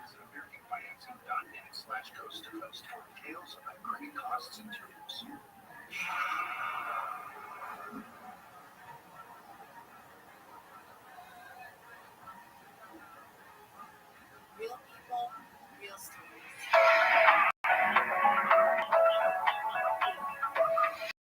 This video is dedicated by the Huberfeld family memory of Pinchas ben Moshe Avram Huberfeld, Alav Shalom. Hello and welcome to Jewish History and Daf Yomi. Today's daf has a reference to Rabbah, who is certainly one of the most important figures in the entire Talmud. In fact, although this out for sure, there is a well-known saying that there are no more pages in the entire Talmud that does not include the name Rava. That's primarily because he and his Chabrusa, Abaye, are constantly discussing all kinds of thousands of issues in the Talmud. In fact, the Talmud calls itself at one point the discussions of Rava and Abaye, just to give you some sense of his import in the overall Talmud. Now, his full name is Rav Abba ben Yosef ben Chama, and it was abbreviated to Rava. He died in the year 352 of the Common Era, and he was a resident of the city of Mechoza. His teachers included Rav Nachman and Rav Chisda Sura. Later, he married Rav Chisda's daughter. He also studied under Rav Yosef of Pumbedita. These two towns in particular are very, very important. We will return to them, God willing. You can have a look at this map where you see that Sura and Pumbedita are located in the Mesopotamian region between the rivers Tigris and the rivers Euphrates in Babylonia. His discussions with Abaye reach all over the Talmud, and one of the most fascinating aspects is that Rava wins all of the arguments except for 6. There are 6 specific arguments that Abaye wins, otherwise Rava is all over him. Those 6 arguments, as you see in Metzia, are so famous that Ya'al Kagam arguments that Abaye wins. Otherwise, you know that Rava is always the winner. Nevertheless, for reasons which we discussed later in the Talmud, when Rav Yosef died in the year 323, Abaye was over Rava to be the head of the yeshiva in Pumbedita. Rava then went to Mechoza and established a yeshiva there, and he gathered these students around him. And he became very important, especially after Abaye passed away in the year 338. We know that occupation led him to become very wealthy. He was a large landholder. He was very politically active. He had a lot of associations with the Sasanian king, Shapur, known as Shapur Malka, that is Shapur Malka II, and his mother, Queen Ifra Hormizd. And we'll speak about them, God willing, in other videos. He had an incredibly huge impact on the entire Talmud. We will see Rava over and over again. But for now, I hope this illuminated your daf, and I wish you hatzlacha in your learning.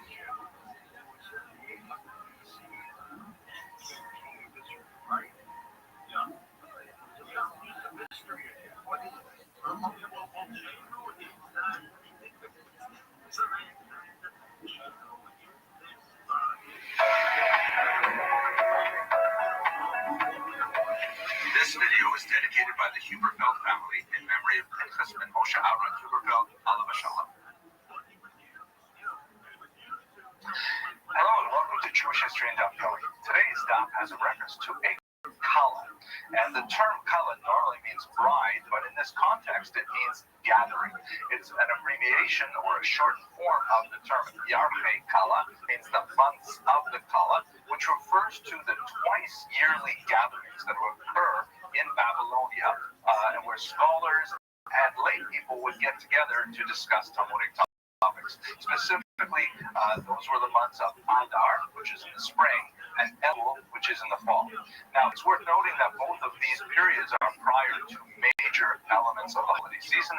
Adar, of course, is immediately prior to the holiday of Passover, and Elul is immediately the holidays of Rosh Hashanah and Yom Kippur and Sukkot. So it's quite possible that among the many topics discussed at the Kala would be preparation for those holidays, the extensive discussion of how to keep kosher on Passover and the laws of repentance that would be associated with Rosh Hashanah, Yom Kippur, and so on. So what does the term Kala actually mean? So there's a lot of dispute over this. It could be that the term Kala refers to bride, and much of the discussion might have had to do with the complex laws of marriage and divorce and so on, possibly. There's also a possibility that it comes from the word cloud, meaning gathering or grouping, right? And it's also even inferred that perhaps it comes from the word kalila, which means like a garland, like a necklace, in the sense that the rabbis, when they would get together, they tend to sit in a big circle, in like rows of circles. Be that as it may, the term yarchei kala definitely refers to the gathering the year of the rabbis and lay people to learn Torah. It's a sign of solidarity with the intellectual and spiritual tradition of Judaism, and it is something that continues in the modern day. Many organizations organize the Yarchei Kala, not necessarily at those two times of the year, but the concept of getting together on an annual or semi-annual basis is very widely held. For example, NCSY, you can see here, runs a Yarchei Kala, and Beis Medrash Gavoha in Lakewood runs a Yarchei Kala, the Agudas Yisrael runs a Yarchei Kala. It's a very common theme that persists to the present day. I hope this illuminated your daf, and I wish you had tzlacha in your learning.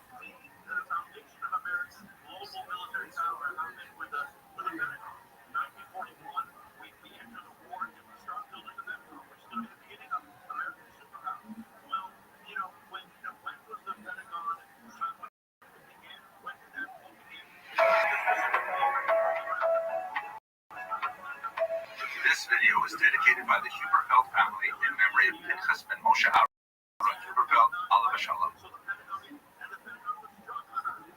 Hello and welcome to Jewish History and Daf Yomi. Today's daf is a reference to Rabbi Rothschild, who was a Tana who lived in 2nd century Israel. His first name was Rabbi Rothschild ben Yana. Now the name Rothschild is a little unusual. It seems to be Greek in origin, from the term dositeos, meaning gift of God, kind of like Atanya or Matisyahu. And it's possible that he had a Hebrew name as well, but he went by his Greek name. This is not entirely unheard of. There are many figures in the Talmud that have Greek names, Rav Alexandri, Antignos Ish Soho, and so on. And it's something that continues to the present day. For example, my own name is Hillel. That's what my friends call me.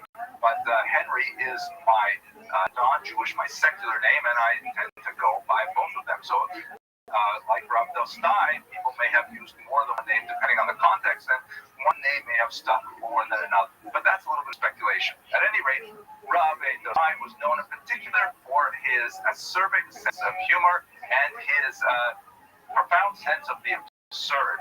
We see this in particular in a passage in Gitin Daf Yudalit when he describes some humorous encounters with Babylonian people.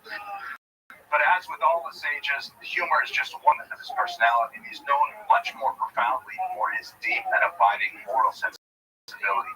For example, one of my favorite passages in Basra Yehuda, giving a coin to a beggar makes a person worthy to the Shekhinah, to receive the very presence of God. Fascinating. Okay, that's a quick word on Rabbi Dostai, 2nd century Tana in Israel. I hope this illuminated your daf, and I wish you had tzlacha in your learning.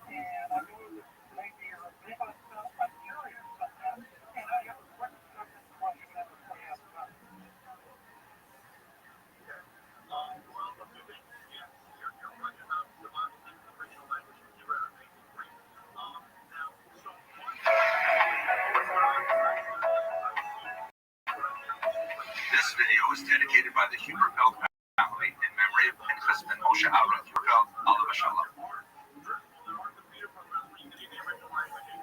Hello and welcome to Jewish History in Daf Yomi. Today's Daf has reference to Arab. Talk for a second about the Aramaic language. What is it? So it's an ancient Semitic language which was the lingua franca of the Middle East for centuries, and even spoken today by several groups in the region. Lingua franca, of course, means like the common language, the vernacular that would be used in everyday speech and was used widely throughout many different cultures. There are several different dialects of Aramaic, depending on the region from which it derives, and also 5 distinct historical groups identified by scholars. They are, first, ancient Aramaic, which we have in inscriptions that go all the way back to 700 before the Common Era. Then we have official Aramaic, which goes from about the year 700 before the Common Era to about the year 300 before the Common Era. And we see that, for example, in Tanakh, in the books of Ezra, the book of Daniel. These are the books that have some remnants of official Aramaic. Then we have Middle Aramaic, which we see in the Targumim, especially Onkelos, and also in the Dead Sea Scrolls. And the fourth period, we have what's called Late Aramaic, and that's primarily the Aramaic of the Babylonian Talmud. Finally, Modern Aramaic, or Neo-Aramaic, which is the Aramaic spoken today, for example, by Kurds and other peoples in the Middle East.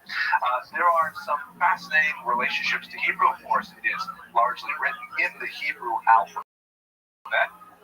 And some of the words have consonantal shifts, like, for example, the word zahav in Hebrew, gold, is dahav in Aramaic. So Zion can often switch with Dalet. The definite article, if you had like ha-zahav, the gold in Hebrew, you would have zahava, with the aleph at the end of an Aramaic, replacing the hey at the beginning of a Hebrew word to represent the word zah. Now, late Aramaic was used throughout the Talmud all the way up to the 11th century, when we have the very first dictionary of the Talmud written by Rabbi Nathan of Rome. That's a dictionary known as the Aruch. Okay, so that's a very quick overview of the Aramaic language. I hope this illuminated your daf, and I wish you hatzlacha in your learning.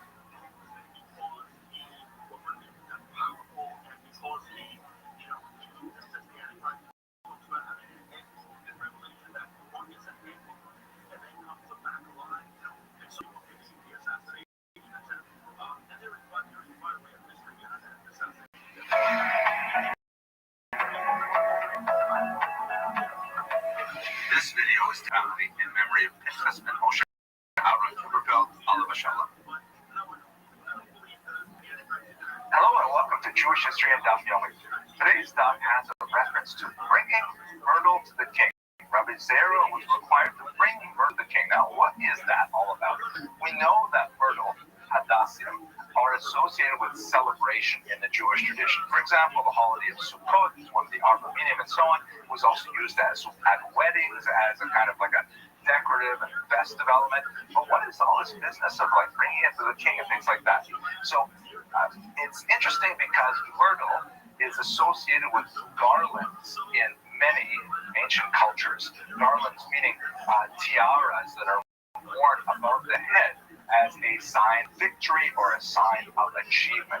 They're called in English laurels, and you often see them on figures of great authority, especially after having achieved military victories or other such victories. You have a look at these examples. This is a modern representation of Julius Caesar, and he has myrtle around his head. Actually, these are bay leaves. Bay leaves were often used as well as myrtle. Here's another one of Napoleon, also a modern representation, and it evolves into like a wedding tiara and things like that as well. We speak of, for example, in English we say a Nobel laureate or a poet laureate. That refers to someone who has won a Nobel Prize, laureate, or someone who is like the chief poet of the country, the poet laureate, and so on. We also have the expression to rest on one's laurels, which means to like just chill and say, oh, I've achieved all these things in the past, I don't have any harder, I don't have to do any more, and it's to be a kind of like intellectually and spiritually lazy. This is definitely a bad thing, because if you rest on your laurels, it's like sitting on your hadassim, you're just going to ruin it, right?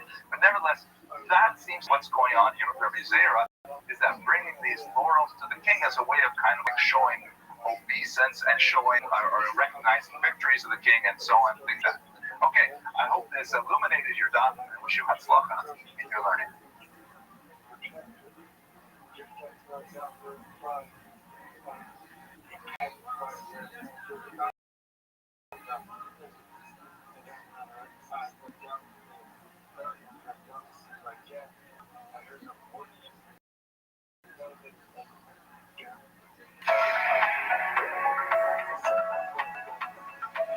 This video is dedicated by the Huberfeld family in memory of Moshe Aaron Huberfeld. Hello and welcome to Jewish History and Daf Yomi. Today's daf has a reference to Luria, one of the most remarkable women in the Talmud. She is an incredibly learned individual in 2nd century Israel. She was raised in a scholarly home. Her father was none other than Rabbi Hanani ben Teradia, and of course she married the great Rabbi Meir, continued in this vein. Unlike most of the women mentioned in the Talmud, Luria is an actor, an agent in Talmudic discourse, and her opinion is mentioned very favorably in contrast to many of her male interlocutors.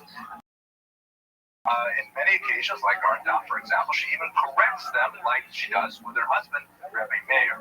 Now, she's known for her acerbic sense of humor. She's associated with Ruth is in Arabic, when Rabbi Yossi Haglili approaches her and asks her some directions to get to the city of Lod. And he says it kind of in a little bit more verbose manner than he could have. And so she says to him, "You Galilean fool, don't you know what the Mishnah says, that you should not talk over much with women?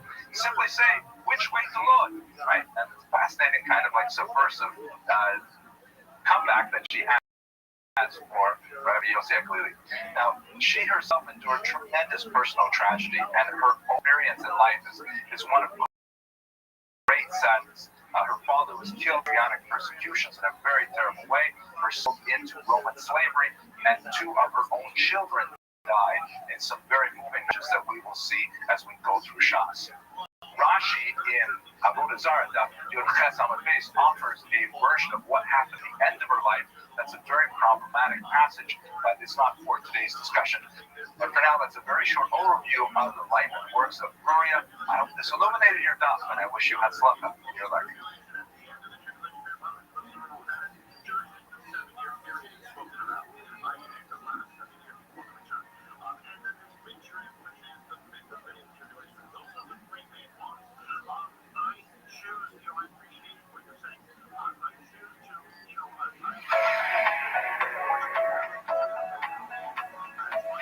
This video is dedicated by the Huberfeld family in memory of Pinchas and Moshe Aaron Huberfeld.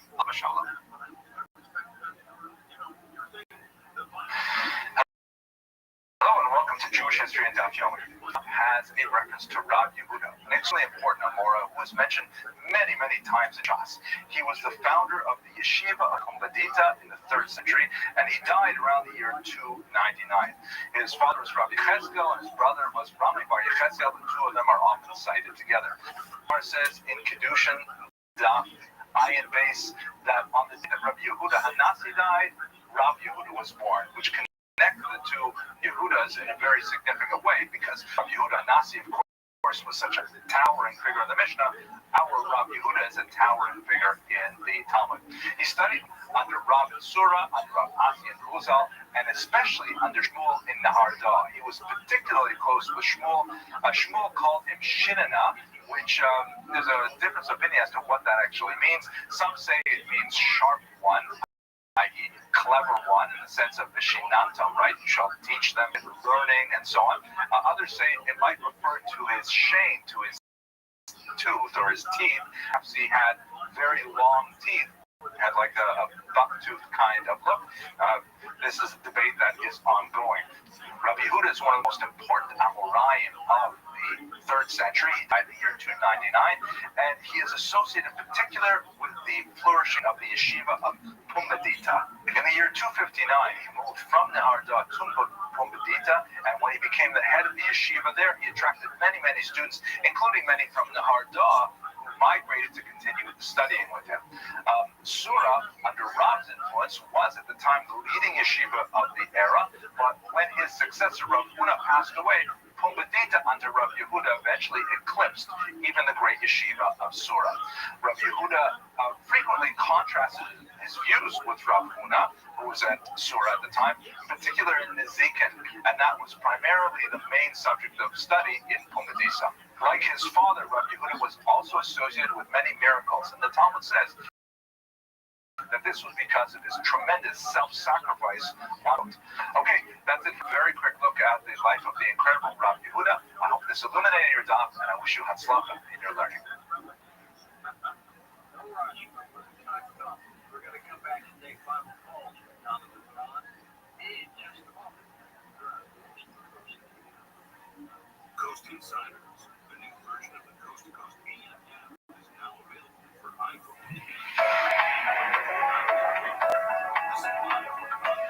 This video is dedicated by the Huberfeld family in memory of Pinchas and Moshe Aaron Huberfeld, Alav Shalom.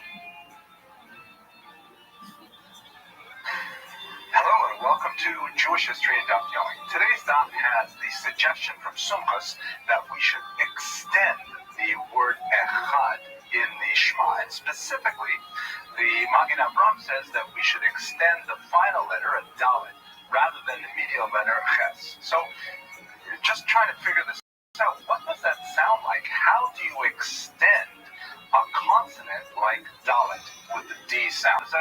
How do you possibly make it longer than it actually is? So I don't want to step into the halakhic of how one should pronounce Shema. That's something you should definitely take up with your local Orthodox rabbi. But let us try to understand Sumchus' statement within the context of the history of Hebrew pronunciation. We are, of course, aware that there are varieties of Hebrew pronunciation. There's Sephardi pronunciation, Ashkenazi pronunciation, Taimani, and so on. And this is inevitably a result of the diaspora, that Jews lived in different places and different pronunciations evolved, and they developed the Masorah that goes back quite a long way to justify their specific pronunciations. This is something that we see even in the Talmud. Later on, we'll see that there's some discussions of the Jews of the north who might not pronounce their ayin the same way the Jews of the south do, and so on. So even while living in Israel, Jews were developing variant pronunciations. It's also exacerbated by the fact that Hebrew begins to fade as a vernacular language, even in the ancient period, as it's replaced by Aramaic in everyday use.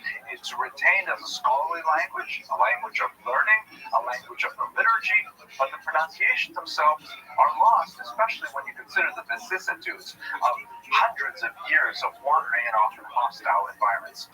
So let us return to the dalet. Now, we would think that the dalet is pronounced like what linguists call a plosive letter, like beit, gimel, tet, things like that. It's a plosive letter. It explodes out of your mouth as well. But it's also possible that it can be pronounced as a fricative.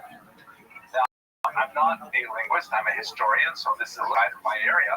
It's a lot outside my area, but apparently when it's in the medial and the final position, it can be pronounced in a slightly different way.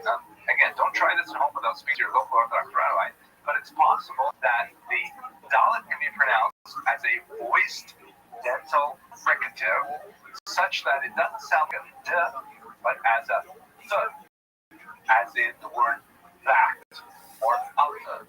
Now, under those circumstances, if it's a voiced dental fricative, then rather than a plosive, it's possible to imagine that you could pronounce dalet by extending not the ches, but the dalet exactly like the Magen Avraham says you're supposed to do, and it could make sense. Okay, that's this theory, but the history part is the varying pronunciations of the Jewish people of the Hebrew language. Before I get into more trouble, I'm going to sign off, and I'm going to hope that this offered some illumination to your daf, and that it gives you some hatzlacha in your learning. So the way that we do it is we have those self-collection forms that we show the doctor that we drop it in the telehealth solution. So basically, when you can speak with a doctor, try to get contact knowledge, just things comfortably and privately. It's the law,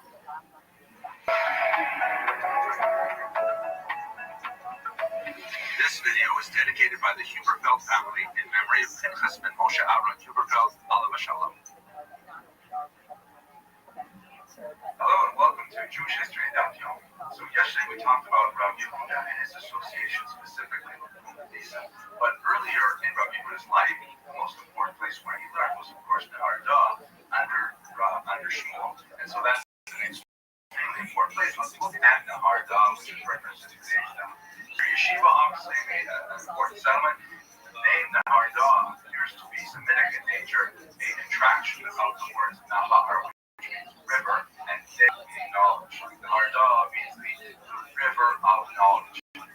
This could be a kind of clever allusion to the fact that it is located, according to the text that we have, on a type of canal that would connect Euphrates River over to the Tigris.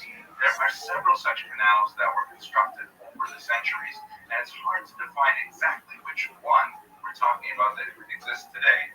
It's sometimes called the Nahar Malka, the King's Canal, but there's some dispute as to where exactly that is. I spent a certain amount of time looking around, looking at satellite images. I'll show you some in a second. At any rate, that river of the king, or the canal of the king, is identified with the Saklavia Canal. The only problem with that particular location is that it seems to be upriver from Al-Fallujah, which is identified as the site of Qumdisa, whereas other sources place Nahar for reasons for which I'm not quite sure, downriver of Fallujah. So I'm not precisely sure where Nahar is, and I'm not sure anyone is right now, but we'll keep studying and hopefully it'll come clear to us. Anyways, here's a quick look at a map. You can see that Al-Fallujah is the site of ancient Qumdisa, and it is somewhat to the northwest of Baghdad. And if you look at this satellite image here, you can see the major blue line is the Euphrates, and then there are tiny little blue lines which sometimes run much straighter because they're man-made and are canals that allow for irrigation throughout the region. Its association with Jews is very, very old. As very ancient Jewish roots, there is a shul there that, according to Jewish tradition, was actually established in the times of the exile from the temple. So very, very old settlement there. It was destroyed in the year 259. The reason why we're not sure it is now, destroyed by someone named Papa Ben, who was identified by many 19th century scholars as not the Septimus, was a vassal king of the Romans that destroyed Nahar before in the middle of the 3rd century. This destruction in 259 prompted the flight of many of the citizens of Qumdisa, and in Qumdisa, again, Al-Fallujah and our modern day maps, is where Rabbi Yehuda's yeshiva flourished, and in many ways because of the connection with Nahar, not only in the person of the yeshiva of Rabbi Yehuda, but also in the person of so many times who came there. This is really considered in many ways an extension of Nahar. It apparently had some sections in the yeshiva that were reserved for students from Nahar, and it represents an intellectual continuity of Nahar. Okay, I hope that illuminated your dots, and I wish you Hatzlacha on the video.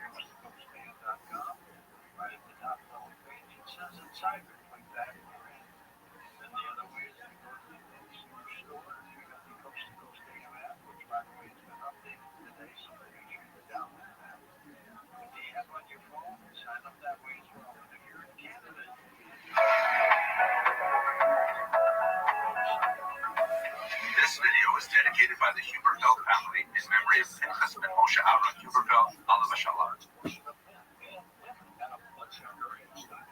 Hello and welcome to Jewish History in Daf Yomi. In today's daf, there's a reference to an ossuary, which is actually a very common form of burial that we find in the ancient period. A prompt burial is a very highly valued thing in Jewish tradition. But in Talmudic times, it was not at all uncommon to actually a two-stage burial. First burial, which would be something more like what we are accustomed to in the modern period. But then later, on the year's anniversary, the first yahrzeit, the family would go back and collect the bones from stone or marble or clay sarcophaguses, or sarcophagi more properly, and they would take those bones and bring them to a family crypt where they would be stored to get the bones of many other members of the ancestry of that particular particular clan. It's very convenient for group visits, and it has a certain level of appeal to the family to be buried together with one's ancestors, and you could reserve spaces in advance and all kinds of things like that.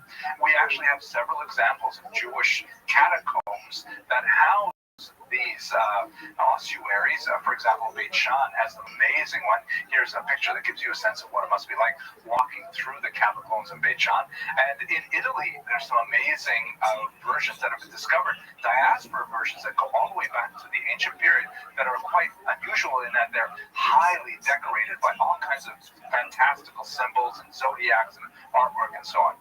So that's basically it for a discussion of ossuaries. I hope this illuminated your dot, and I wish you hatzlacha in your learning.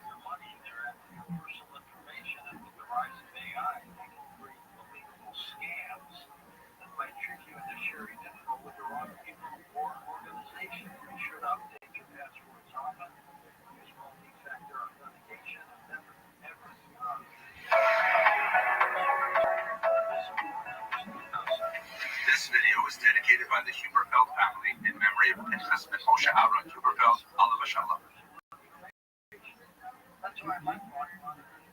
Hello and welcome to Jewish History and Daf Yomi. Today's daf has a reference to a unit of measure called a mil. It is a linear measurement of distance, and it is converted to basically time. Like how long would it take to walk a mil is a unit of time as well as of distance. The word is most likely derived from a Roman measurement, which means thousand. And in fact, the word mil in modern languages also means thousand. In French, for example, a mil is 1,000. I'm not exactly sure how that becomes millionaire in English, but definitely mil in many languages is 1,000. How long is a mil? So in terms of length, it was understood by the Romans as 1,000 steps, which would be roughly equivalent to about 1,500 yards. For reasons which are not clear to me, the Chachamim said that a mil is basically 2,000 amma, which was somewhat shorter than 1,500 yards. In contemporary math, so to calculate a mil, you would have to be based on exactly what you determined to be an amma, which is roughly understood as the distance from one's elbow to the tip of this finger, which is also called an amma, incidentally. Modern poskim hold that a mil would therefore be somewhere just under or just over a kilometer, which is about 0.6 of a mile, or maybe at most 3/4 of a mile for a mil. Anyways, that's where this word mil comes from. It means 1,000. The Romans understood this as 1,000 steps. We measured a little bit differently through Chachamim, but it's basically in the range of just under or just over a kilometer. Okay? I hope that illuminated your daf, and I wish you hatzlacha in your learning.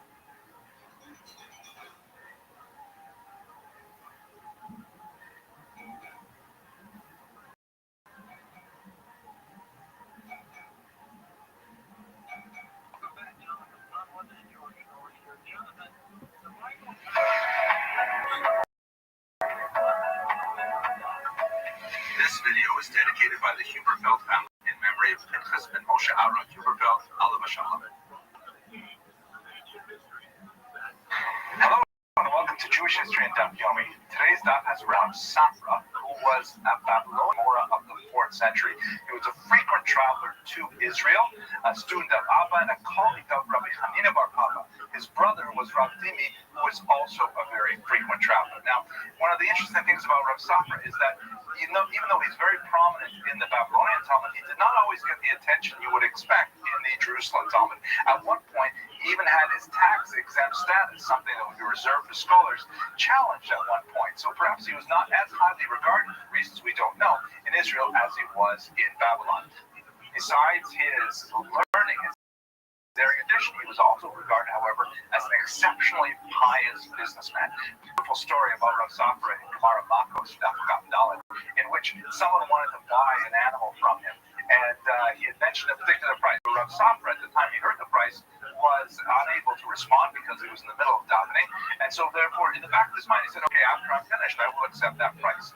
But the person kept thinking that Rav Safra's silence was, or lack of response rather, was an indication that he wasn't accepting the offer, satisfied with the offer, and so he kept offering a higher and a higher price. Finally, when Rav Safra finished, he said, "Okay, I'll sell you the animal, and I'll accept the lowest price that you offered." The guy was amazed. He said, "Why would you do that? I was prepared to offer you a lot more money." He said, "Yes, but I already accepted my heart to give it to you at the lower price." And that was just an example of tremendous piety and his phenomenal business acumen. It's also not at all ironic that the name Safra is associated with a successful family of Syrian bankers who are also known for their phenomenal philanthropy for Jewish causes. And you see the name Safra on all kinds of buildings and institutions all over the world. I've illuminated your daf. I wish you had slata in your learning.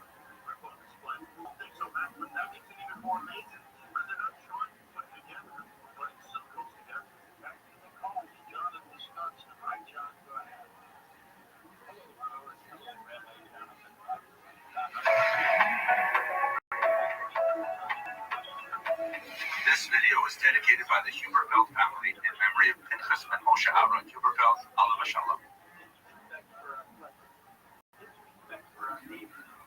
Hello, welcome to Jewish History and Daf Yomi. Today I'd like to spend a few minutes talking about something that is missing in the Talmud, specifically 3 missing words. So if you're learning with the traditional Vilna Shas, something like this one here with the traditional Source Adab, you'll notice that on Yud Zayin Aleph base 17b, about 2, 4, 6 lines down from the bottom, there's discussion of several characters in Jewish history, and then it just ends with Tavshilo Barabi, and that's it. It ends with a colon like that. But if you look in a more modern printing, like for example the Steinsaltz edition, you'll see that it adds 3 words. It says Shemakdiach Tavshilo Barabi Kegon Yesho Hanotzri. What is going on? So you can also, by the way, do this directly in the Aldaf app. You can see the differences here. If you're in the Aldaf app, you can actually see this yourself. Here, let me just take my other hand and enlarge this. You can see that, in fact, it ends here on the word Barabi. Is that big enough for you? And then there's the 2 dots and colon. But if you click on Safaria, you can see here that in the dump base, here we go, it adds 3 words. Gon, Yesho, and Notzri. And those are the words that are missing from the traditional Vilna Shas. So obviously those 3 are highly sensitive, and they're mostly a sign of self-censorship. Because when the Talmud, the Christian world as a whole, in the 13th century in particular, when an apostate named Nicholas Donin complained to Pope Innocent III that, you know, the reason why the Jews aren't converting to Christianity, the main reason is because of what's called the Talmud. If you were to take control of the Talmud, then you would be able to, you know, affect the spiritual trajectory of Jewish life, which is in fact true. Now, this ironically named Pope Innocent III ended up burning 24 wagon loads of Talmuds in Paris, which is a huge tragedy of incredible proportions.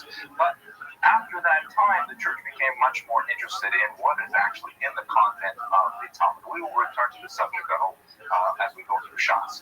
And there were several Talmuds that were printed with tremendous throughout as a result of very invasive church censorship. Also related, even more significant, however, is Jewish self-censorship. Realized that with censorship, they could not publish certain documents. This is after the 16th century, in particular, the beginning of the 16th century. Jewish printers began to censor their own works in order to make sure it would pass the censor, and they would rely on the oral tradition of the rabbi and student relationship to give over whatever is missing and whatever is somehow deleted in the text. So that's what's going on here. There's a reference here, an uncomplimentary reference to the founder of Christianity, and most likely the publishers decided not in order to get past these censors. Now you might wonder, so how do we know it existed? Well, because we have manuscripts that escaped the censor's attention. Manuscripts, for example, that were put together in Muslim countries, which did not have such egregious Talmudic text, and a lot of other manuscript research like that can generate these missing passages. So in the Al-Daf app, you have both the traditional text and you have some of the more modern readings that are a result of more critical biblical scholarship.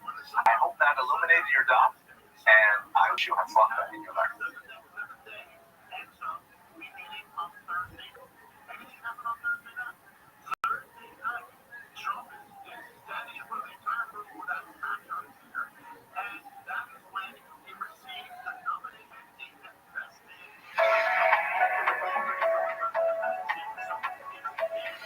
This video is dedicated by the Huberfeld family in memory of Pinchas ben Moshe Aaron Huberfeld, alav hashalom. Hello and welcome to Jewish History and Daf Yomi. Today's daf has a reference to the sons of Rabbi Chia, and these refer to the twin sons of this late Tana, an early Amora who lived at the transition period of the late 20th century, Rabbi Chia and his wife Yehudis. They were Babylonians who moved to Israel. The two sons were, of course, Yehuda and Chizkiah. Now, Chizkiah Bar Chia is mentioned somewhat more frequently, but both of them were considered incredibly brilliant scholars. And the phrase Tana de Chizkiah, which means taught in the house of Chizkiah, refers to his activity in collecting prices. So that's a very quick family note on who are the sons of Rabbi Chia. I hope this illuminated your daf, and I wish you hatzlacha.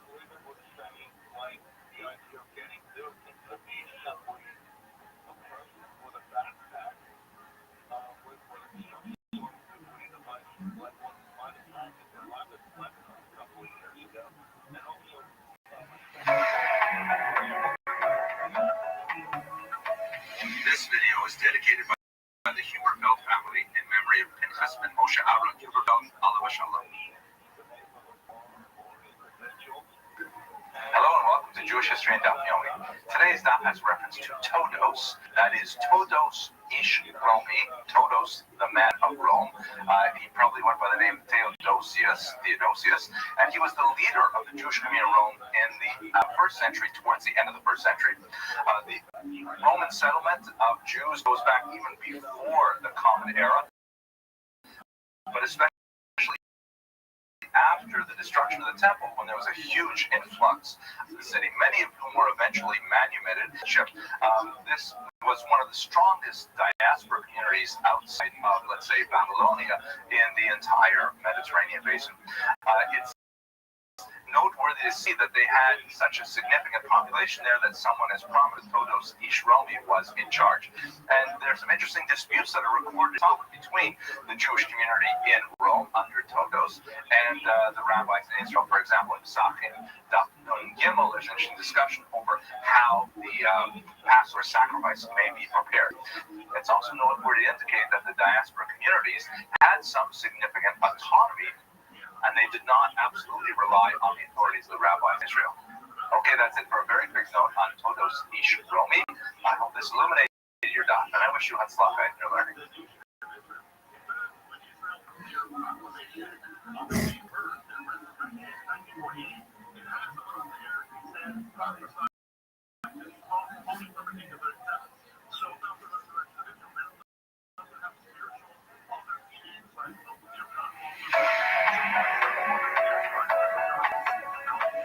This video is dedicated to the Huberfeld family in memory of Pinchas ben Moshe Aaron Huberfeld, alav hashalom. Welcome to Jewish History and Daf Yomi. Today's daf has a reference to the great Ravina. This is an abbreviation of the name Rav Avina, and there are several Babylonian sages who go by this name. Sometimes they're used with patronymics, meaning their father's names, but usually not, and so they're often usually confused. Now, our particular Gemara here is most certainly referring to Ravina the First, who died in the year 422. He was a student of Rava, who lived in Macedonia, and he was very close with Rav Ashi. The two of them are especially associated with the closing of the Talmud.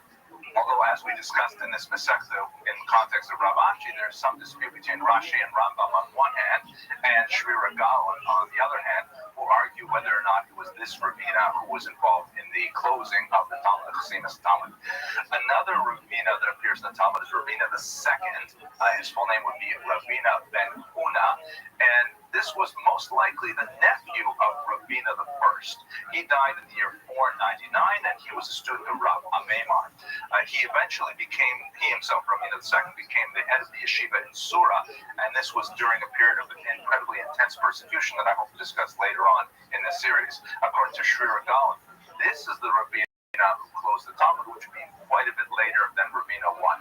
He's the last of the Amoraim, meaning the next generation would be the Samoraim, another kind of like tectonic plate in the foundation of Talmudic wisdom. Oh my gosh, what a metaphor. Okay, I hope that illuminated your dot, and I wish you Hatzlacha in your learning.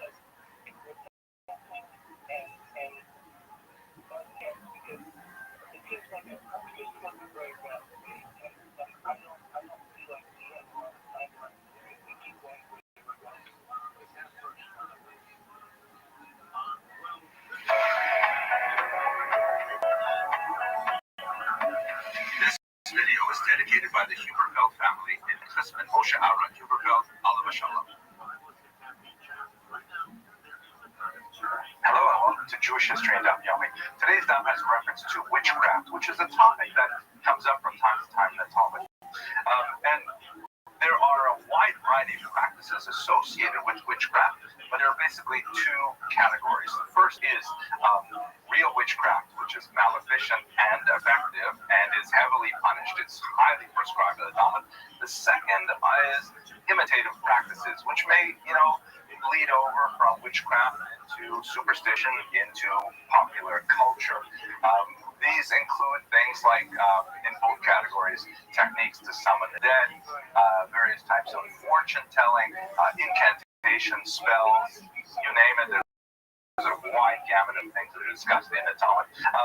There's a significant evidence that indicates that Jews actually practice these things outside of the Talmud. For example, the Dead Sea Scrolls has a certain amount of references to witchcraft, and there's some fascinating archaeological evidence from Babylonia that indicates that there are, wide use of amulets, and in my favorite, incantation bowls. These are such cool things. The amulets would typically be worn, and they would be kind of like to ward off necromancies and things that buried under the shoulder. You would write, by the way, these bowls that show you some pictures of them. They have circular scripts on the inside in Aramaic. There's in there, and you would bury these under the threshold.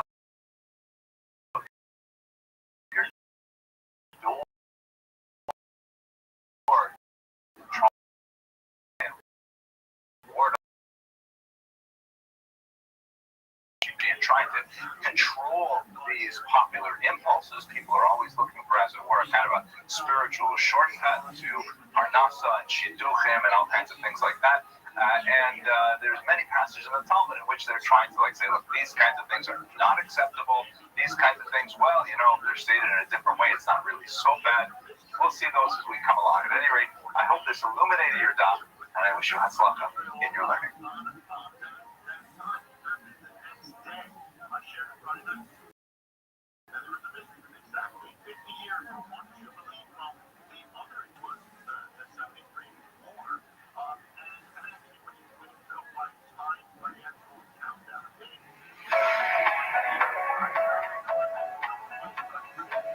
This video is dedicated by the Huberfeld family in memory of Pinchas ben Moshe Aaron Huberfeld, Alav Shalom. Hello and welcome to Jewish History and Daf Yomi. Today's daf has a reference to renting flax, which is part of the process of making linen. How does this work? So you take, and the first thing you do after you harvest it is you shave off the seed pods. The seeds can then be reused as for a foodstuff.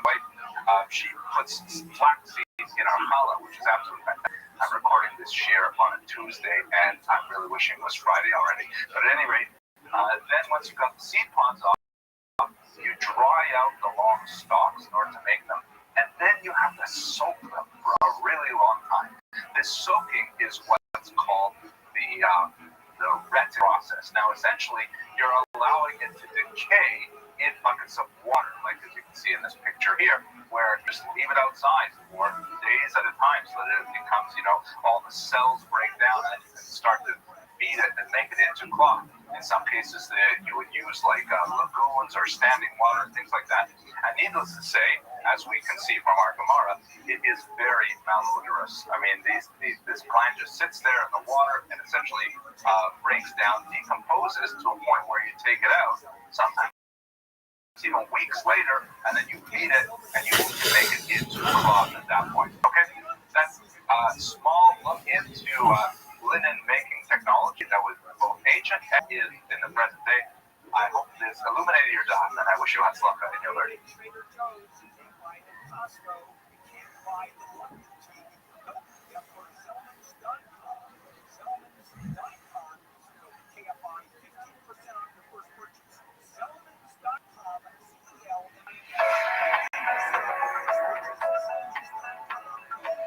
This video is dedicated by the Huberfeld family in memory of Pinchas and Moshe Aaron Huberfeld, Alam Shalom.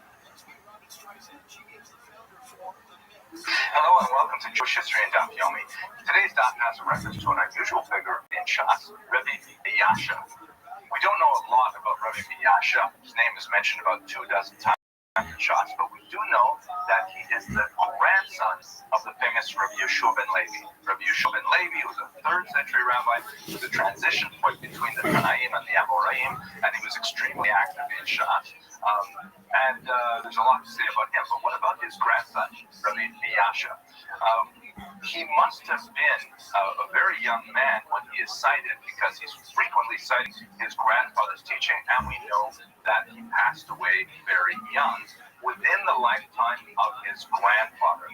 So this must be an indication of just how brilliant he was, that he could be mentioned as a sage in this as his grandfather, while his grandfather was yet alive. Just what Rabbi Yasha must have been like. Okay, I hope that illuminated your daf, and I wish you Hatzlacha in your learning.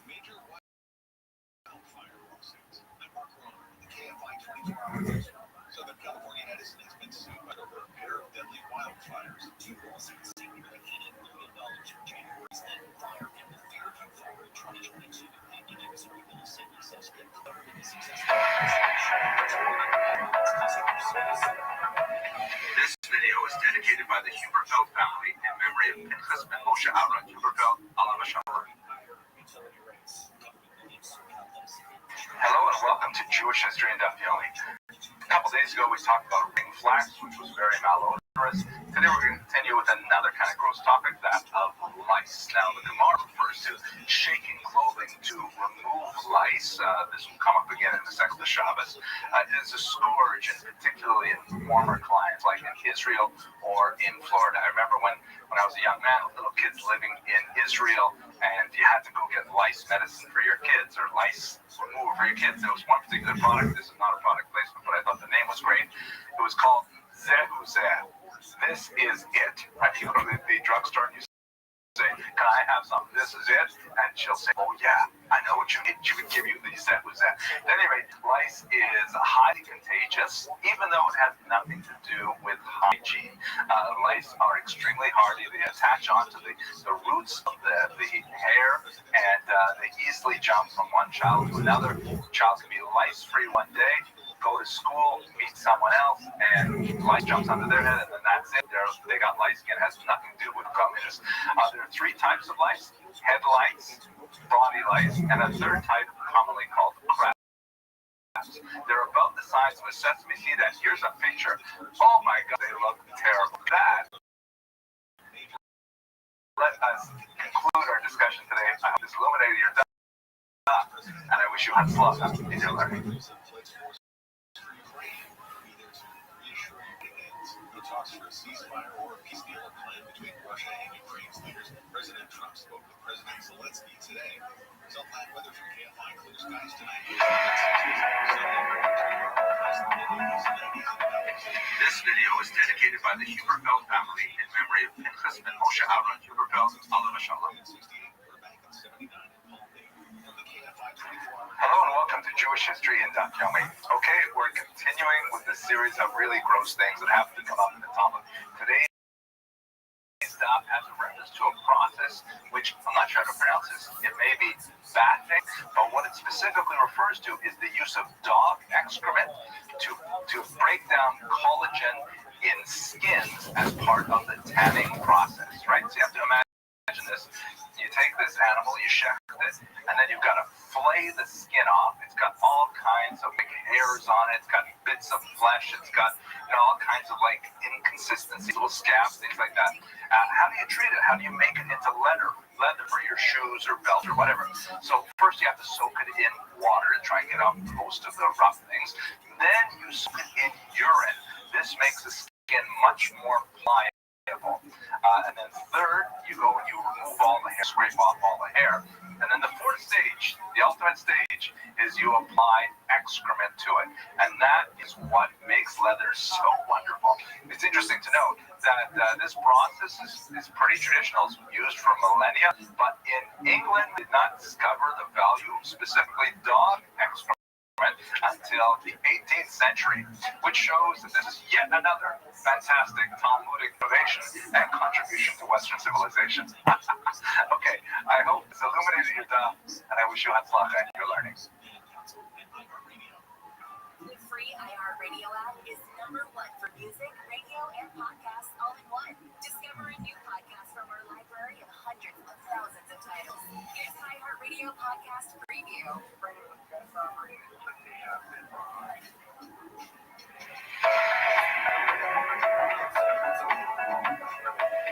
This video is dedicated by the Huberfeld family in memory of Pinchas ben Moshe Aaron Huberfeld, Alav Shalom. Hello and welcome to Jewish History and Daf Yomi. So let's just take a second to look at what appears on most pages of Daf. It's often labeled as Girsaos, meaning readings. And what is this referring to? It's referring to alternative readings of the text, alternative texts that do not necessarily appear in the Talmud text itself. Now, why do we have alternative readings? Why do we have like different versions of what it exactly says in the Talmud? There are three basic reasons. The first is scribal error. You'll recall that the Talmud went through many centuries of hand copying while it was still in a manuscript culture. This dates all the way back from the ancient period right through until the advent of printing in the 16th century. Or late 15th, early 16th century. The second reason is because of church censorship. That from the 13th century onwards, the church becomes much more interested in what's going on in the Talmud. Until then, it was largely a closed book written in Aramaic, a language with which the church was not especially familiar. But after the nefarious activities of a man named Nicholas Stone, the church became much more interested in getting involved. And so there was a certain amount of church interference in what passages were included. These passages remained unaffected in areas not controlled by the church, such as, for example, Muslim regions where the Talmud was produced. And then finally, related to this, we saw a few pages ago, self-censorship, as Jews were producing their own Talmuds and still under state censorship that was associated with the church. They often decided, you know what, the printers decided we're going to remove these passages here and we're going to rely on the rabbis to say what is missing, and this would be handed down for literally centuries. So there are two basic ways to correct these texts and produce these alternative readings that we have. The first is through comparing manuscripts, because there are significant deviations between various manuscripts for the three reasons mentioned above, and by comparing them, you can hopefully figure out where the errors or the editing crept in and go back to an earlier manuscript that might be more correct. Secondly, through long analysis, like the amazing work of people like the Bach and the Gra, who were able to actually, with the force of their mind, figure out what might be missing in the text and suggest alternative readings. And these are truly amazing things, because sometimes we will be able to go back and look at manuscripts that are recently discovered and say, hey, look at this. The Bach or the Gra were correct, even though manuscript in front of them. Okay, that's about it for a quick discussion of what are Girsaos. I hope this illuminated your daf, and I wish you hatzlacha in your learning.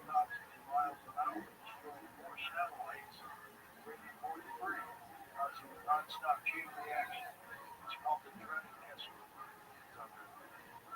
all satellites are destroyed by the debris. Also, GPS fails. Power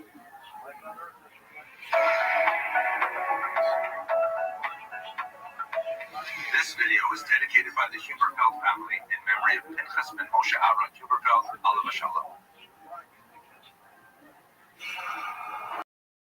Hello and welcome to Jewish History in Daf Yomi. Today's daf has a reference to someone named Geneva, a rather unfortunate sounding name because it seems to sound like Geneva. And well, there's a lot of potential here in this name. At any rate, he was a century student of Rav, little known figure in the Talmud. He sits several times in Shas as some kind of sage, but it's also noted that he's a very consistent individual. He had a noted conflict with the the Reish Galusa, Mar Ukva, which are somewhat unclear, but it appears that Mar Ukva was rather unsettled by his communication with Geneva, and in fact, he even consulted with Rabbi Eliezer ben Padat as to what could be done with Geneva. Mar Ukva even considered perhaps throwing him in jail, having him thrown in secular jail by the Sasanian authorities.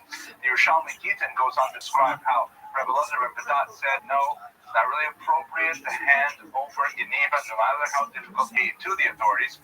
But the problem is so much that Mar Ukva had to ask a second time.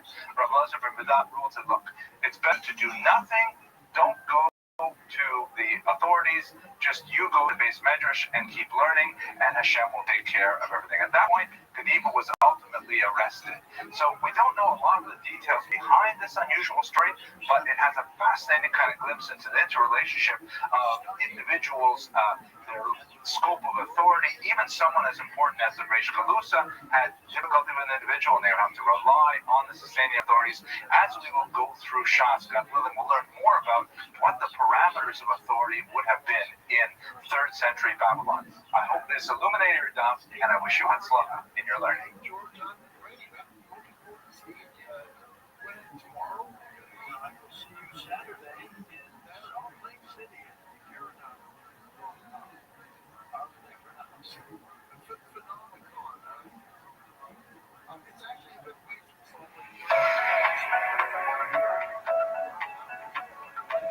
This video is dedicated by the Huberfeld family in memory of Pinchas ben Moshe Aaron Huberfeld, Alav Shalom. Hello and welcome to Jewish History in Daf Yomi. Today's daf has a very important note on the relationship between the Judaism, the mother religion, and the daughter religion, Christianity, that breaks off from Judaism towards the end of the 1st and into the 2nd century. We should recall that the early church was completely composed of Jews. All of the individuals surrounding the founder of Christianity were Jewish and were very much trying to figure out exactly what did Christianity represent. Was it a completely new and different religion, as would be the commonplace understanding today, or was it, and this would be understandable from 1st century perspective, was it kind of like Judaism plus? In other words, were Christians required to observe the mitzvah? Were they required to keep kosher?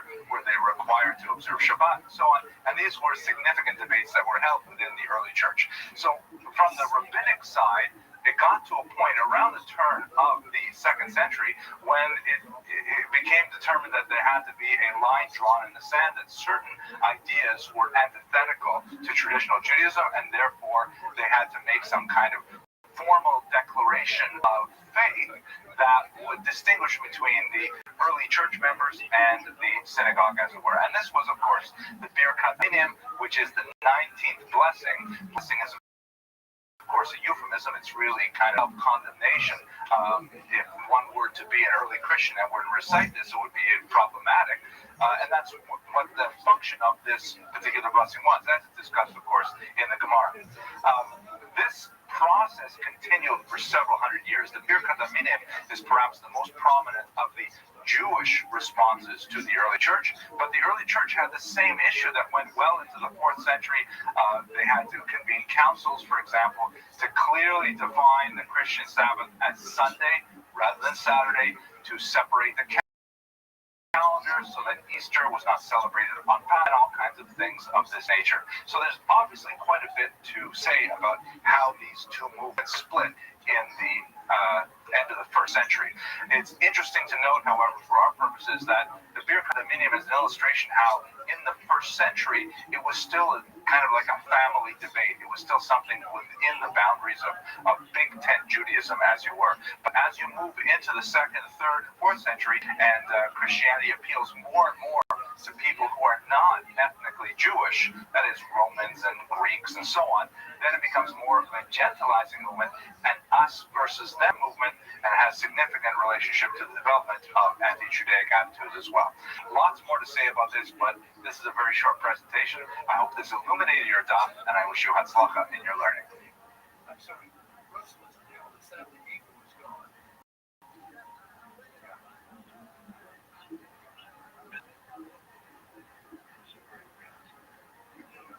So what have you been practicing? You still practice remote viewing?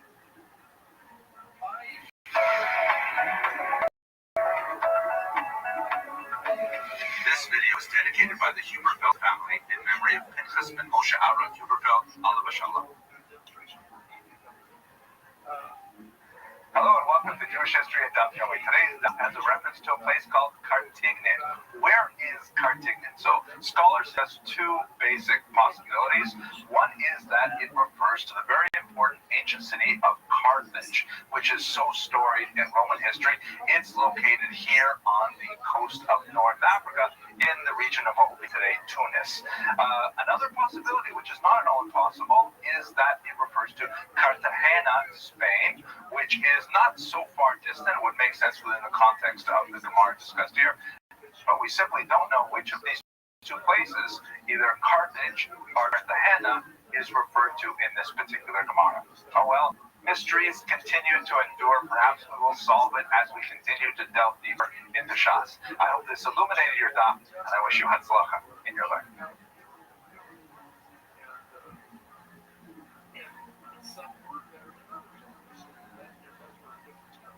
Are some of us born with a skill? No, born with skill, but they are born with ability.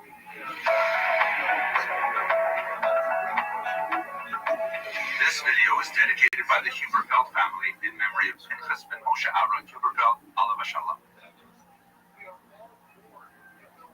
Hello and welcome to Jewish History in Daf Yomi. Today's daf has a reference to an invasion of the city of Nahar Dah in Babylonia. Shmuel refers to it as something that disrupted his regular prayer routine, that is when the king's army invaded the city. This event most likely occurred in 259 of the Common Era, when the city was invaded by a man named Septimus Odenatus. Is a bust, which is a presumed likeness of the man involved in the attack on Nahar Dah.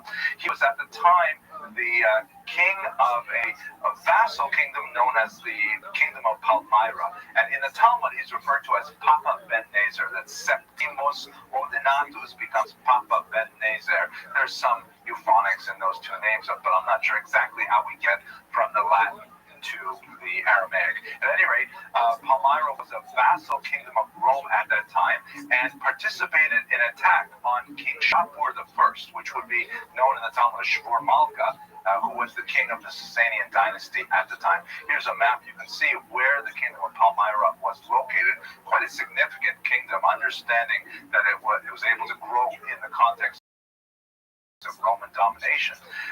Impact of this particular attack on Nahar Dah was very significant for Talmudic history, primarily because most of the students of Nahar Dah at that time decided to follow Rabbi Yehuda to Pumbedita. The Nahar Dah yeshiva itself never recovered, but Pumbedita inherited its traditions, even having a separate road that was really designed for those students who came from Nahar Dah, and the reputation of Nahar Dah really extended to Pumbedita and continued for centuries thereafter. Okay, I hope this illuminated your daf, and I wish you hatzlacha in your learning.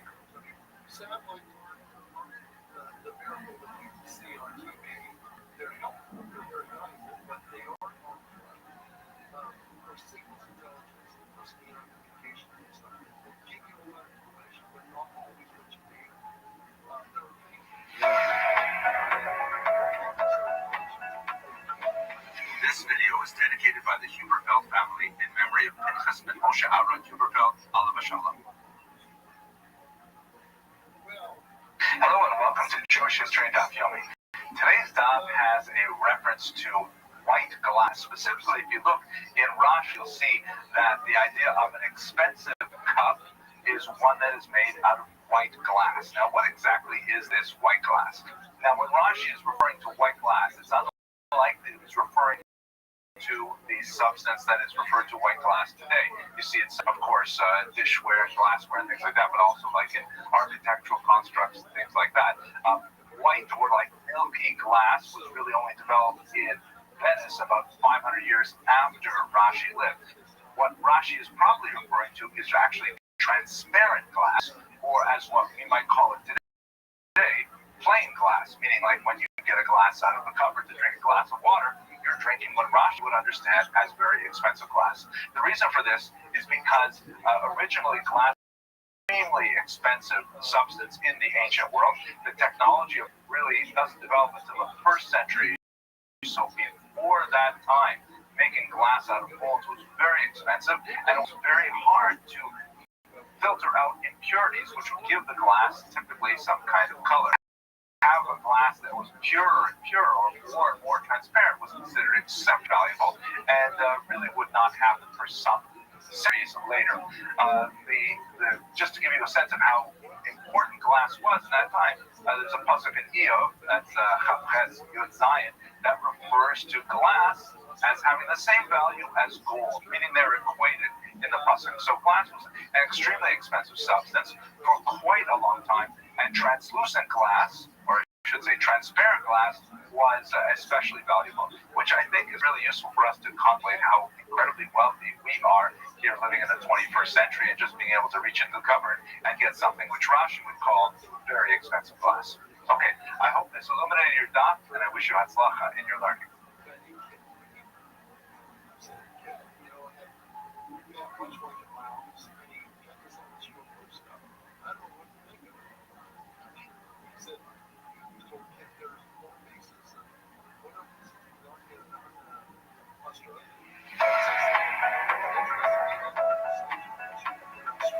This video is dedicated by the Huberfeld family in memory of Pinchas ben Moshe Aaron Huberfeld, Alav Shalom.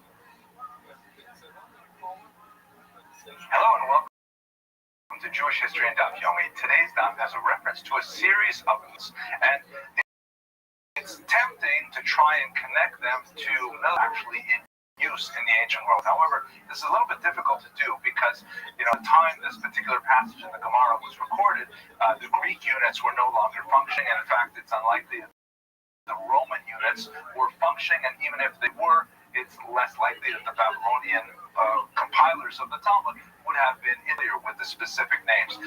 Furthermore, we have a lot of different versions of this particular text, which lists them in different order, and so it's still kind of confusing what exactly are they referring to. But if we try to have like kind of a rough guess at what these things are referring to, it appears that the Aramaic term gastra is equivalent to the Latin castra. Okay, that was pretty easy. Legion comes from legionis, so far so good. Corton, from something the Romans called a cohors. Okay, so we're pretty good with the first three. The next one, the rahaton, is especially hard to identify. It does not appear to be a specifically Roman unit that we are aware of. It might come earlier Greek unit called an arithmos. Rahaton, arithmos, maybe. And hegemon, which would not have been used really in the Roman period, but what also goes back to the Greek period, is Greek hegemon. So it's the specifics are hard to tie down, but the idea of the hierarchy of ranks is really what the Gemara is getting at here, and that's what's relevant for us, okay? I hope this illuminated your daf, and I wish you hatzlacha in your learning.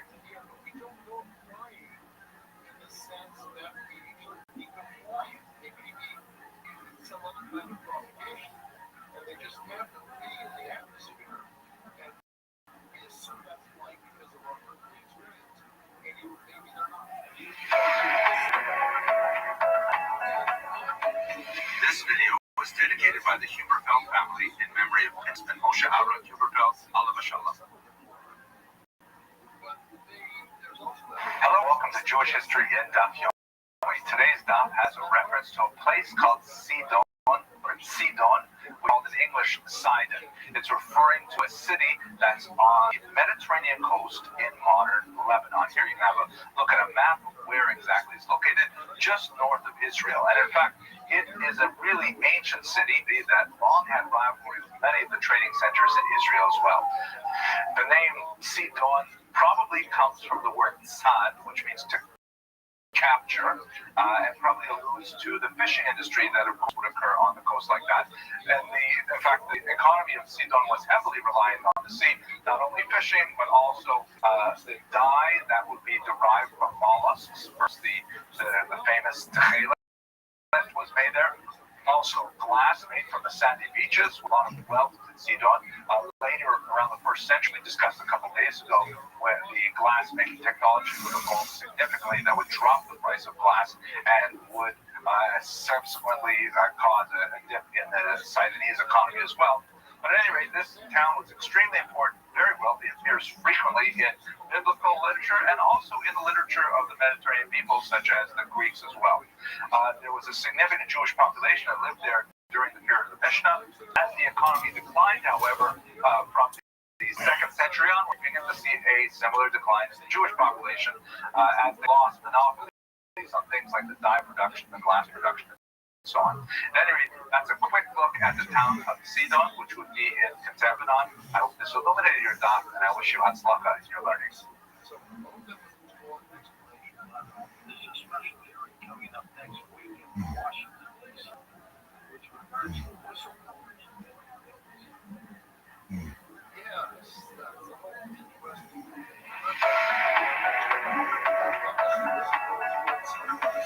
This video is dedicated by the Huberfeld family in memory of Pinchas ben Moshe Aaron Huberfeld, Alav Shalom.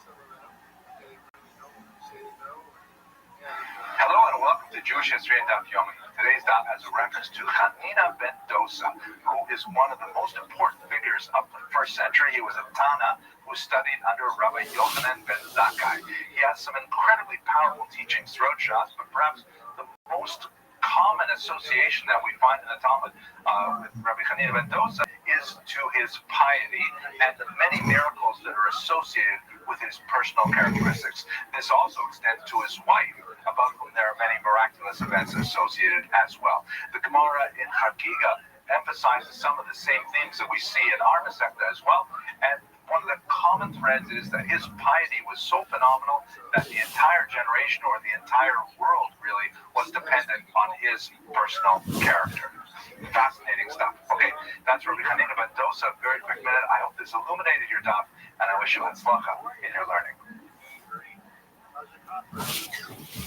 I hear only good things, so I'm playing fly on the wall and listening as Paul answers your questions.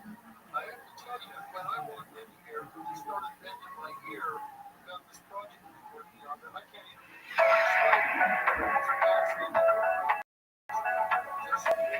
This video is dedicated to the Huberfeld family in memory of Pinchas ben Moshe Aaron Huberfeld, Alav Shalom. Hello and welcome to Jewish History and Daf Yomi.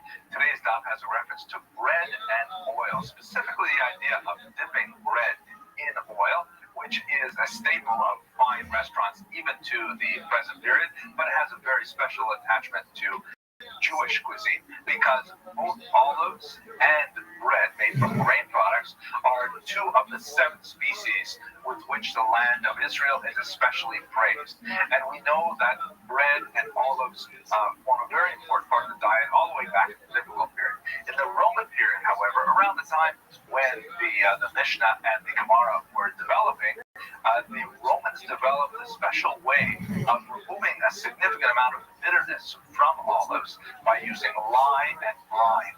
And this made olive oil much sweeter to the taste and must have resulted in a significant expansion of the use of olive oil in the diet of the peoples in the Mediterranean basin. We know for sure that the Jews are producing tons of olive oil because there's so many archaeological remains of olive presses up and down the land of Israel.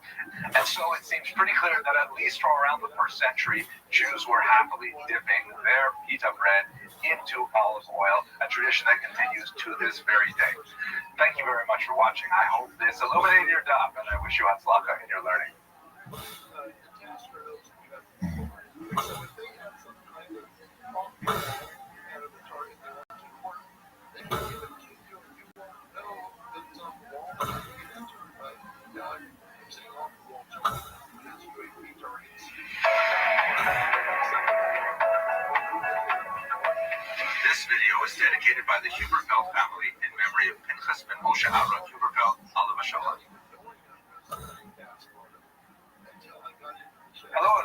Jewish history and Daf Yomi. Today's Daf has a reference to Behundai, or India.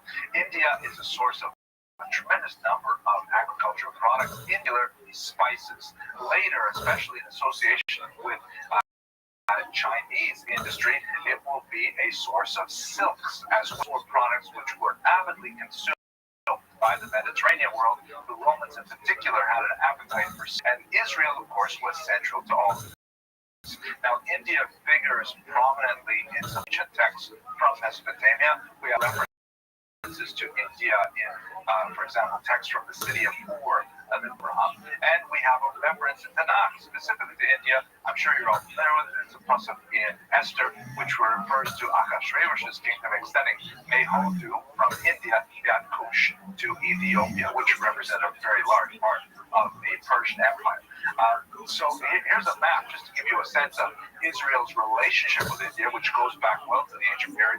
The blue lines refer to the maritime trade routes, and the red lines refer to the overland trade routes. In both cases, Israel is an extremely prominent gateway between the East and the West. And so Israel has a long-standing tradition of interrelations with India as a result of the silk and the spice trade. Okay, I hope this illuminated your daf, and I wish you hatzlacha in your learning.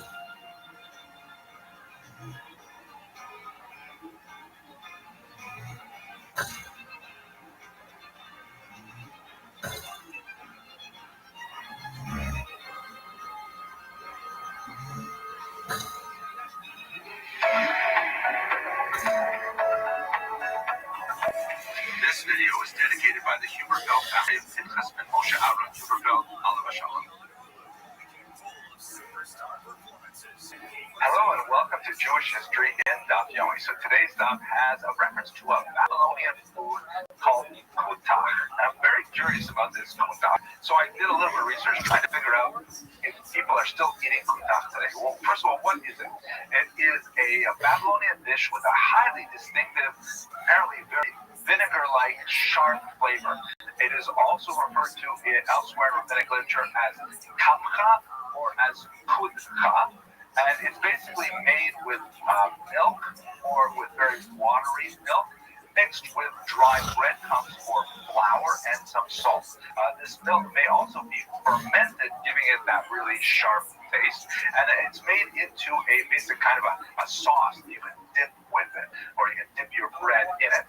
It probably is not something you would eat with a spoon. It's more like a condiment type of food. You wouldn't eat mustard with a spoon, for example. You would put it on your hot dogs or something like that, and I think that's something like kutach.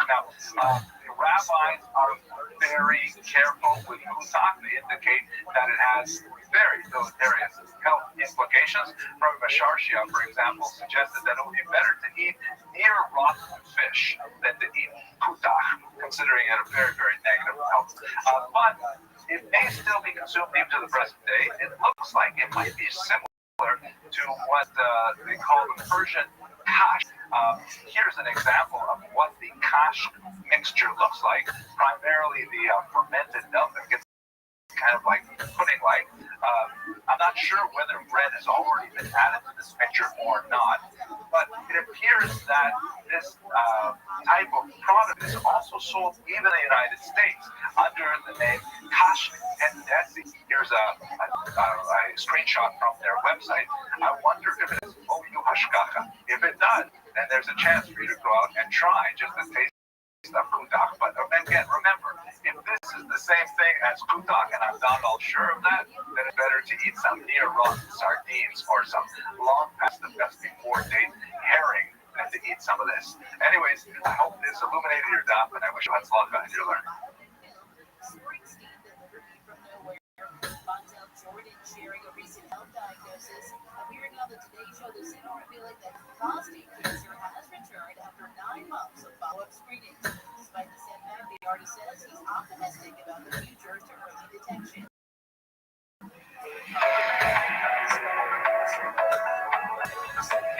This video is dedicated by the Huberfeld family in memory of Pinchas and Moshe Aaron Huberfeld, Alav Shalom. Hello and welcome to Jewish History in Daf Yomi. Well, because of the nature of the Gemara that we're discussing, there's lots of food-related topics. Now, today's daf has a reference to beets. Now, silka that would be consumed in the ancient world is not the same beets that we generally eat today. We tend to eat like sugar beets and things like that. They're deep red. You mix them in with your honey for a delicious snack on Shabbos, that kind of thing. But the type that would have grown in ancient Mesopotamia is known as Beta vulgaris of the Sikla variety, which is also known in contemporary English as either Spanish beets or, get this, Swiss chard. That is, when the Gemara is saying you should definitely eat beets, it's really saying you should eat Swiss chard. The roots weren't eaten in the ancient world, but the leaves were especially praised for the taste and health benefits. The rabbis, in contrast to what we talked about yesterday, they loved silka. They thought this is really healthy. It's good for cardiovascular health, good for digestive health, even enhances the complexion. And, beets are definitely the way to go. Here's a picture of the Spanish beets or the Swiss chard. You can see that it has white roots, not the big bulbous red roots that you associated with beets today. And the leaves are nice green leafy things. They were so highly praised that the Medrash says that Shlomo HaMelech's table not only had them in the wintertime when they were normally harvested, but he would actually import them from elsewhere in the world. So he had these beets on his table all along. So next time you're shopping at your local gourmet lot or wherever you shop, skip and head for the produce aisle and pick up some Swiss chard. I hope this illuminated your job, and I wish you hatzlacha in your learning. Fantastic people. Hi, I'm Tom. Hi, I'm Jennifer. Great to be here. Yeah, can't make sense of what this is. Also, Well, I can put those ghosts, aliens, Bigfoot, conspiracy theories. This video is dedicated by the Huberfeld family in memory of Pinchas ben Moshe Aaron Huberfeld, Alav Shalom. Hello and welcome to Jewish History and Daf Yomi. Today's daf has a reference to Bar Kapara, who is a very important 3rd century scholar that represents a transition point between the Tanaim and the Amoraim. His full name is Rabbi Elazar HaKapar the Rebbe, although that's a little bit confusing because apparently there is another Rabbi Elazar HaKapar the Rebbe who may be his son. We have the Tosefta reference someone named Rabbi Elazar and Elazar HaKapar the Rebbe, so that would indicate that somehow he had a son with the same name that he had. The term the Rebbe is normally understood to be an indication of respect, the title of that, but he's generally known as Bar Kapara. Most scholars hold that even if there are 2 people with the same name, the general Bar Kapara refers to the older of the 2 and not to the son. He was a student of Rabbi Yehuda HaNasi in Israel, and in fact he engaged in many similar activities. He wrote a Mishnah, which calls the Mishnah of Bar Kapara, or the Great Mishnah of Bar Kapara, which helps explain some of the ambiguous passages in the Mishnah. There is some tension between those 2 Mishnayos, and that's for another discussion. He apparently ran a yeshiva that's usually understood to be in the south, although a fascinating discovery in the Golan region, it revealed a stone that would have been over the doorway of a large house that actually had the name. This is the base medrash of Elazar HaKapar. Have a look at it. This is an amazing find. Here's another example. Here's another look at it with the images actually drawn in, so you can see the writing there. What an amazing thing it must have been to have walked under this lintel if you would actually go in and then meet the great Bar Kapara yourself. Fascinating. He was known as a very well-read scholar. He was a big proponent of the use of Greek, and he appreciated sciences such as astronomy. He was known as well for significant literary talents. All in all, fascinating individual. I hope you're done, and I wish you had spoken in your learning.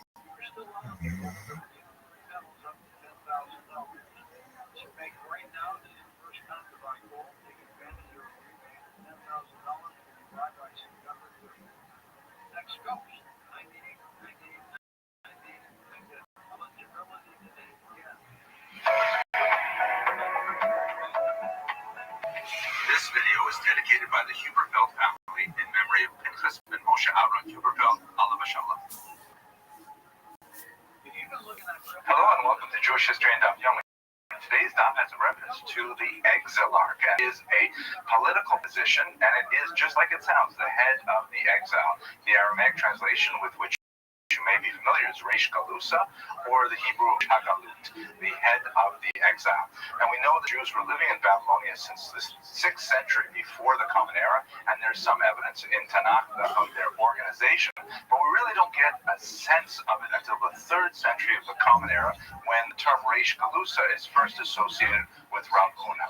Under the Sassanid Persians, there's even more extensive activity of the exilarchs. We know a lot more about what they're doing.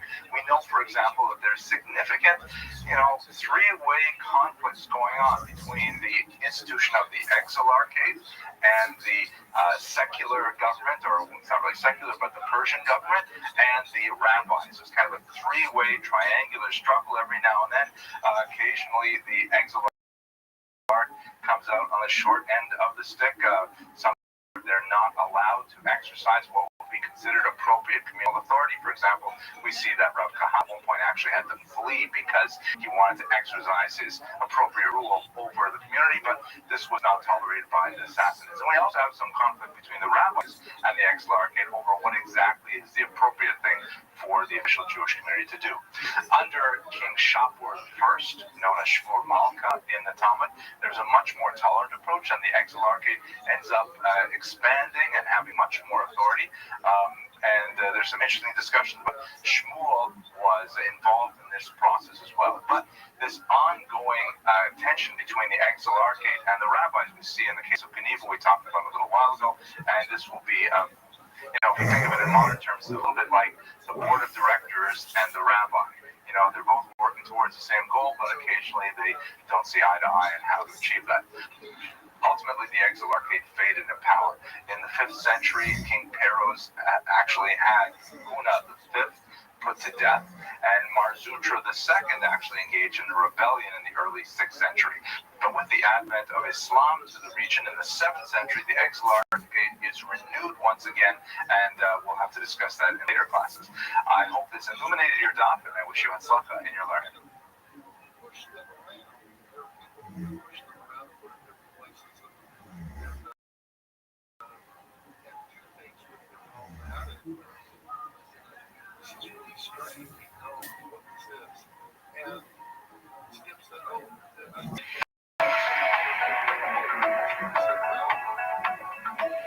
This video is dedicated by the Huberfeld in memory of Pinchas ben Moshe Aaron Huberfeld, alav hashalom.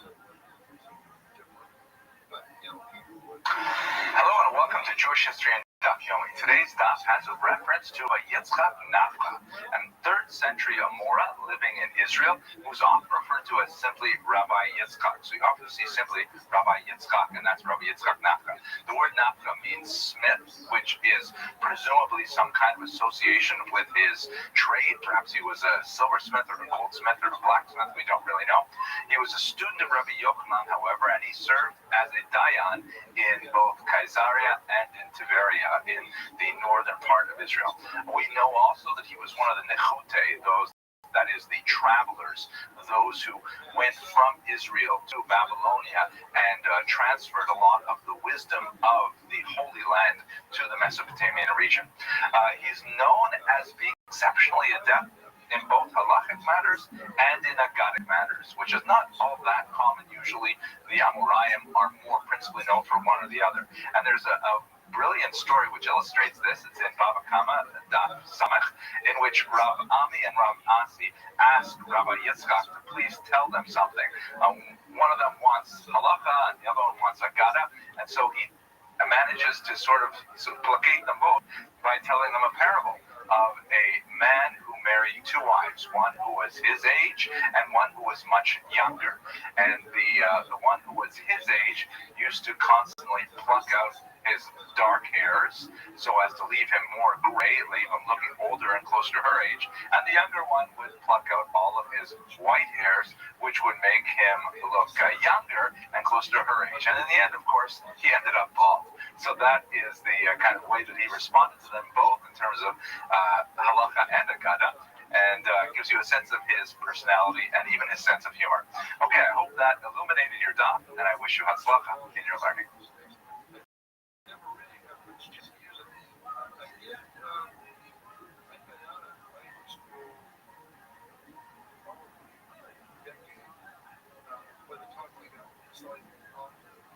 This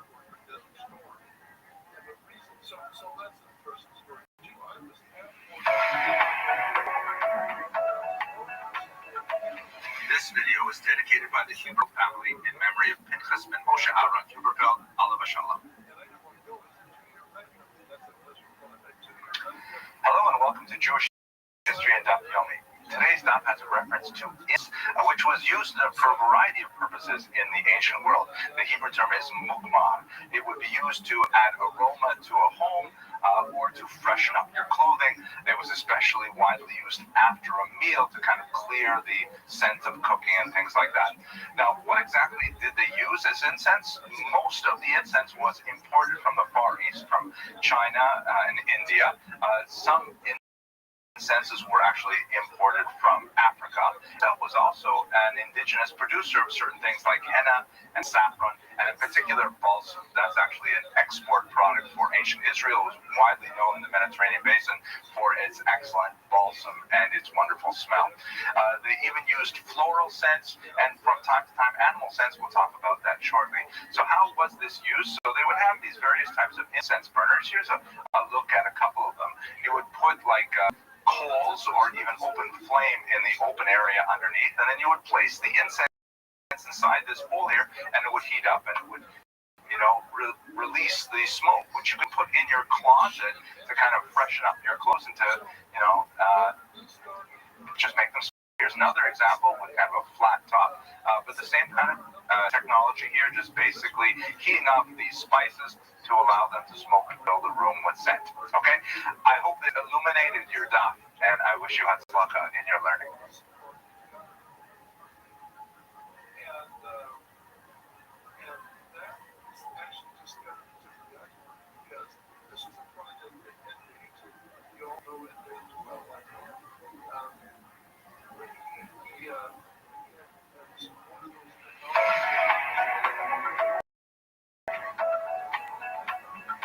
This video is dedicated by family in memory of Pinchas ben Moshe Aaron Huberfeld, Alav Shalom.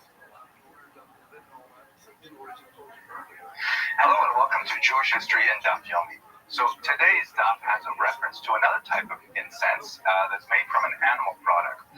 The English term is musk. Now, Rambam and Sadia Gaon both associate musk with the plant product, myrrh. But almost all the other authorities say, no, this is the thing called musk in English and other languages, and it's taken from a particular gland. Certain animals, especially deer.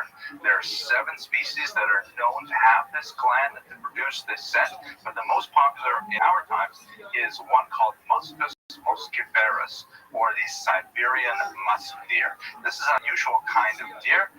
You can see from this picture here, it's a rather small kind of animal. It is a herbivore, although it has these really scary looking fangs sticking out, which is probably their way of kind of like, deterring predators or something like that. But at any rate, they are somewhat endangered now because they are at risk from poachers who want to try and extract a lot of this particular pungent smell called musk. I hope this illuminated your daf, and I wish you had luck in your learning. So they never operated starting program. They were just going to kill them. And of course, they received all the targeting stuff, and they declassified them and then released them. And that's what it's called.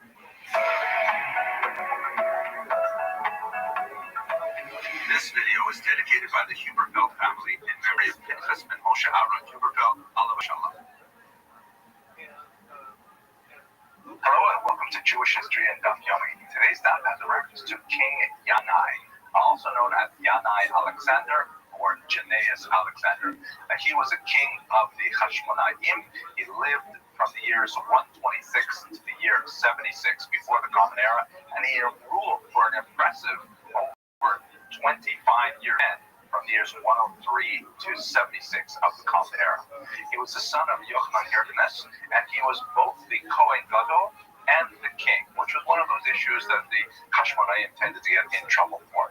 Now, we know a lot about him from Josephus in particular. We'll have to speak more about who was Josephus, because he's one of the principal historians for this It's a period of history. According to Josephus, King Yanai's father disliked him intensely and favored his older brother. In fact, he even had his son Yanai sent away to the Galil rather than have him live with him in Jerusalem. He really wanted to have him far away. You know, the expression in English, to have an heir and a spare.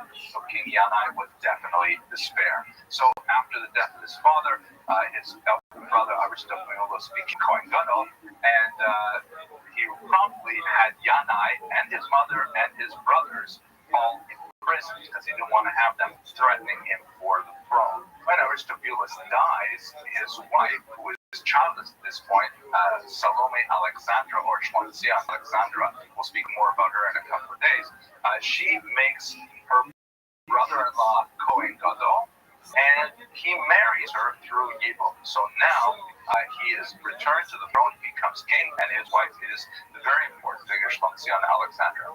King Yanai was a very warlike king. He went to war with the Egyptians, the Ptolemaic kingdom in Egypt. He lost quite a few of those battles. He attacked them also in June. He tried to take control of the coastal region. He was quite bellicose, but not especially successful in war. He struggled as well to contain a war that lasted for 6 years within Israel, and ultimately he was defeated by a leader of the Seleucids in the year 88-89, and he had to give up his kingship at that point. He managed to come back into power shortly thereafter, and to take revenge, he crucified 800 of his opponents, which is an event that is alluded to in the Gemara and is mentioned explicitly in Josephus and the Dead Sea Scrolls. Ultimately, he was killed in the east of the Jordan River, and we'll have more to say about the repercussions of that in future classes. But for the time being, I hope this illuminated your daf, and I wish you hatzlacha in your learning.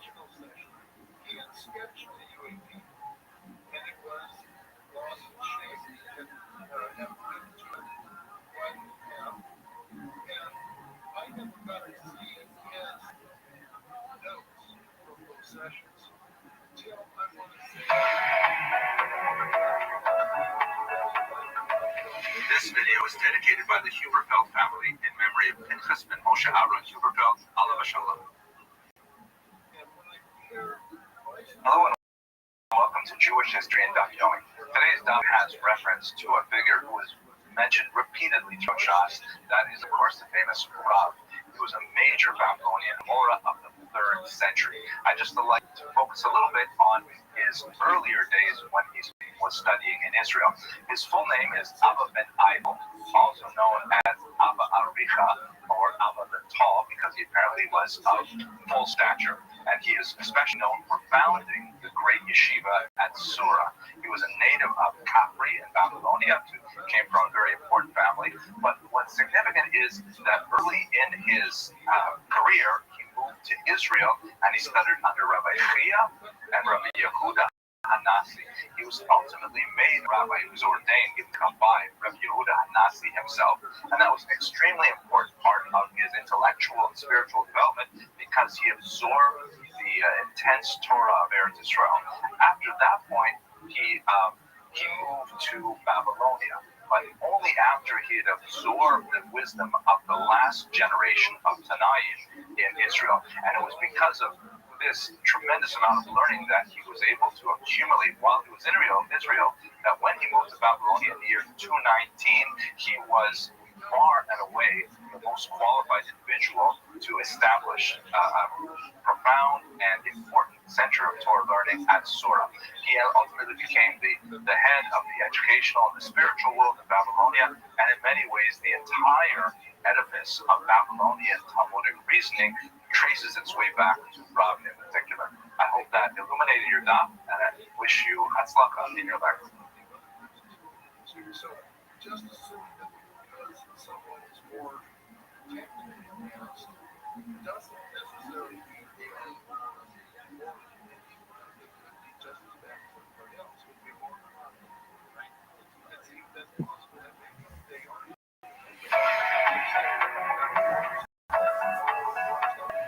This video is dedicated by the Huberfeld family in memory of Pinchas ben Moshe Aaron Huberfeld, alav shalom. Hello and welcome to Jewish History and Daf Yomi. So today's daf has a reference to Persians, and they're really studying the Talmud because, of course, much of the Babylonian Talmud was composed in regions controlled by Persian political entities. Let's just have a very quick look at who are these Persians. What do we mean when we talk about different dynasties? So, according to our oldest historical source, Herodotus, for example, says that the Persians were based in what would be called today Iran. They were conquered by the Medes in the 7th century before the Common Era, and they were ultimately led by Koresh or Cyrus II in the 6th century.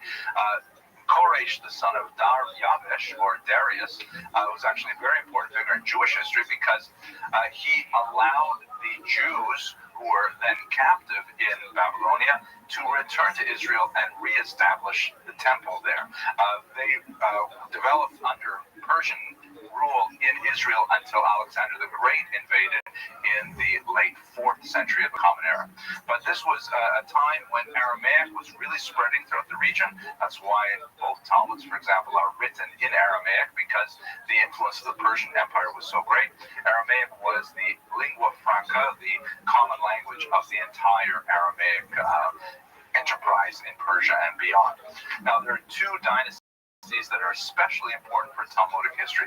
The first is called the Parthian dynasty, and they lasted for about 500 years, from the years 249 before the Common Era to the Common Era.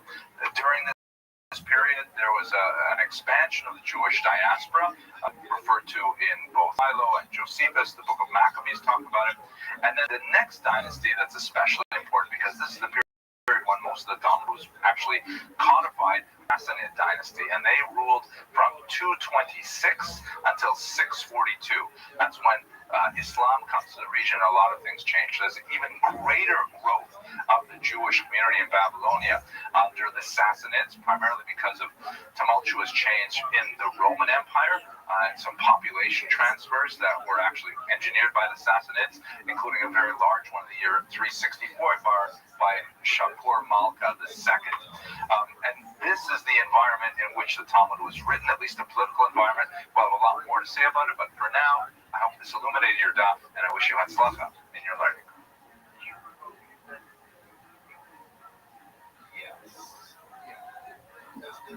I'll tell you what I know about it.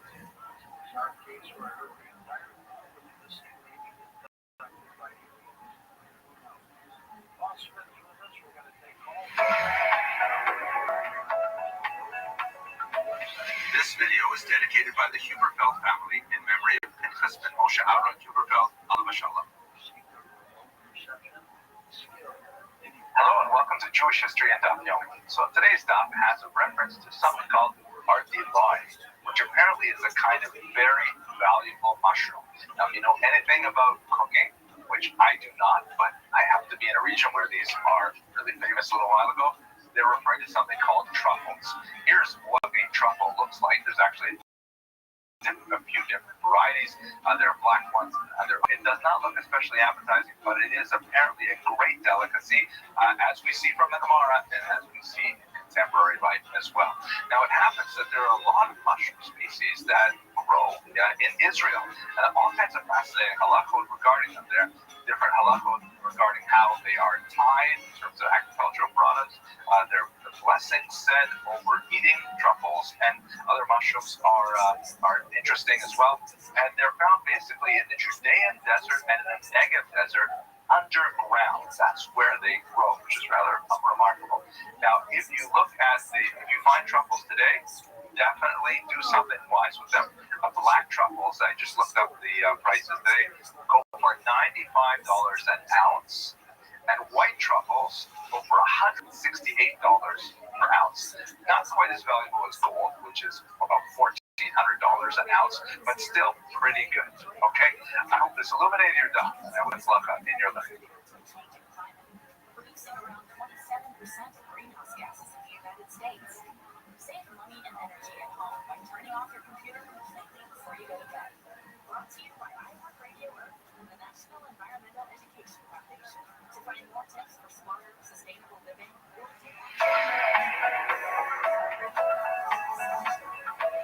This video is dedicated by the Huberfeld family in memory memory of Pinchas ben Moshe Aaron Huberfeld, Alav Shalom.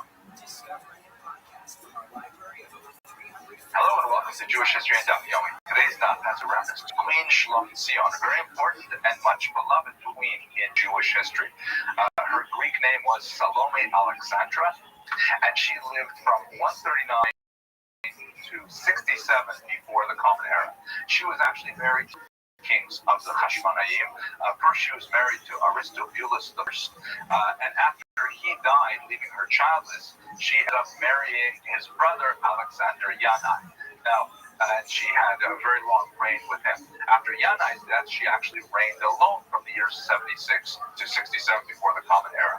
Now, in great contrast to her husband Alexander Yanai, she was a much more gentle soul. She was not at all as warlike and as cruel as her husband, and she was a great supporter of the Perushim, of the rabbis. As we see in this Gemara, Shlomo ben Shetach is her brother, a very important figure, and we'll have more opportunities to learn about their interaction later. She, as a queen, she did tremendous things for the rabbinic establishment. She restored the temple to their authority, the judicial system to their authority. She gave them control of the calendar, all kinds of things which the rabbis considered extremely important, and she was forthcoming with them. She herself was personally observant, and her piety was considered to be a determinant in the unusually productive agricultural years that pertained during her regime army, but she did not engage in a lot of warfare. She became ill. Two of her sons, Hyrcanus and Aristobulus, attempted a coup. That was really very unfortunate. She unfortunately died before she could put an end to this rebellion, so the end of her life was in a tragedy, but nevertheless fondly remembered as one of the great queens of Israel. I hope this illuminates your letter. Where it's not just about connecting with deceased loved ones, it's about learning through them and their perspective. Listen to the Ghost Therapy podcast on the iHeartRadio app.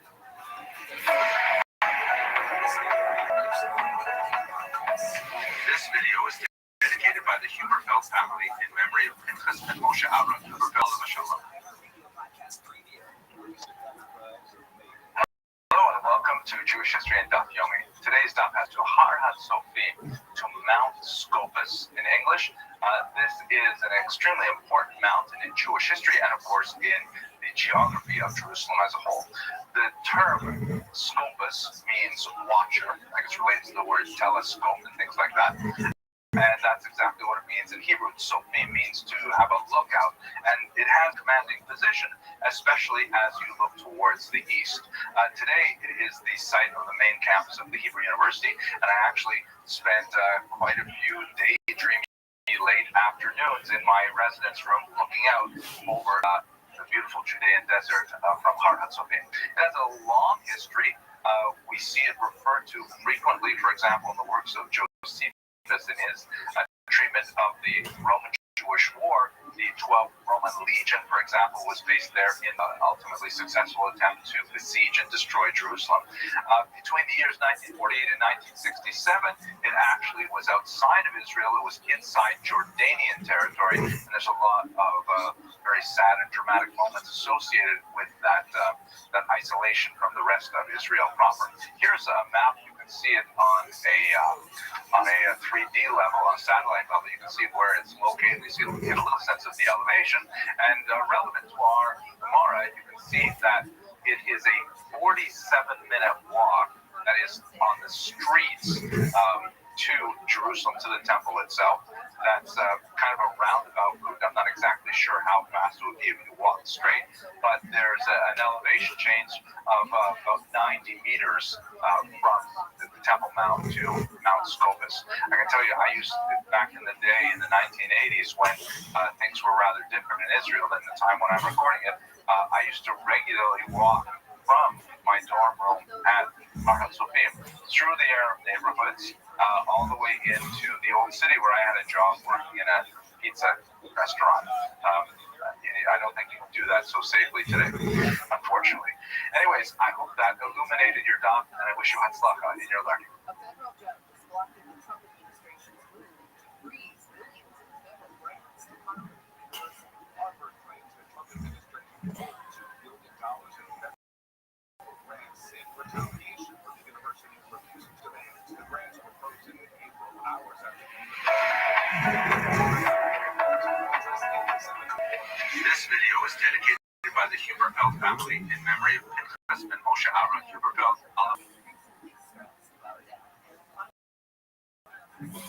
Jewish history and Daf Yomi. Today's Daf has a reference to people called Nahar Balai, which it appears refers to people who lived in a town called Nahar Vil. I really wanted to know where this place was. Nahar, of course, means river, and so maybe if you had a river near a town called Val or maybe Bil, but I couldn't identify it, unfortunately. Now, according to Rabbi Rothschild in Gemara Sanhedrin, Daf Yud Zayin, this town is associated with Bar Rebbe, but it still doesn't give me much more sense of it. Now, just to place it within the context, we should know Mesopotamia is a region of rivers and canals. And so there would have been, hundreds, maybe thousands of the region, primarily because you have these two big rivers, the Tigris and the Euphrates, that flow from the northwest, from the mountain regions up there and the snow melt and so on, and they flow down into the Persian Gulf. One of the reasons why you have such a large civilization in this region is because the flow is predictable in terms of every season. With the snow melt, you will have an onrush of water, and although there's occasional flooding that's always a danger, with appropriate man-made irrigation canals, which would radiate away from the main two rivers, you could control much of that flooding and irrigate fields over a large swath of territory. Hence the concentration of resources and the development of civilization in this region, much like we see in the great river civilizations of the world. The Nile, the Yangtze, the Ganges, and so on, all of these rivers support very early civilizations. Okay, unfortunately, I couldn't give us a more pinpoint sense of where the Nahar Vil is, but I hope this illuminated your doubt, and I wish you hatzlacha in your learning.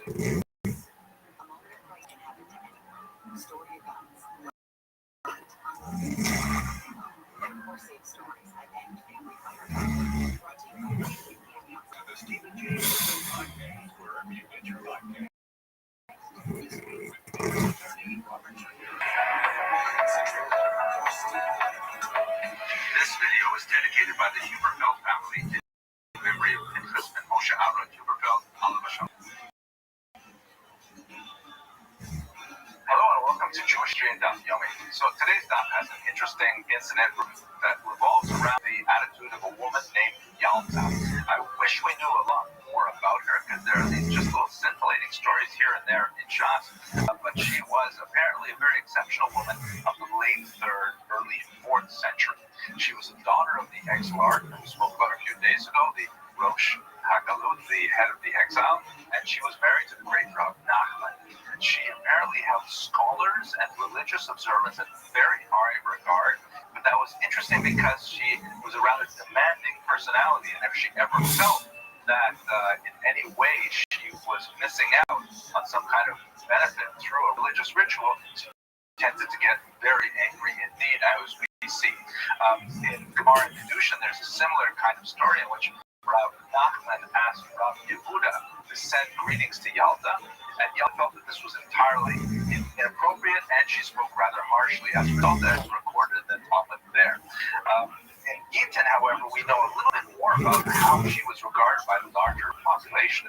Apparently, she had significant skills as a healer, and the population at large was quite dependent on her medical expertise. So hopefully, as we go through Shas together, you'll find more and more clues about this unusual woman, Yalta. But for now, I hope this illuminated your doubt, and I wish you hatzlacha in your learning.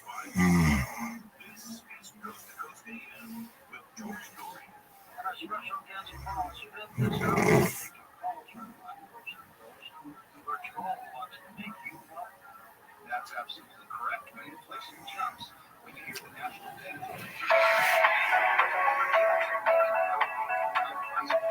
This video is dedicated by the Huberfeld family in memory of Pinchas and Moshe Aaron Huberfeld, Alav Shalom. Hello and welcome to Jewish History and Documentary. Today's daf has a reference to several units of coinage in the ancient world, specifically in Isar and Puntian. So let's try and figure out what are these coins.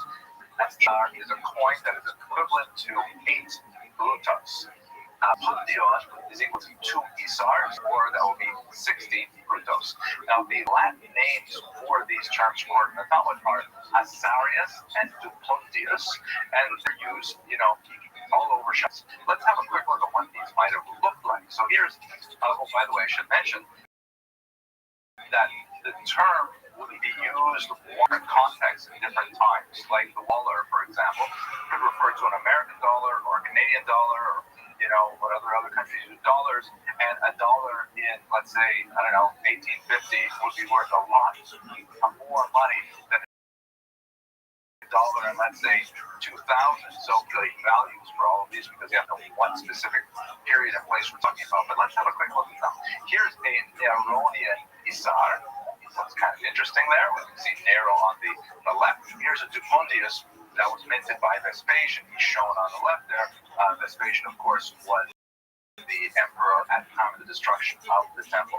If you look at all the coins mixed together, you can see that on the bottom right we have Pontius, and on the bottom left we have an As, which would be like an Isar.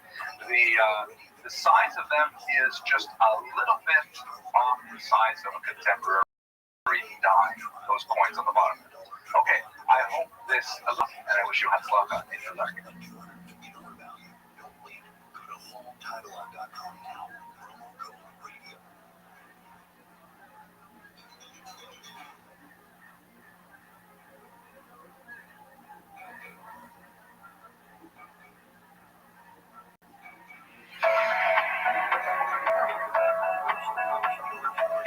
This video is dedicated by the Huberfeld family in memory of Pinchas and Moshe Aaron Huberfeld, Alav Shalom. Hello and welcome to Jewish History and Documentary. Today's daf has a reference to once the Sadducees ruined things. So who exactly were the Sadducees and what was their impact on Jewish history at the time? Rashi explains there that the Sadducees, claimed that there was no world other than ours. And in fact, that's something we see quite a bit in a lot of the sources. Now, who were the Sadducees? So in Hebrew, they were the Tzedukim, and they were formed sometime around the year 200 before the Common Era.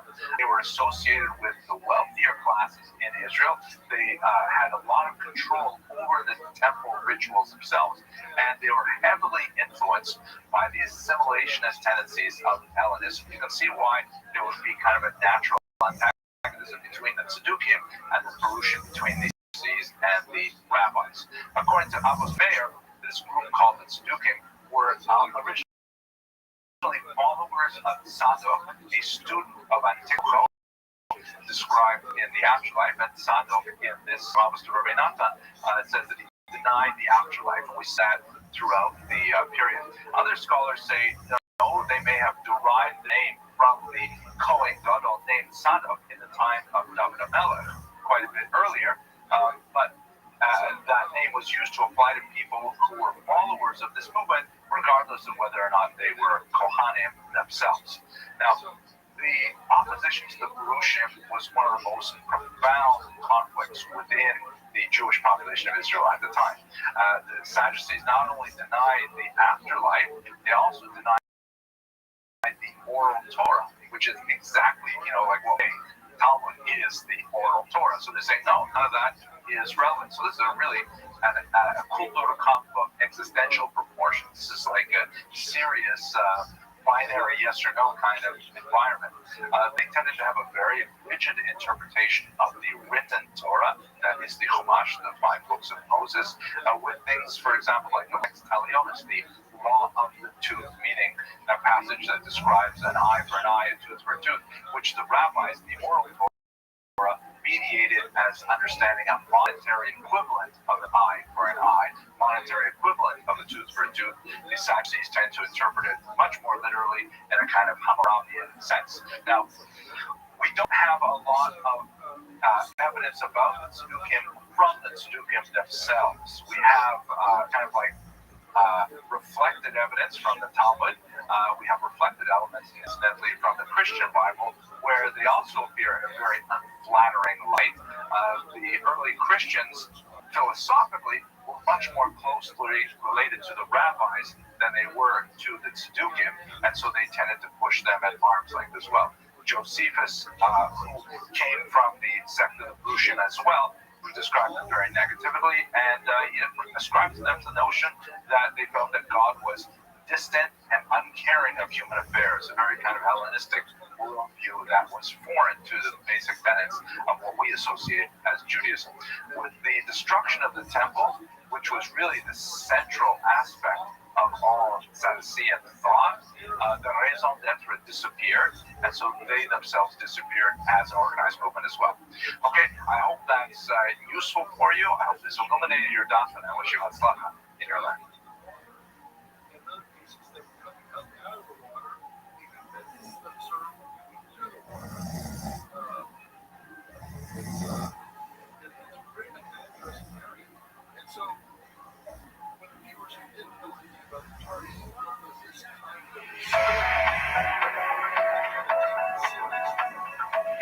This video is dedicated by the Huberfeld family in memory of husband Moshe Aaron Huberfeld, Alav Shalom. Hello and welcome to Jewish History and Daf Yomi. So this happens to be one of my favorite parts of the entire Talmud. This particular chapter that goes through Jews and dreams is just amazing. And I think it's especially important to point out that dreams are extremely central to some of the most important figures in Jewish history, and in fact, they are Jews are associated with dreams and dream interpretation right up to the modern era. We see, of course, in the Bible stories of Joseph, of Daniel. We see in the rabbinic literature this amazing section of the Talmud here and many other passages. And one of the significant elements, I think, in Jewish thought, a major influence, I believe, on Western civilization, is a notion that the world is connected to the physical world, that there are various things going on in dreams that relate to the physical reality, both retroactively and proactively. To jump ahead to the 20th century, certainly the most influential figure in really bringing this idea of the interpretation of dreams to modern science would be none other than Sigmund Freud. Freud was heavily influenced by Jewish thought. He actually wrote significant, in a critical vein, about Judaism, which we won't go into here, but his landmark work is in fact called The Interpretation of Dreams, written in 1899. Now, there are many critics of Freud. One of my favorite passages is the idea that what is original in Freud is not good, and what is good in Freud is not original. And I think there's a certain amount of truth to that statement, because some of his most fascinating discussions of the role of dreams are in fact based on a lot of ancient Jewish thought. For example, we have the idea of, in this parak itself, we have the idea of the daytime residue, meaning the element of what happened in your day that inspired the dream at night. We also have in this parak the idea of all dreams follow the interpreter's interpretation, very important klal or principle that we see evidence of in Freud's work as well. And of course, the most significant element of Freud's work, his major contribution to psychoanalysis and psychology in general, is the concept of id, which is quite closely related to what the Talmud would call the Yetzer Hara. There's lots more to say about this, but I don't want to go too far afield. I hope you enjoy this parak, because it is amazing. But for now, let me just wish you an illuminating and Hatzlacha in your learning. That is all based on observation. And there's not a testable theory that we have going on. And so, by Popper's definition, it's essential pseudoscience. Now, the problem with pseudoscience is that you may have a theory that isn't. This video is dedicated by the Huberfeld family in memory of husband Moshe Aaron Huberfeld, Alav Shalom. Hello and welcome to Jewish history in Daf Yomi. Today's Daf has a reference to King Shapur I, very famous monarch who was known as Shur Malka throughout the Talmud. He reigned from the years 241 to 272 of the Common Era. We're referring, of course, to King Shapur I. There are at least two Sasanian kings by the same name, but only one of them is mentioned elsewhere in Shas. So most of the stories that are in Shas are referring to Shur Malka I. And he was closely associated with Shmuel, very important Babylonian Amora. They discussed a range of topics that often dealt with the political context of Sasanian Persia, their conflicts with Romans, as per this passage, and many other fascinating. Here's a coin minted in the era of Shur Malka I, and you can see him there on the left, rather good-looking fellow. Now, some fascinating research from Moshe Be'er of Bar-Ilan University indicates that they've been discovering these inscriptions from the period that indicate that there was a certain amount of anti-Semitic agitation going on. The term anti-Semitic is a little bit anachronistic here, maybe we say anti-Jewish at any rate. A Zoroastrian priest named Kartir, who specifically targeted the Jews among all religious minorities in Persia, and there were quite a few minorities there, Christians and so on. The Jews were specifically singled out as persecution. Here's a look at that inscription that was found that is dating to the 3rd century in Iran and during the period of King Shur Malka I. Professor Bear points out that it's fascinating that we're discovering these, and yet we have no other evidence that Shur Malka actually acted upon them, which is kind of like a backwards validation of the idea that Shur Malka I was philo-Semitic, or at least very tolerant of Jews, perhaps as a result of his close association with Shmuel. So it gives you a sense of the environment in which the Jews lived. Okay, that's it for a very quick word on Shur Malka I. We will return to him and to his reign as we go through Shas together. But for now, I hope this illuminated your daf, and I wish you hatzlacha in your learning.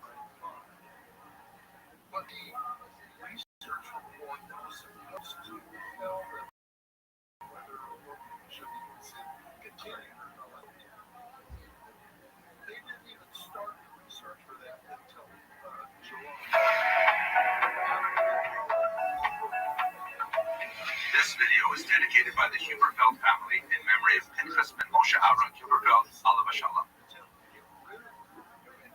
Hello and welcome to Jewish History in Daf Yomi. Today's daf has a reference to Antonina, a Roman leader that had a close relationship with none other than Rabbi Yehuda Hanasi. But it's difficult to actually determine which Roman leader was Antoninus because his name is reused in different contexts for different people.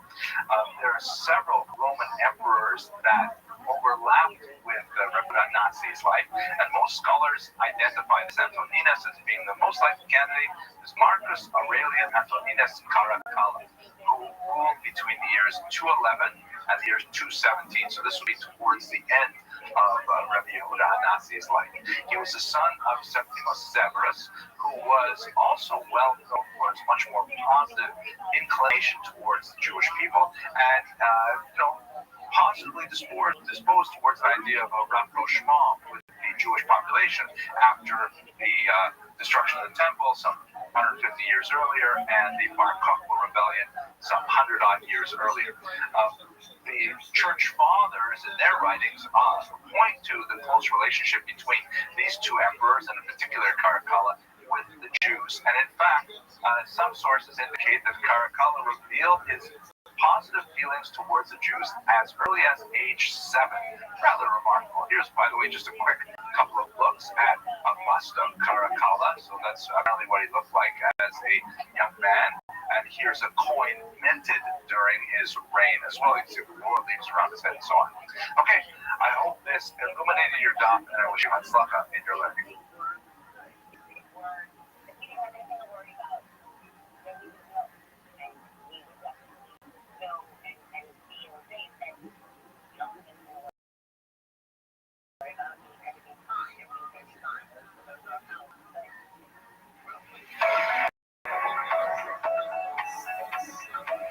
This is dedicated by the Huberfeld family in memory of Pinchas ben Moshe Aaron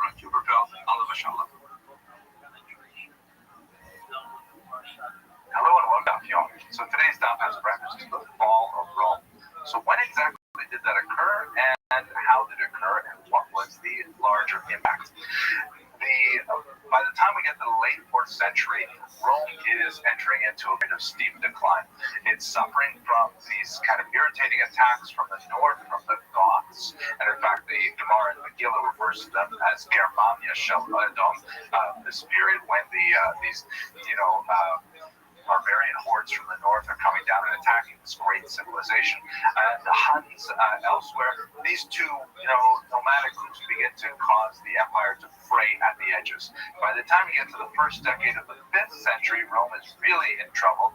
The city itself is put under siege twice, and disaster was averted only when huge bribes were given to the besieging. They sacked, however, in the year 410 after 3 days of horrible pillaging.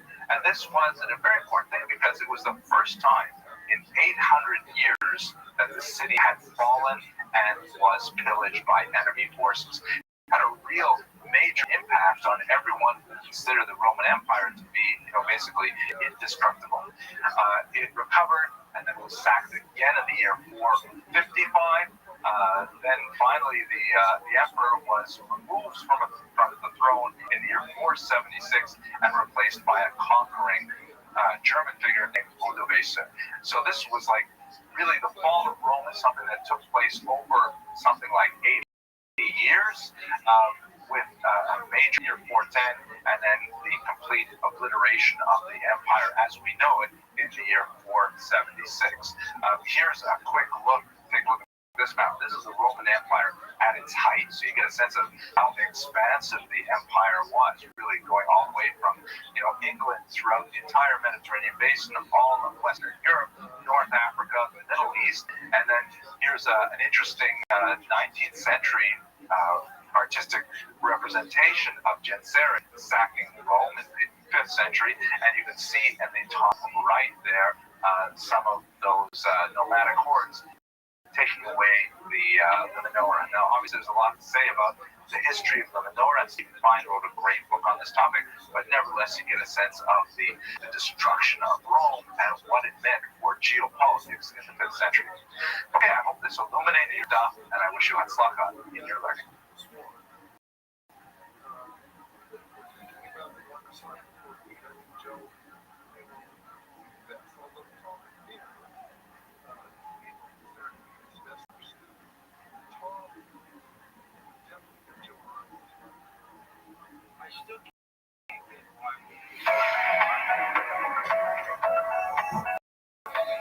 This video is dedicated by the Huberfeld family in memory of Pinchas and Moshe Aaron Huberfeld, Allah Shalom. Hello and welcome to Jewish History and Daf. Today's daf has a reference to earthquakes, and I'd like to jump ahead about 1,000 odd years to look at another earthquake that was extremely consequential in the history of Jewish thought. Specifically, let's look at the earthquake that hit Ferrara, Italy in the year 1570. The reason why it's especially important is because it was witnessed by a rabbi named Azaria de Rossi, who lived between the years 1511 and 1578. He was living on the Po River in northern Italy, not far, by the way, from Padua, which was the home of the great Ramchal. And he was, not an especially distinguished figure. He had written nothing up until that point. He loved manuscripts, and he eked out a living kind of wandering around northern Italy and doing, occasional jobs in information science as it existed in the 16th century. Now, in 1570, there was this amazing, horrible earthquake that devastated the city of Ferrara. Here's contemporary images of what that looked like to people. Fire kind of incredible destruction. And the entire population of the city had to kind of flee from the city and live in fields and waiting till the aftershocks finally died down after about a week. While they were sort of refugees living in fields and places far away from buildings, things like that, he actually had some really fascinating encounters with some Christian scholars who asked him some questions that he actually couldn't answer about Jewish tradition, and that kind of piqued his curiosity. Furthermore, the specific experience of the earthquake said, you know what, I should write about, among other things, earthquakes. And it's something that has a long history. in rabbinic thought, and I'd like to talk about what they mean. He eventually composed a book called Meor Einayim, which is a massive big book that goes through a whole bunch of things, including answering some of the key questions that he was asked by his Christian interlocutors, but it also includes, most famously, in my humble opinion, a small chapter called Kol Elokim, the Voice of God, which is a treatise on earthquakes in Jewish thought in the end of the 16th century. It's an especially fascinating book because it shows this Renaissance era interrelationship between rabbinic thought and emerging science and an attempt to understand what causes earthquakes. And it's really had a major impact on the next several hundred years of Jewish thought, sometimes quite controversial as well. But for the time being, I just wanted to speak about the Rossi and his amazing work, Meor Einayim. I hope this illuminated your doubt, and I wish you hatzlacha.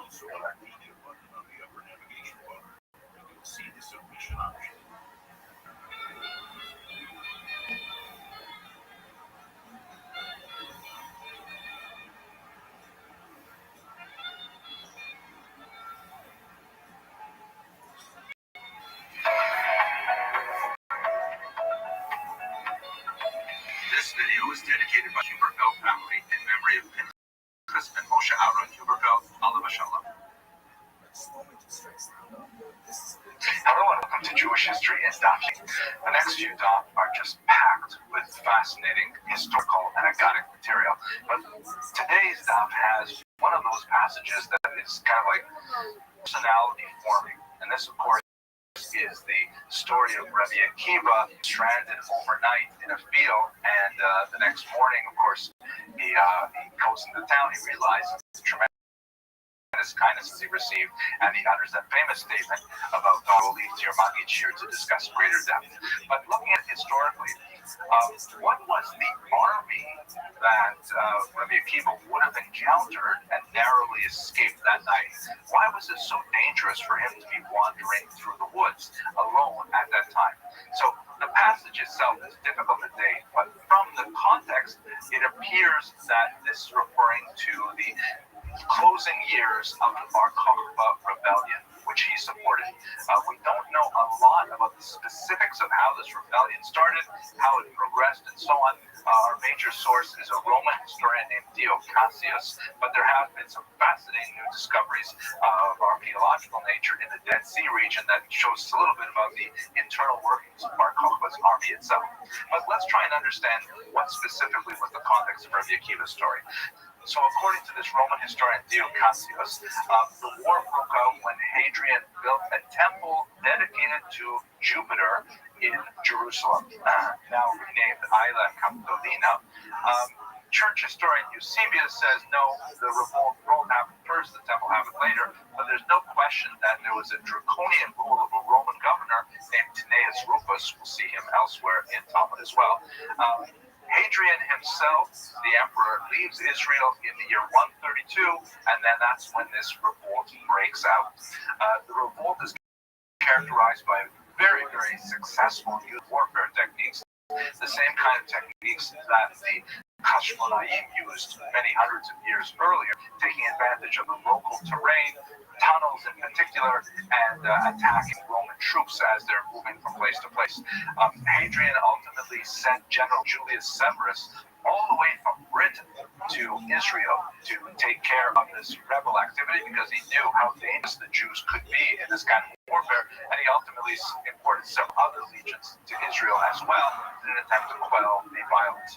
According to Dio Cassius, the Jews ultimately could not withstand the overwhelming might and numbers of the Roman legions. The kind of devastation he catalogs is phenomenal.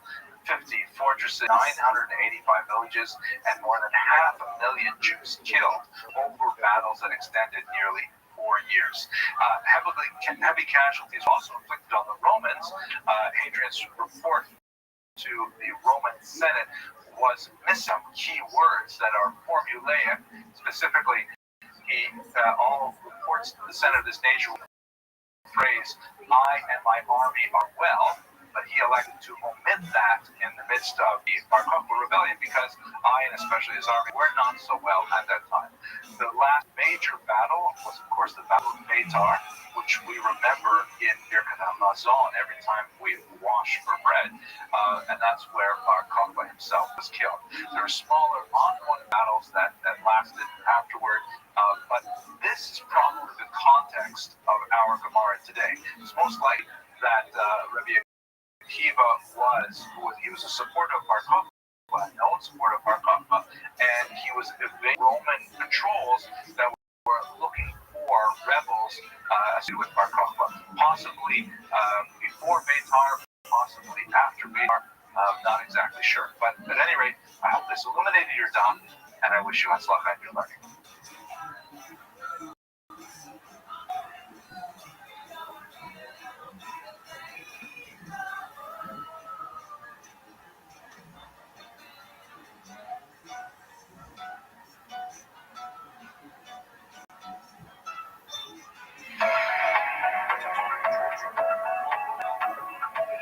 This video is dedicated by the Huberfeld family in memory of Pinchas ben Moshe Aaron Huberfeld, Alav Shalom.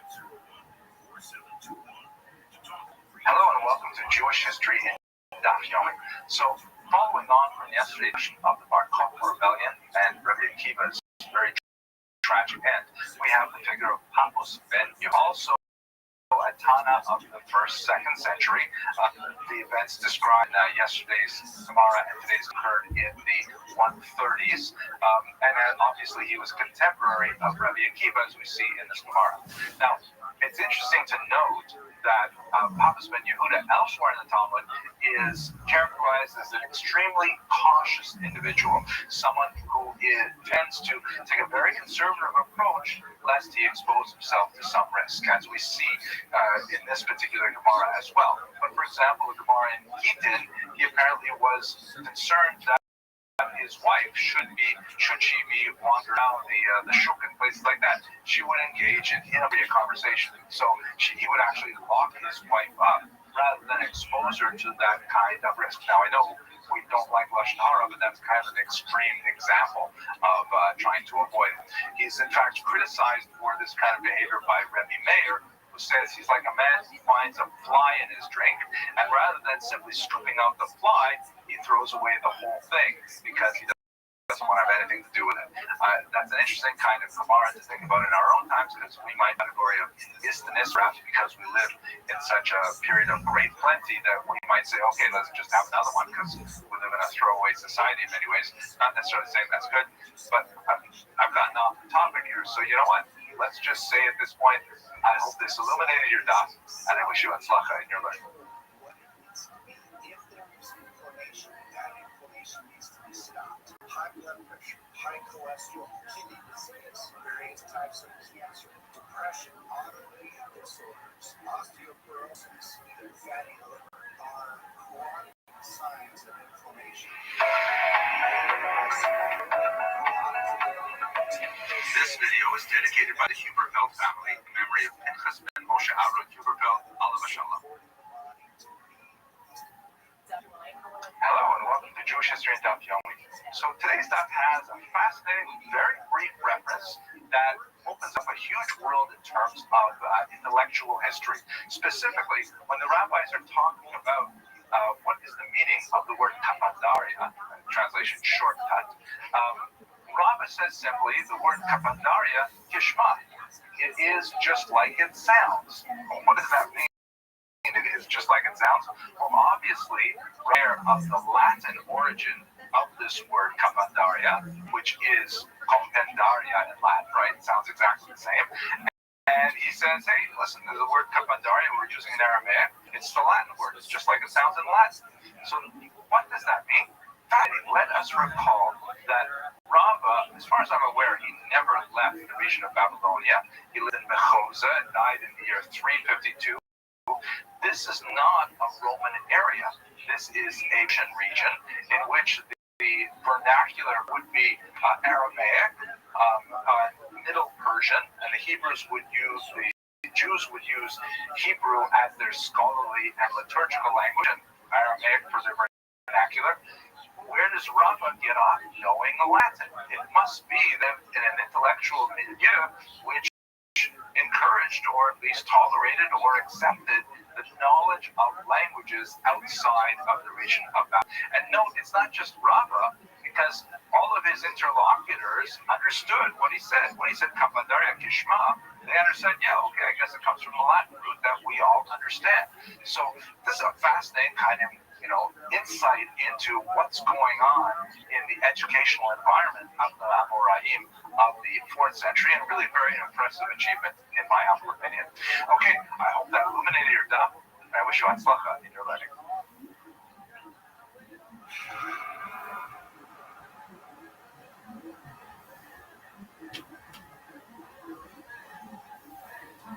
Real people, real stories.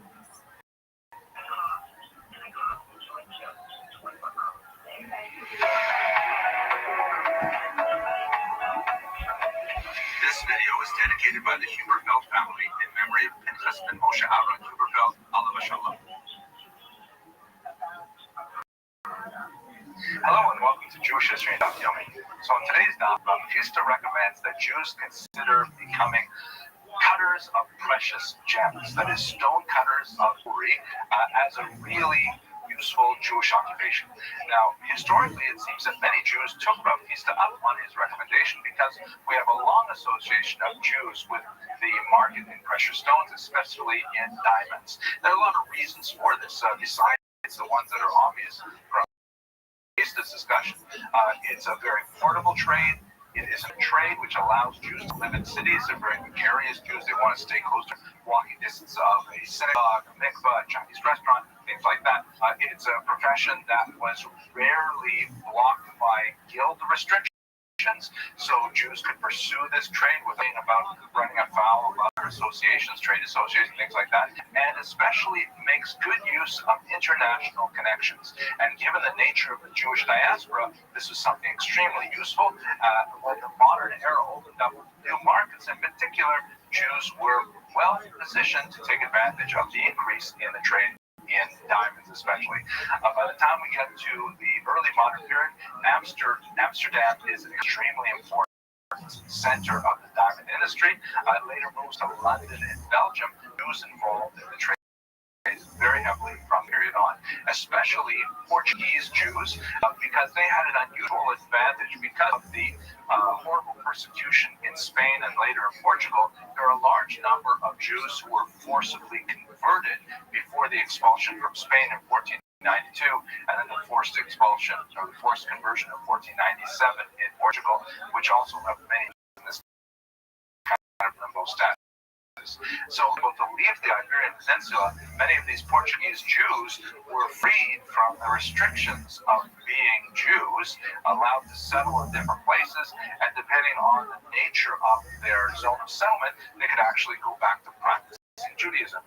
Amsterdam, a key example of one of these cities that well Portuguese Jews who were freed from all kinds of anti-Semitic restrictions and could travel and engage in trade in particular. Now, actual stone cutting, which we can associate with people like Spinoza, who was a lens grinder, for example, that begins to drop off as it becomes closely associated with a terrible disease known as tuberculosis, but the trade expands. Important figures like Ludwig Hamel is involved in the diamond trade, and even in today's world, Israel has emerged as one of the world's greatest wholesalers of diamonds. So, Rabbi Rothschild's recommendation to the Gemara definitely had a major impact. I hope this illuminated your daf, and I wish you hatzlacha in your learning.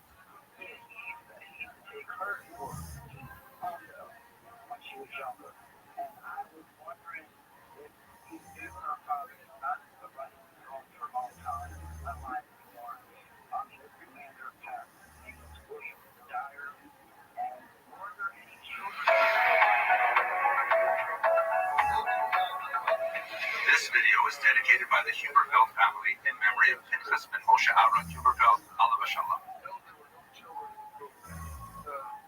Hello and welcome to Jewish History and Daf Yomi. What a tremendous day this is. We're completing Masechta Brachos together. What a tremendous schus, a tremendous privilege for me. I'm so grateful to the Rabbi Rothschild for giving me the opportunity of learning learning with you. And I anticipate that many of you watching this video, this first that you have completed in its entirety. Wow. So what I'd like to do with the last page of each, as with Mark Siem, is to think a little bit about a moment in history associated with others who made great Siems. And although I've been recording these for a while, so we've gone through many different years. In this particular Masechta, we're up to the 6th Siyam Hashas, which occurred in the year 1868, specifically on the 29th of January 1968, the 28th of Teves in the year 5727. There were celebrations all over the world, most notably in Jerusalem, Tel Aviv, London, in New York City here, and in many ways this was a very important Siyam beyond the obvious fact that people are completing a cycle of the entire Talmud, but also because it was a watershed moment in Jewish history. It was like one of the most important moments of this century. This is because it was a turning point really for the revitalization of the Jewish people after the Holocaust. Up until this point, the dominant feeling among sociologists and observers of American society in particular were that, Talmud studying Orthodox Judaism was basically going to disappear. It was hopelessly retrograde. It didn't fit with modern society. You looked at all the demographics, and people like Marshall Sklar, a very prominent sociologist, says that, look, Orthodoxy in America is doomed. But a major turning point happened in 1967, and we begin to see it perking up in 1968. Specifically, two may happen in 1967 and the 60s generally. The first is, of course, the incredible, mind-boggling victory of the Israeli Defense Forces in the Six-Day War of June 1967. Israel was faced with a tremendous array of enemies surrounding it. There were calls that Arab armies were going to drive the Jews into the sea and reclaim the land that was allocated to them in the UN partition part of 1947, and that the experiment of Israel, however noble, was ultimately about to end. And within 6 days, just an incredible reversal, mind-boggling. Not only did the Jews survive the attacks, but they actually increased their territory. It's amazing. And so all of a sudden, Jews all around the world were kind of like, wow, this is, and I don't use this word lightly, miraculous. A huge event in Jewish history that began to get Jews thinking a little bit differently about their ancestral religion and thinking less about the kind of victim mentality of the Holocaust and anti-Semitism, and all of a sudden the possibility of a resurgence, David-like, after being threatened by Goliath. The second thing, a little more prosaic but also quite significant, is that here in America there was a burgeoning Black Power movement where a lot of African Americans, former slaves, of course, our experience of slavery goes back much further, but it's been much more sustained anti-Semitic experience. But the descendants of former slaves began to say, you know what? We're not second class. There's a lot that we can be proud of as African Americans. And they looked into African American culture and African American writers, and the idea of a resurgence and a reassertion of African American identity. And so a lot of Jews began to say, wait a second, why not us? Why can't we be proudly Jews? Why can't we talk about Jewish power, Jewish culture?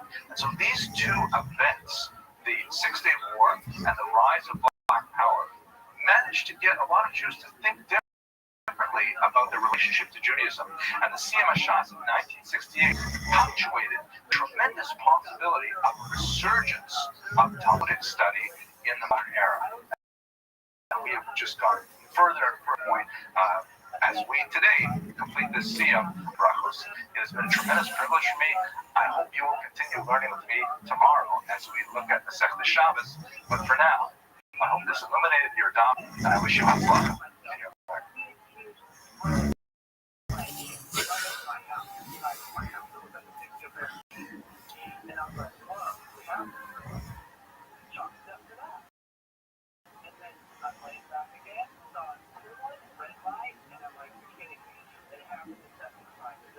This video is dedicated by Dr. Shalom Huberfeld and family in memory of Pinchas and Moshe Aaron Oberfeld, Olav Shalom. Welcome to Jewish History and Yom.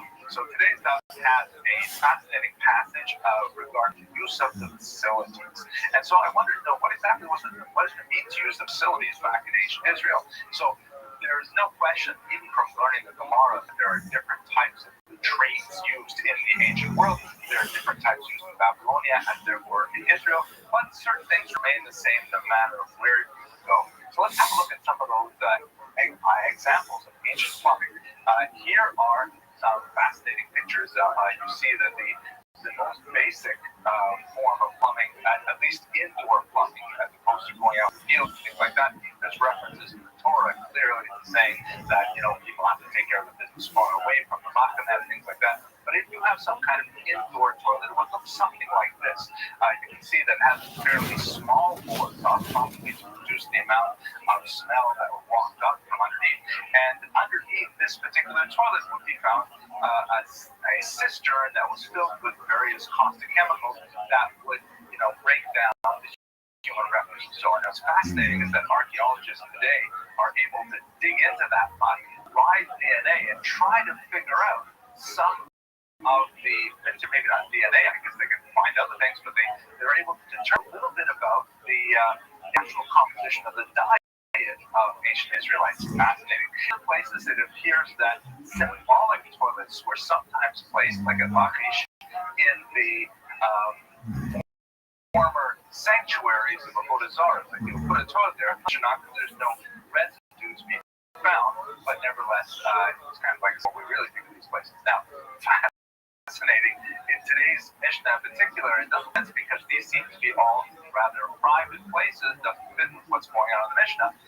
It might fit with an outdoor kind of thing, but it appears that the Romans were really big into communal use of the facilities. And so we see, for example, in Beit Shan, the Romans loved constructing like multiple use toilets, perhaps in connection with their sporting events and things like that. I mean, you have that lots of places. So this is actually a multiple use ancient toilet. You can see that there are seats for everyone, and apparently these seats are rather comfortable. And I imagine that you would have to use the space between the seats. That's probably what was going on there. Maybe it was good for the triceps. I don't know.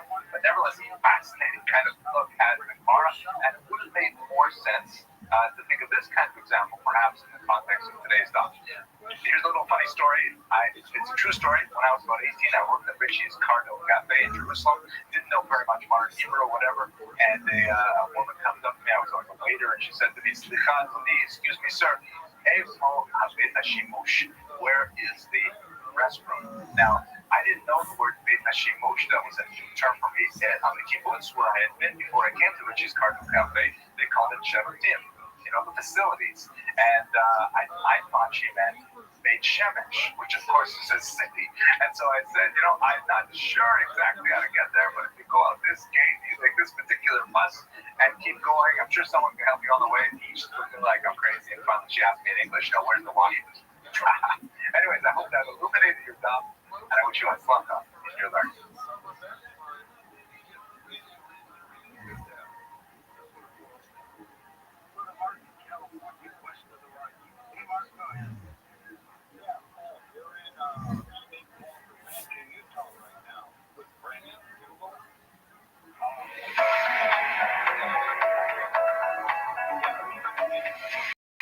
This video is dedicated by the Huberfeld family in memory of Pinchas ben Moshe Aaron Huberfeld, Olav Shalom. Hello and welcome to Jewish History and Daf Yomi. I'm so grateful that you joined me again for another Masechta, or at least for this one video. And my convention is that when we begin a new Masechta, we talk a little bit about the actual daf itself. We're going to be spending so much time about the contents of the daf. Let's look at the actual page itself and what's happening there. So obviously, Mishnah and Gemara, the most important commentator on the page is the incredible Rashi. Rashi has been portrayed on the Talmudic page since the 15th century when printing began in the Jewish world. And there's a few interesting conventions that have been accepted, especially since the Bomberg edition that turned 500 years old just this year in 2019. Specific Rashi is always printed on the inside, that is closest to the spine. This is the place of honor of all commentators right on the inside. And furthermore, The house always has 4 lines at the top. Now, I don't know if this is true, but I've heard this legend, and it's very beautiful.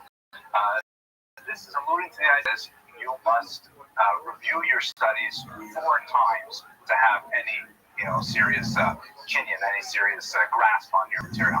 I don't know if that's true, but it sounds kind of nice. Tosfos is also printed with the lines at the top, but anyways, from time to time, Rashi will spill over from the inside column to the outside column. That occurs especially when they're very long Rashis, which is not especially common. But for the most part, he's always on the inside. Now, he is the grandfather of all Talmudic commentators in so many different ways.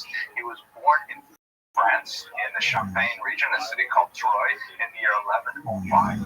His full name is Shlomo ben Yitzchak. Rashi is an acronym for Rabbi Shlomo ben Yitzchak, or some people say Rabban Shel Israel, the teacher of all Israel. His father was also a scholar. Rashi quotes from time to time, and his uncle, his mother's brother Shimon, was also a paitan, that is a liturgical poet. And these two intellectual strengths really are expressed in his commentary because he is at once very comprehensive and clearly demonstrating a massive grasp of the entire corpus of rabbinic literature, especially evident in the commentary on the Chumash. But also he's really quite very pithy, and he's able to boil down massive, very small, short number of words, which are unusually clear in their presentation. He studied at Mainz and Worms, and then later he established his own yeshiva, which would ultimately rival that of the Tri-Cities, Speyer, Worms, and Etzschow. Like many young schools, many of his early students were actually his relatives. He had no sons, but he had at least 3 of them, and their husbands became great scholars. They include great figures like the Rashbam and Rabbeinu Tam, members of the Bali Tosfos and so on. One of the greats of Rashi, perhaps the reason why he has been so cherished as a commentator, is because as he himself, as a commentator, tends to fade into the background. He rarely inserts himself. He primarily is concerned with the student's ability to grasp the text itself. And he just leads the student through, line by line, word by word, what needs to be understood in order to make it to the next logical aspect of the Gemara. He's such an incredibly helpful resource that he has always been cherished in that role. His commentary on some tractates, unfortunately, have been lost. This is an unfortunate reality of the medieval world, particularly in the period after the 13th century when the church began burning Talmudic manuscripts. Many of these very valuable books were simply lost. And some commentators were composed later in Rashi's style and even had them attributed to Rashi. Rashi, Nadarim, Nazir, Horus, and Moiten are generally understood not to be actually Rashi himself, but later pseudo-Rashis. Some tractates we have incomplete manuscripts like that on Baba Basra, which was completed by his grandson Rashbam, and on Makos it was completed by his student Natan. So in all, Rashi, however, is such an incredible resource to the text, and I hope this illuminated your doubt, and I wish you Hatzlacha in your learning.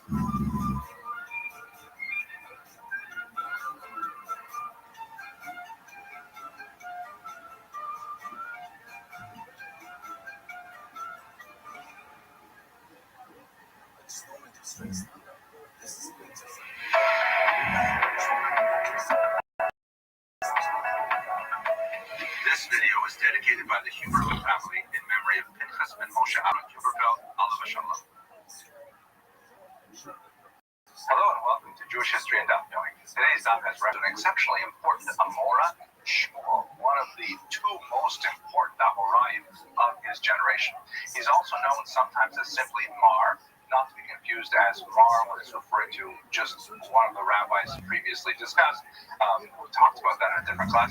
He's also known as Shmuel Yarchina'a, which means the moon gazer or the astronomer, because he had really a phenomenal understanding of astronomy, the stars, the skies, and so on. He lived in the late 2nd and early 3rd century, and he's associated most closely with Rav. In fact, all all of these arguments from that particular time usually indicate a difference of opinion between Rav on the one hand and Shmuel on the other. He was born in Nahar Da'ah. He lived there most of his life. His teachers included his father, Abba ben Abba HaKohen. It appears, however, that he also studied in Israel, like Rav did, probably under Yehuda Hanavi, just like Rav. But we don't have very clear definitive proof that the suggestion is because he had some expertise in medicine and he cured an illness, an eye illness that was afflicting Rabbi Yehuda Nasi. It's possible, however, that it was just a cure that he discovered or invented or perpetrated that was administered to Rav and not necessarily by Shmuel himself. But at any rate, it's very clear that he mastered much of the learning that was going on in Israel at the time. He was personally wealthy. He inherited a lot of money from his father, but he led a very tragic life. His sons died when they were very young. Some of his other children were taken into captivity, some daughters taken into captivity. There's a whole story about what happened to them as well. And his overall, he maintained a phenomenal output of Torah scholarship. Some of the most important concepts of the Talmud are associated with Shmuel, including Dina de Malchusa Dina, the law of the land is the law, or Hamotzi Mechavero Ala Behavioraya, one who wishes to take from his fellow, it is upon him to provide proof that he owns whatever it is he wishes to take away, and so on. So Shmuel, all in all, extremely important, Amora intellectual. He was also known for unassailable integrity. On some occasions, he refused, for example, to serve as a judge. One wronged case had ever done him even the slightest favor, and he even sought to get around price gougers by allowing the sale of substandard hadassim in order to try and punish those who were taking advantage of the high prices around the holiday of Sukkot. He became the highest authority in Jewish law when Rav passed away in the year 247. He was known also as a natural scientist. He knew quite a bit, as I mentioned earlier, about astronomy. He was also he knew what we would call today astrology, and he engaged in debates with the Babylonians, certain Aphon, for example, regarding many of the implications of the movement of the stars. And he was also quite politically active, interacting with King Shmuel Malka, King Shapur, and others. Okay, I hope that's useful for you. I hope this illuminated your docs, and I wish you hatzlacha in your learning.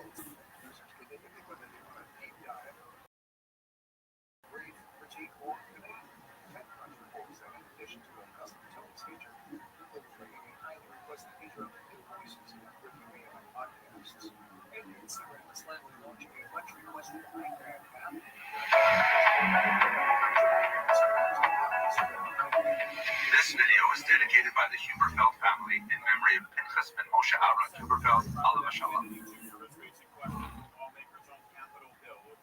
Hello and welcome to Jewish History and Daf Yomi. Today's daf has reference to Rabbi Yosef, a very important Amora who died in the year 330 of the Common Era. His full name was Rabbi Yosef ben Chia, and he was briefly head of the great Ummah Yeshiva after the death of Rabbah. He was a student of Rabbi Yehuda bar Yechezkel, and he was known as a very prodigious student. He was called Sinai, meaning Mount Sinai, for his incredible grasp of a wide variety of sources. He translated actually much of Tanakh, for certain Divrei Hayamim, the Book of Chronicles, into Aramaic. Now, while Rabbah was the head of the Yeshiva Potlita, Yosef, however, refused to receive any honor. He was very self-effacing in that matter. He was also deeply engaged in mysticism. He understood to be a master of Merkava mysticism, and is alleged to have even had discourse with the king of demons, Ashmedai, last name. He was personally independently wealthy, and he was known for an incredible philanthropy. He charitably supported literally hundreds of his students. We know that towards the end of his life, he became ill, possibly with Alzheimer's, and apparently also maybe cataracts or something that affected his vision. And unfortunately, he lost much of his learning. There's some very beautiful passages in Talmud, we will see them through Shas, where Rav Yosef will be somewhat quizzical about a particular dispute until his student Abaye will humbly suggest to him, Rav Yosef, you already taught us this before, and will remind the teacher of what he had studied from him. Okay, that's it for today. I hope this illuminated your daf, and I wish you hatzlacha in your learning.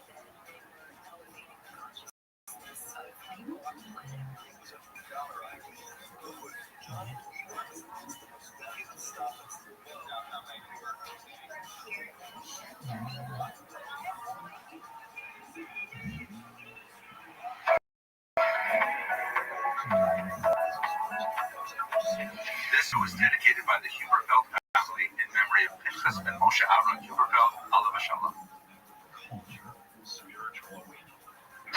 Hello and welcome to Jewish History and Daf Yomi. So today's daf has a fleeting passage which, if you didn't know the larger context, you would think, well, this is just, the way people talk. But in fact, it is a highly coded phrase that alludes to a historical incident described in Tractate Horios, Daf Yud Gimel Yud Dalet. So what does this phrase mean? Acherim Omrim? It means simply others say, but it's actually code for Rebbe Meir. In other words, after this particular incident I'll tell you about right now, whenever it says Acherim Omrim, it's referring to Rebbe Meir rather than referring to him by name. What was the story over there? Well, it was apparently a three-way machlokas, or at least a two-way machlokas that involved two different groups. Rabbi Shimon ben Gamliel, who was made the Nasi, made the prince, as it were, the head of the Jewish polity. And on the other hand, Rabbi Natan was made the Av Beit Din, the head of the court, and Rabbi Meir was made Chacham. These are three very important positions in the Jewish administration at that time. Now, Rabbi Shimon ben Gamliel had suggested that because he was the Nasi, he was the highest of the three ranks, there should be some small distinctions in public demonstrations of honor that would be different for him because he was higher than the other two. Rabbi Natan and Rabbi Meir said, that's really not appropriate. The three should equally. I won't go into the details, but it appears that Rabbi Natan and Rabbi Meir had actually proposed to set in motion a particular plot that would demonstrate that they should all be at the same level. Rabbi Shimon Gamliel about this plot was able to prepare for it and demonstrate that in fact he was at a higher level. And once that happened, he actually decreed that as a result of their plans, they should be, as it were, devoted in the Talmud, and that Rabbi Meir should always have his teaching recorded as Acherim Omrim, and Rabbi Natan should have his teaching as Yesh Omrim. In other words, whenever Rabbi Meir taught something, it would be taught as others say, that's Rabbi Meir, and when Rabbi Natan taught something, it will be taught as there are those who say. Fascinating passage. God get the horrors. We'll be able to speak about it in great detail, but that's at any rate the origin of the phrase "Acherim Omrim," others say. Thank you for watching. I hope this illuminated your daf, and I wish you hatzlacha in your learning.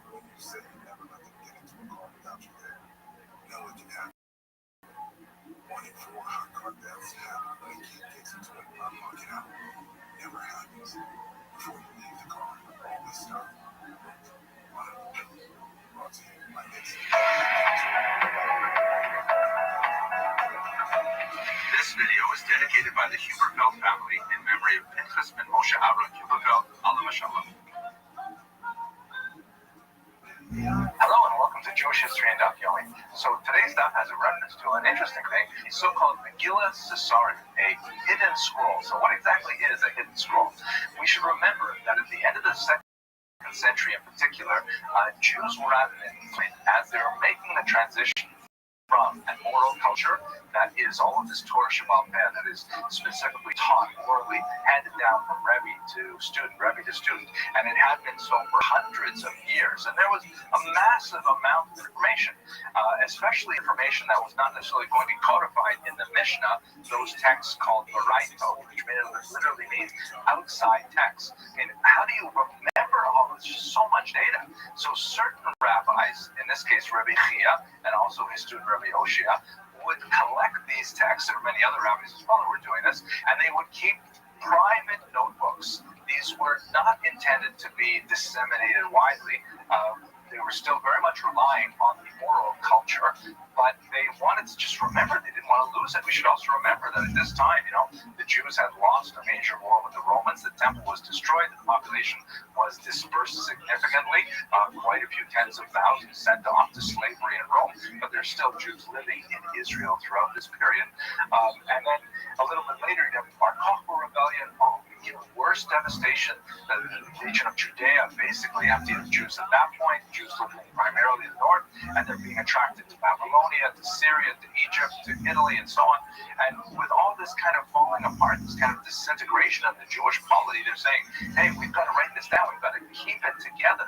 That's the reason why the Mishnah was ultimately written, was because under those circumstances, it really had to be preserved. And so that's really what a Megillas Historia is. It's one of these documents that was privately held. In fact, that's a better translation than hidden scroll. It's a private scroll that was designed to preserve the information at a time when it was in danger of being lost. Not for the purposes of reading it out loud, but for the purposes of the individual to remember, oh yes, that's what they said, and so on.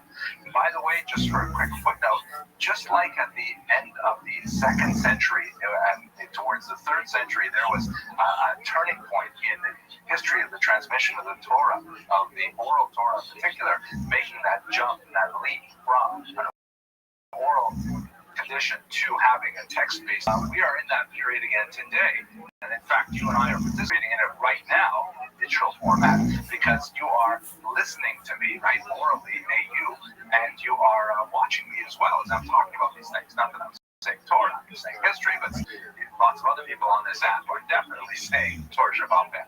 So what does it mean when we transition from a printed text to an oral text that is transmitted digitally? Lots of challenges and lots of opportunities associated with that.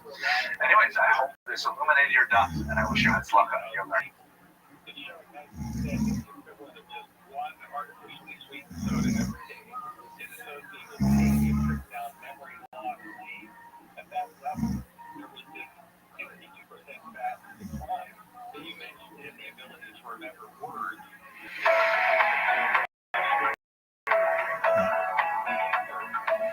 This video is dedicated by the Huberfeld in memory of Pinchas and Moshe Aaron.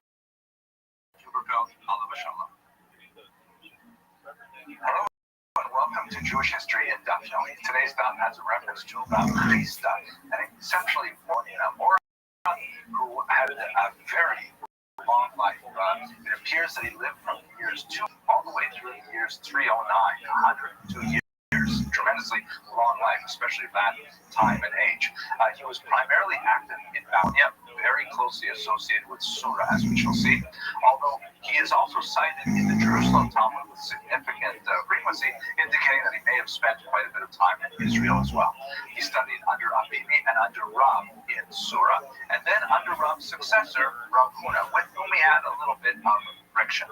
As a result of their disagreements on certain things, Rav Chisda would not rule on any halachas in Surah, and in fact, he ended up moving back to his hometown, and only later would he be associated with Surah again, which is especially ironic because when he was an extremely wealthy individual, he gave tremendous amounts of money for Surah as yeshiva.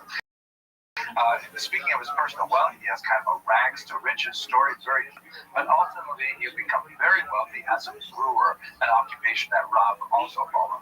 Major philanthropist, as I mentioned, but he traced a lot of his success to his early marriage. He was married at age 16, very, very happy, successful marriage, and he used to say, it's because I got married at 16, and if I had gotten married at 14, I would have been that much greater. Now, as I mentioned, he had some disagreements with Rav Huna, and as a result, he moved to Capri, where he was not within the jurisdiction of Rav Huna's halakhic sort of like boundaries. But after Rav Huna died, many of those students moved with Rav Yehuda to Medisa, and Rav Chisda went back and took over in Surah, and many students returned to study with him personally as well until the end of his life. Okay, I hope that illuminated your, and I wish you had luck in your learning. Another two talks that she gave me on used in 18, which made that information somewhat goofy. I point out that document Tom Terry and I all women who had first-hand knowledge. This video is dedicated by the Huberfeld family in memory of Pinchas ben Moshe Aaron Huberfeld, alav hashalom. Hello and welcome to Jewish History and Daf Yomi. So today's daf has an unusual passage talking about throwing a beehive into the street. And you have to wonder, why would anyone throw a beehive into the street? I will tell you, when I was a little kid, I once found an abandoned beehive and wanted to knock it down with a baseball bat to see what it would look like inside. It turned out it was not abandoned. But let's go back to the Gemara. So what relevance does that have to the Gemara? The truth is, it's not talking about a beehive like full of bees. It's talking about a particular shape. And it's the shape that's significant for the discussion of the Gemara here. Let's have a quick look at beehives and why we get to this. So here's what a natural beehive would look like. There are lots of different designs, depending on the specific type of bee that builds this, but that's kind of like a classic natural beehive, and that's like the one that I thought was abandoned when I knocked it down. Ouch. Here's an idealized beehive that we imagine, on Rosh Hashanah when you get the little honey and the potatoes and things like that. But what the Gemara is really doing is artificial homes, that is, man-made homes for production of honey. Now, modern beehives can be square-like. That tends to be the most sophisticated use because you can actually remove sections of it in like drawers of the filing cabinet. That's very efficient for taking the honey, which you really want to harvest. That's not necessarily the kind that was used in the ancient world, however. Here's a look at what ancient apiaries, that is, beehives, look like. Here's a place called Tel Rachov in Israel, where the archaeologist Amichai Mazar found a whole bunch of these intact. You can see they're actually cylindrical, and they would be stacked one on the other, and the bees would move into these clay cylinders. Now, these were obviously not the kind of things you'd want to throw in the street, but I'll show you what they would look like if you wanted to throw them in the street. Specifically, it's something that's still used today, a very ancient design made of like wicker and things like that. It's called skep beehive, and these are conical shaped beehives that were really quite portable and light, and they could be disposable if you destroyed them when you were extracting and so on. This is the shape that's referred to in the Gemara, this conical shape, and that makes much more sense. You're not actually throwing a beehive full of bees in the street. Trust me, that's dangerous. I hope this illuminated your doubt, and I wish you hatzlacha in your learning. There were no signs of propulsion visible. The object hovered overhead for about a minute. It was inside for 3 minutes. They were heading west. That's what we have for time, George. All right, my friend. Up next, Rabbi Jonathan Kahn joins us for his latest work, The Avatar. This video is dedicated by the Huberfeld family in memory of Pinchas ben Moshe Aaron Huberfeld, alav hashalom. Hello and welcome to Jewish History and Daf Yomi. So today's reference to the haircut of Ben Elasa. What is that referring to? Apparently, it's a very specific kind of haircut that required a lot of time to execute. That's the relevance to the Gemara that we're discussing here. But who was Ben Elasa or Ben Elasha, and what did this haircut look like? So we don't know a lot about either of those two. Ben Elasha apparently was the son-in-law of Rabbi Yehuda HaNasi. He was apparently a very wealthy individual, and for reasons which are not clear, he specifically wanted to get this kind of haircut, which was extremely expensive and had to be, redone quite frequently and took a lot of time, possibly because he wanted to show other people how the Kohen Gadol would have his hair cut. And he would go through this very difficult and time-consuming process in order to demonstrate to others how this was done. The Gemara in Sanhedrin, Chafez, talks about how the Kohen Gadol would have to have his haircut trimmed at least once a week to be, suitably coiffed for the avoda, for the worship. What exactly did it look like?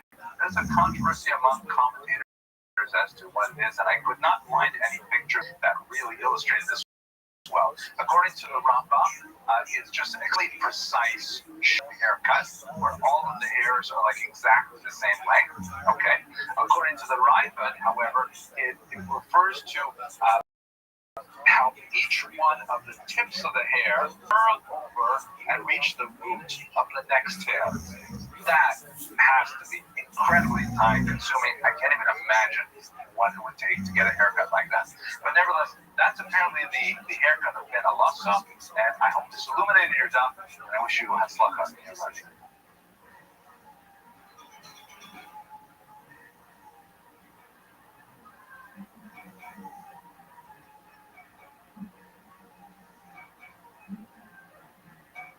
And we'll come back to Coast, George, going with John and contact with us.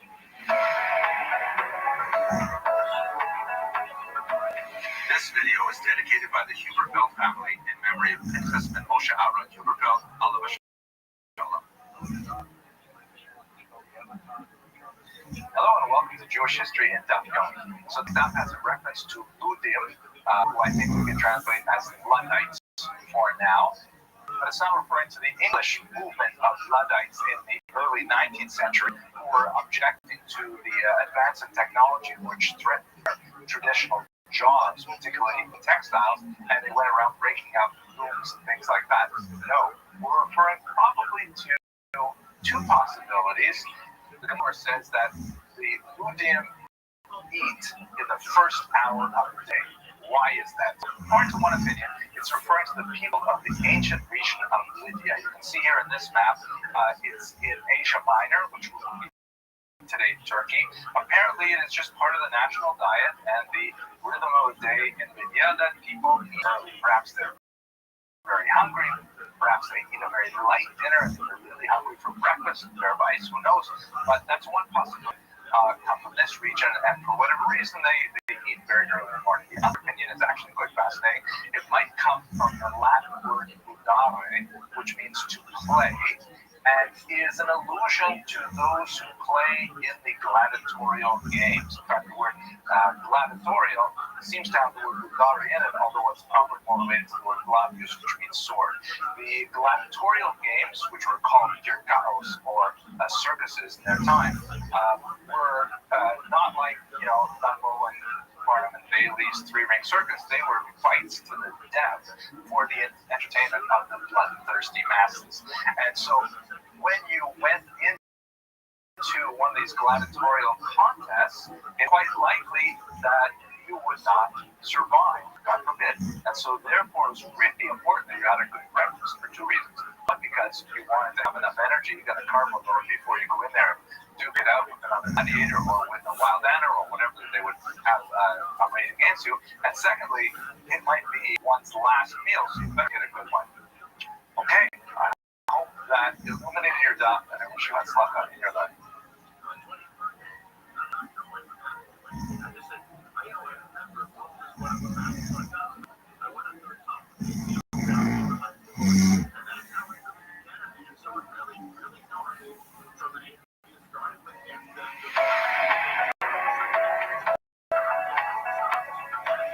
This video is dedicated by the Huberfeld family in memory of Princess and Moshe Aaron Huberfeld, Alav Shalom.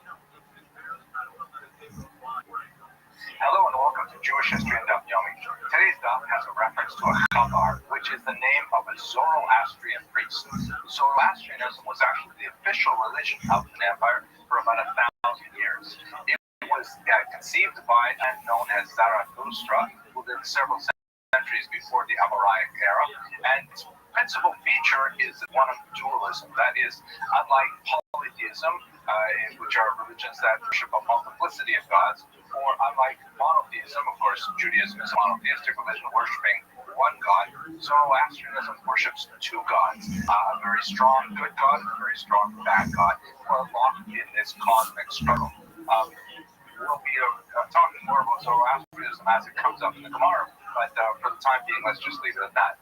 Fire, however, is associated with Zoroastrian worship in a very important way. One of the great scholars of the academic study of the Talmud was a man named Rabbi Yaakov Kalman, who was a teacher at Yeshiva University, and he wrote that despite the obvious theological differences, there are actually many doctrines of Zoroastrianism which are fairly congruent with Judaism, and for at least a brief period of time allowed for a somewhat golden age of cooperation between the Jewish minority and the Zoroastrian majority in the Babylonian region of Mesopotamia.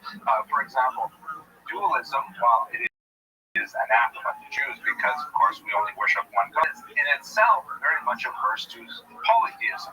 So the idea of worshiping a very small number of gods, in our case one, was actually something that inclined the Zoroastrians somewhat more positively toward them. Also, Zoroastrians also believe in an ethical commandment system in which a god demands certain things of human beings, which is not so typical of polytheistic religions. And there are also many other socio-cultural practices, Nida in particular, which is the area of research of one of Professor Elman's students, Professor Shai Sakunda, who is an expert on the Iranian aspects of Talmudic culture, is writing quite a bit on the uncanny similarities between many of the practices of Nida that are observed by Zoroastrians and those observed by Jews. But that's for another topic altogether. For the time being, I hope this illuminated your daf, and I wish you Hatzlacha in your life.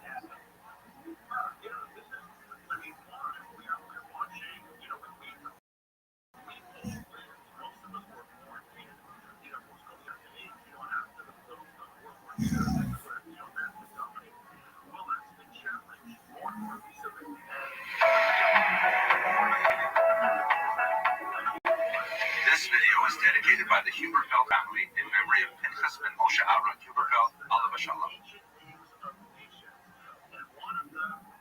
Hello and welcome to Jewish History and Daf Yomi. So Rashi on today's daf refers to the people as being very pampered and as being people who do not work, and they wear, because they're not involved in like agricultural activities, perhaps they wear very wide clothes and so on. So we'll return to the people of Mechoza from time to time throughout Shas. We should mention at this point, though, that Mechoza has a very mixed reputation in the Talmud, largely due to their very robust economy. The location of the city of Mechoza is about 30 kilometers south of today's Baghdad, across the Tigris River from the ancient city of Ctesiphon, which was a capital city. You can see in this map here where Mechoza was actually located in contemporary Iraq. Mechoza was actually a suburb of the capital city. The capital city was very wealthy and was located on the Tigris River near a canal called the Nahar Malka, which connected the Tigris to the Euphrates River.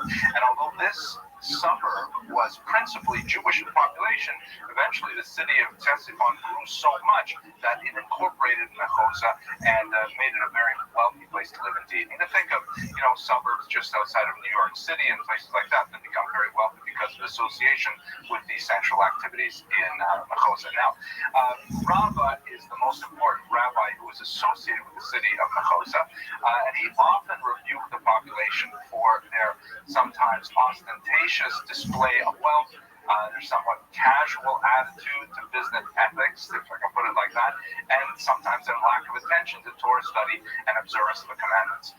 So there's always this kind of tension between the great wealth of Mechoza and the rabbinic authority of people like Rava. I hope this illuminated your daf, and I wish you Hatzlacha in your learning.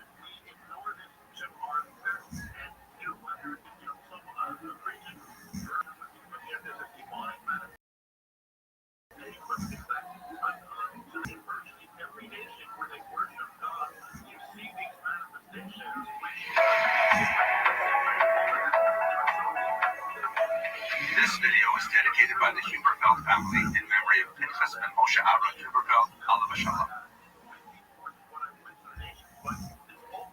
Hello and welcome to Jewish History and Daf Yomi. So today's daf has a brief sort of like poke at historians like me, in which they say, we also love difficulties, but what we can do, if we were to start writing them, we would never be able to finish, right? There's just so many bad things that happen in Jewish history. How are you possibly going to keep, but that's not really the full context of that message. However, it does discuss something called the scroll fast. Now, what exactly is this scroll of fast? This is Megillus Tainus. It's ascribed to Hanina ben Chizkiah, and it is one of the hidden scrolls that we spoke about a week or so ago. These are, personal documents that were originally written down in order to try and tabulate and keep for one's personal use all of these data points that are impossible to hold on to in an entirely oral environment. Specifically, in this case, a list of dates upon which it is forbidden to fast because good things happen to the Jewish people. Even though we call it the Megillus Tainus, really is mainly about times that good things happen, and therefore fast days could not be decreed on those days, and also eulogies as well. The reason why these were private, as we discussed in the brief share on hidden scrolls, is because there was a ban on writing down oral Torah, and so individual rabbis would privately, for themselves, keep a list of major teachings they did not want to forget. Eventually, these, of course, became circulated and ultimately published. The Megillas Tainas happens to be a very early document of the Pharisees, though, and it is exceptionally worthwhile on a historical level because it gives us a sense of what it was like for the rabbis around the end of the Second Temple period. So basically, as I said, it's kind of a calendar, and it keeps tracks of certain dates, and it says why we can't fast on that particular day. The dates are recorded in Aramaic, and the commentary, which is called by scholars the Scholion, was probably added later, and it's written in Hebrew. Properly told, this is not a history book, it's more chronology. The intention is not to really convey a massive amount of historical information. The intention is primarily religious in nature, so that Jews will be aware of these days when they cannot decree a fast and so on. Most of the events that are described here are primarily Second Temple events, and many of them, unfortunately, are obscure. We do not know exactly what they refer to. Okay, that's about it for Megillas Tainas for today. I hope this illuminated your dot, and I wish you Hatzlacha in your learning.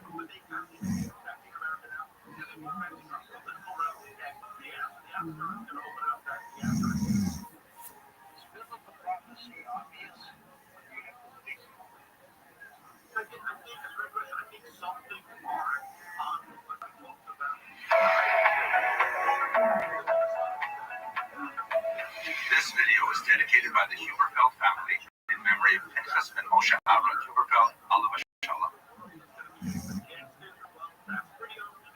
Hello and welcome to Jewish History and Daf Yomi. Today's daf has a fascinating little discussion of the decree of washing hands and exactly who made that decree. What this is referring to, of course, is the mitzvah of Netilas Yadayim, the rabbinic commandment to wash one's hands in a ritual fashion before eating. And it's based on the performance of the Kohanim in the temple, but the rabbis, as will be discussed later, expanded this to include all Jews under certain circumstances, like, for example, before they eat meal made of bread. Now, what's interesting about this particular passage from a historical point of view is that it really is a statement of the authority of the rabbis and how the Jew adopt these kinds of measures as they were enacted by the rabbis of their day. For example, as Gemara in Eruvin, Chaf Aleph on the base, where Rabbi Akiva is in jail and he has only a very limited amount of water, he's concerned how is he going to be able to observe the mitzvah of Netilas Yadayim when he needs this water for drinking. Of course, he decides to wash instead of drinking, but that's a discussion over there for Eruvin.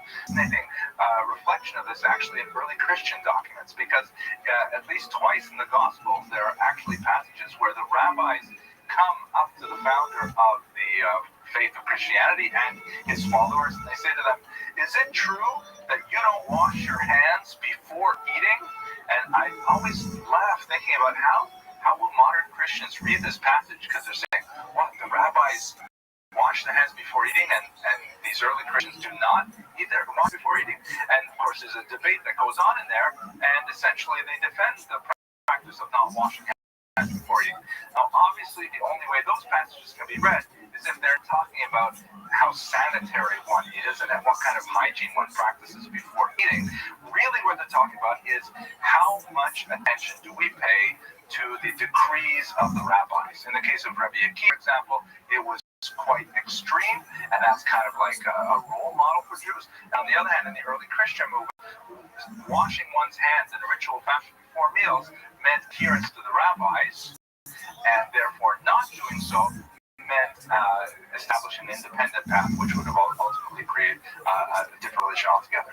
Okay, fascinating little thought about the first century. I hope this illuminates. I wish you Hatzlacha in your learning. The free iHeartRadio app is number one for music radio all in one. Discover a new podcast from our library of over 300,000 titles. Here's an iHeartRadio podcast preview. Here's something disturbing I discovered while researching this This video is dedicated by the Huberfeld family in memory of Pinchas and Moshe Aaron Huberfeld, Allah Mashallah. Hello and welcome to Jewish History and Daf Yomi. So today's daf has a reference to Queen Shlomo. This is referring to someone that is known in historical literature as Salome Alexandra. She lived between the years 139 and the year 67 before the Common Era, and we spoke about her not too long ago in Brachos. Her name varies in different places in Shas. She's referred to as Sheltzion, Shlomzion, even Shlomit. And I don't want to go over a whole history here because we talked about it in Brachos, but let's just pick up one specific theme because it's going to lead into a much larger discussion a little bit later on the holiday of Hanukkah. As you may recall, she was married to two kings of the Maccabean dynasty. First, Aristobulus I, and probably had no children. And after he died, she married her much more famous husband, Alexander Yanai. After Yanai died, King Yanai, then she ruled alone from the years 76 to 67. And that's, by the way, regarded as a golden age in many ways because the tradition holds that produce increased as a result of her personal piety, and there was peace in the region, and so on. As we see in the Gemara, she was a big supporter of the Pharisees and her brother, Shimon ben Shattach in particular, against the Sadducees, which were associated with her husband, Alexander Yanai. And as queen, she restored a lot of authority to the Pharisees, to the Perushim. They took greater authority in the operation of the temple. They controlled the calendar again, a lot of positive things from their perspective. Now, I'd like to just focus for a second on how this was sort of like a punctuation in a long period of the decline of the Maccabean kings called the Hasmoneans. And I think you can really tie it into three basic factors that brought them down. The first is, as is widely adduced in the religious literature, a selective level of observance to the commandments. In particular, a failure to adhere to traditional norms of who is fit to rule by rabbinic law. Secondly, military overreach, something that we saw just a couple of days ago with Yochanan Hirtness, an ambition that outgrew their abilities that sometimes would redound on them negatively, as we see in the case of the conquest of Idumea. Third, a rise of internal factionalism, a very, very strong factor that would ultimately lead to the destruction of the temple in the first century, the growth of the Sadducees in particular. Many of these three reasons were accompanied by an incredible amount of brutality. Alexander Yanai, for example, is known to have executed 800 of his political enemies among the Perushim. So that just gives you a sense of how Shlomo was such an unusual figure in the Maccabean dynasties. Okay, we'll return to this topic with the couple days. For the time being, I hope this illuminated your daf, and I wish you hatzlacha in your life.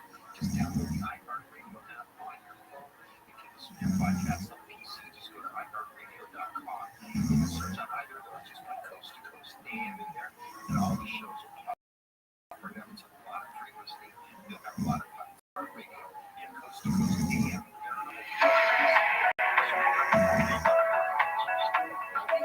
This video is dedicated by the Huberfeld family in memory of Pinchas ben Moshe Aaron Huberfeld, Allah Mashallah.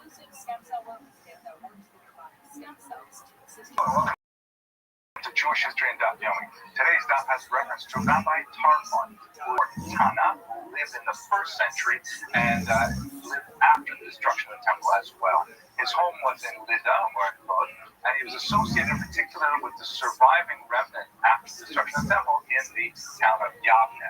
He had many colleagues with whom he regularly discussed a lot, but perhaps the most important among them was Rabbi Akiva. And the Gemara in Kesubas, argues whether or not Rabbi Akiva was his colleague or really was his student. Perhaps the most well-known of their debates in the Haggadah, when Rabbi Akiva and Rabbi Tarfon spent the entire night debating in the Bnei He was someone who refused to accept any honor for himself. In fact, in one case, he was able to save himself from physical assault by revealing that he was a learned person, and that he regretted for the rest of his life that he used Torah for his own purposes.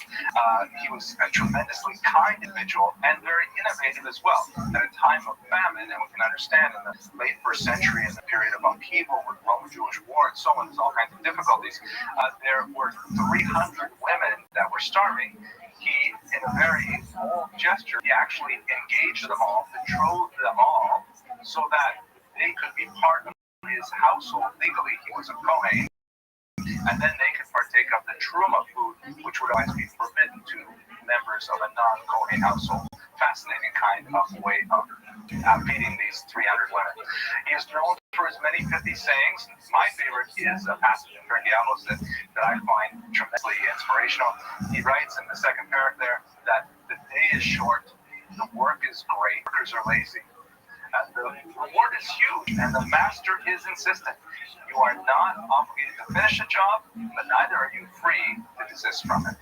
Very powerful passage. According to Rabbi, his end was among the 10 martyrs of the state, 10 very famous rabbis, including Rabbi Akiva, who were killed in the context of the Adriatic persecutions of the 130s. A tremendously amazing life. I hope this illuminated your dot, and I wish you Hatzlacha.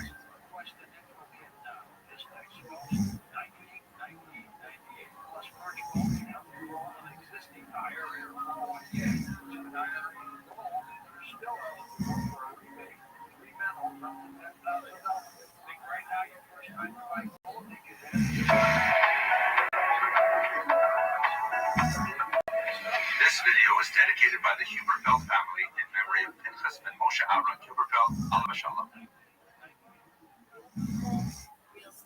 Hello and welcome to Jewish History and Daf Yomi. Today I'd like to take you on a little detective story, which will not end in a conclusion, but hopefully will give you a sense of like what I go through sometimes to be able to put these videos together. I asked a very simple question: where is Difti? Right? We have in this Rabbi Yirmiyah of Difti. There are other people from Difti. Where is Difti? It must be an important place, and people are always that this person comes from Difti. Now, I started having a look around, and I could not find any location for Difti. It is evidently not in Israel, because a very important guide to play in Israel at the time by Ben-Zion Roosevelt called Torah Centers and Rabbinic Activity in Palestine from 70 to 400 CE, and it's not listed there at all. So it stands to reason it's probably in Babylonia. So there's a very important source. It's a rather Aldo Neubauer, the La Géographie du Talmud, which was published in Paris in 1868. Lucky thing I'm a Canadian, so I can read French. And when I found the citation in Neubauer, he writes that it might be identified with a place called Nibitach on the lower Tigris or Deva on the upper Tigris. So I said, great, now I'm going to look for these two places, Nibitach or Deva. Now, I was assuming that he was translating from some source into French, and so Dibitach would be pronounced Dimash, but I couldn't find anything under either place. However, when I looked up natural history, this is a first century Roman source, he lists a place called with a CH, and I said, great, that's fantastic, let's find it. And he also lists, but unfortunately there are several manuscripts of Pliny that give us different pronunciations of this name too. According to Pliny's natural history, this Dibitach is located near a place called Para, I think means like on the other side or halfway or something like that. So maybe close to a river or next to a river, like Mesopotamia means between the rivers, Tigris and Euphrates, a city called Messene. So I thought, great, okay, I'll find those places. But then I can't find those places anywhere. But when you look at his actual description of where it is, it seems to be located on the Tigris River, near Ctesiphon, which we spoke about just a little while ago, very important major Babylonian city. So I can more or less place it somewhere south of what would be in the Gemara, Machosa. Okay, that made me happy. Here's a map. Difti possibly is, if it is the same place as Dibitach. Okay, very nice. However, he gave another location too, someplace called Deva, which is apparently on the upper Tigris. So I looked around and I found the same kind of struggle to find out place names that sound like it, and I found a place something called Devas, which is just upstream from the Shat Arab, which is where the Tigris and the Euphrates meet and they form a single river. Very good. And here's a map of where that would be, a place called Al-Qurna today on the Shat al-Arab. Now the problem is, Neubauer relates that Dibitach is on the lower Tigris and Difti is on the upper Tigris. But when I locate those two place names, they're reversed. That Difti is actually If it's Divitak, it's on the upper Tigris, and Neva is on the lower Tigris, which is the opposite of Nubar, which is where I started with all this. Okay, so bottom line, sorry to make you go through all this, but you should share some of my pain here. I don't know where Difti is. Probably on the Tigris River. I don't know if it is south of Ctesiphon, but it's somewhere around there. And maybe by the time we finish shots together, I'll find a better location for it. I hope that illuminated your dot, and I wish you lots of luck.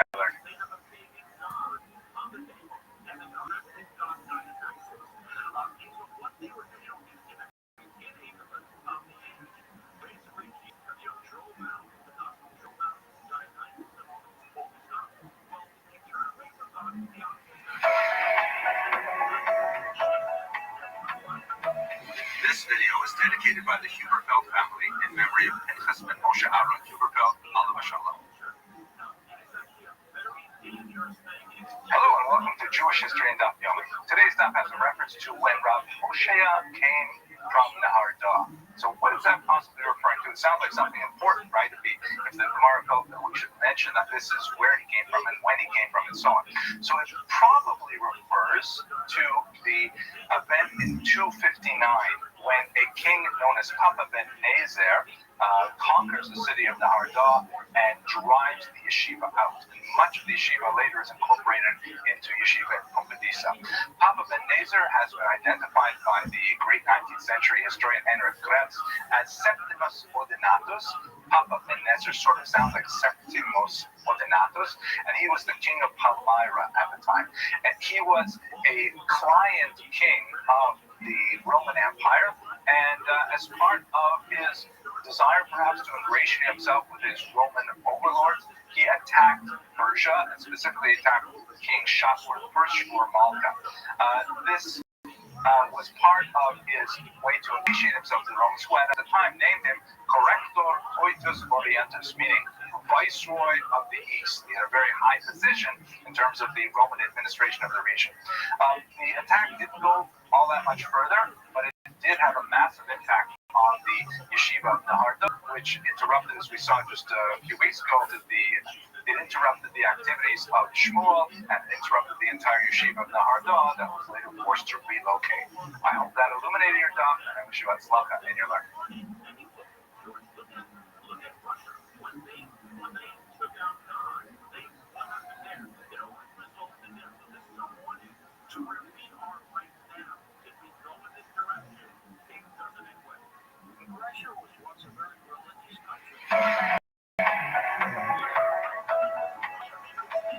This video is dedicated by the Huberfeld family in memory of Pinchas ben Moshe Aaron Huberfeld, Alav Shalom.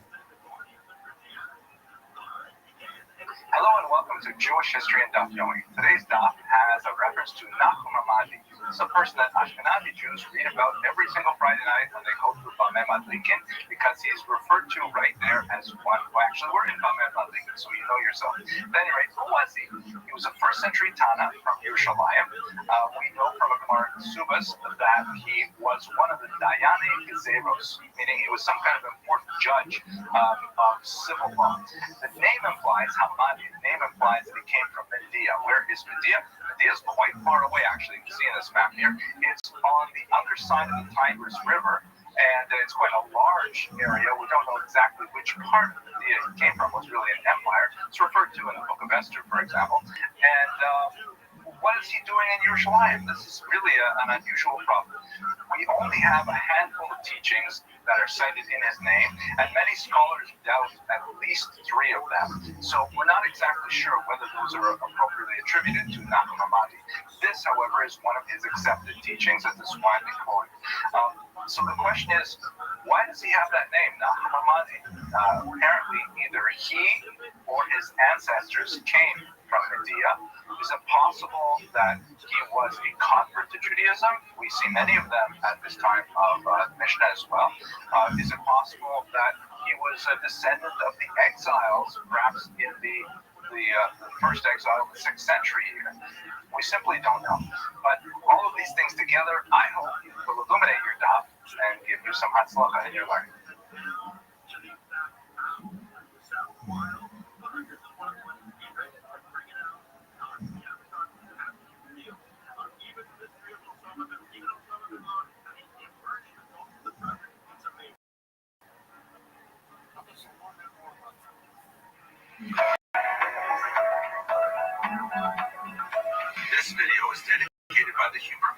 the memory of Pinchas ben Moshe Aaron, Alav Shalom.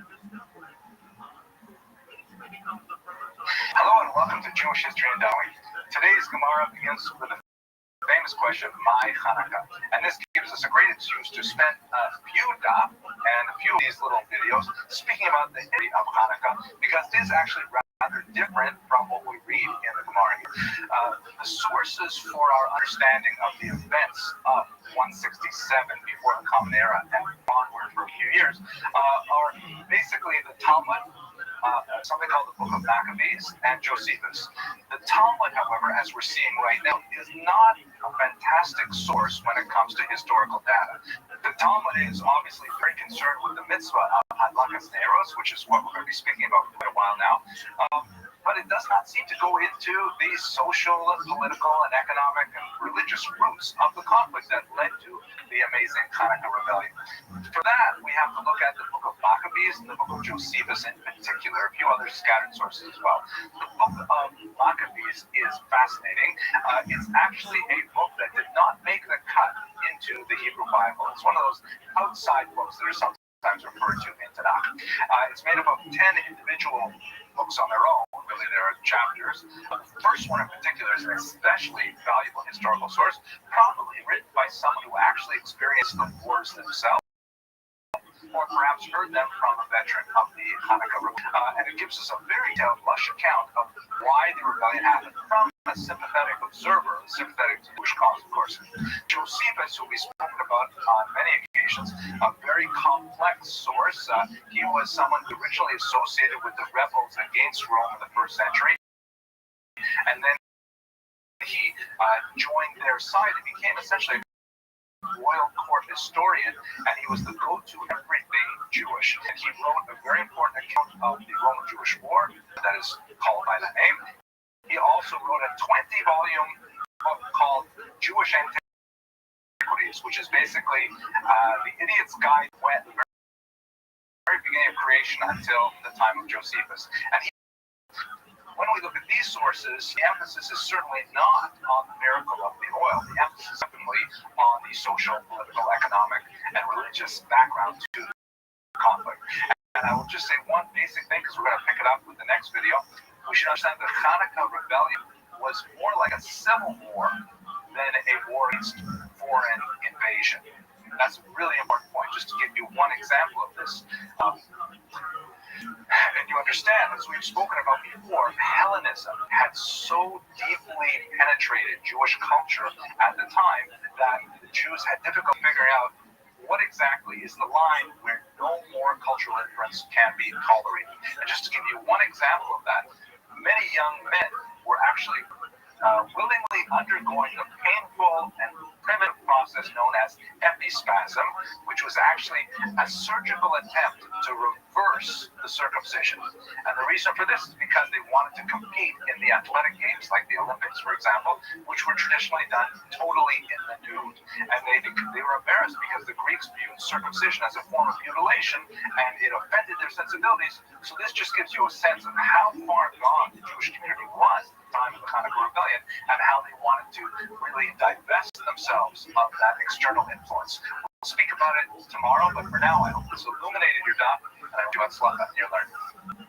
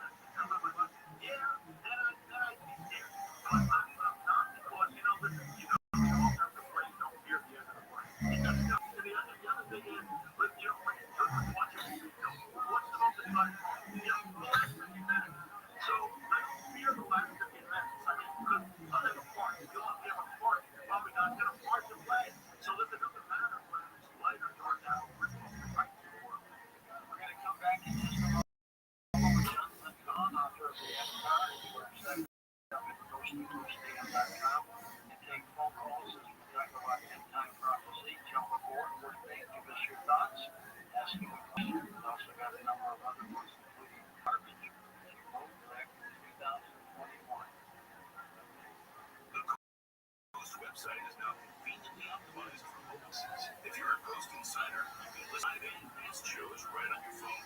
Just visit ghosttoghostam.com on your iPhone or Android browser.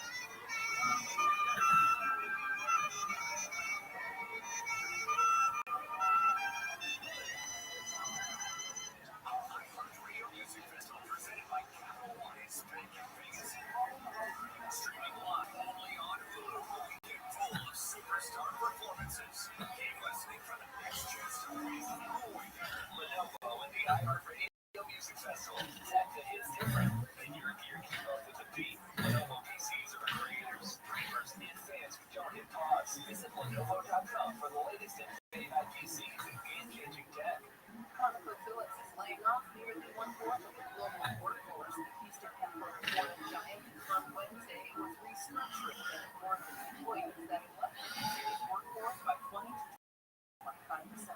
The company has hundreds of thousands of employees worldwide, so over 3,000 workers could be affected. Newsmax is filing an against Fox News. The lawsuit accuses Fox News Network and Fox Sports of illegally blocking competition in the right-wing paid TV market. House lawmakers have introduced bipartisan legislation that would ban member companies from trading stock. One of those working to see legislation enacted on the issue is Republican Representative Chip Roy of Texas. It is time for the leadership conference on the side of the aisle to do what the American people have been demanding, which is to end day trading by proxy. He says he wants to day trade in Congress. It's that simple. A federal judge is blocking the Trump administration's move to freeze billions in federal grants to Harvard University. Harvard claims the Trump administration pulled $2 billion in federal grants in retaliation for the university refusing to meet its demands. The grants were frozen in April, hours after the university refused to end patriotic programs, address anti-Semitism, or screen international students for their ideology. I'm worried. American workers are calling increasingly stressed about debt and funding like a pastor.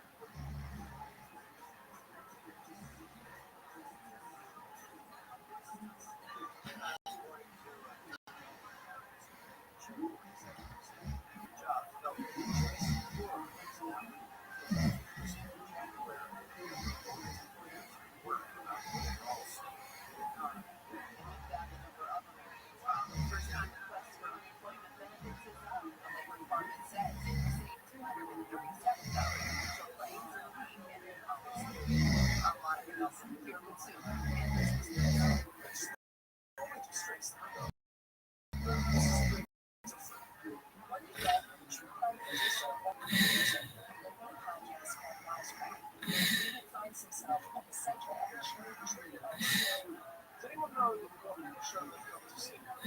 It's a story. It's not the scariest part of my life. This is Wisecracker. Open your free iHeartRadio app. So Wisecracker and listen now. iHeartRadio Earth is here with pro tips for a clear planet. A staggering 8 million tons of plastic ends up in the world's oceans. If current trends continue, our oceans could contain more plastic than fish by 2050. Do your part. Purchase items made from renewable or recycled content and recycle whenever possible. Brought to you by iHeartRadio Earth and the National Environmental Education Foundation. To find more tips for smarter, sustainable living or to take action in your own community, go to iHeartRadio.com/earth. The free iHeartRadio app is #1 for music, radio, and podcasts all in one. Discover a new podcast from our library of hundreds of thousands of titles. iHeartRadio podcast preview.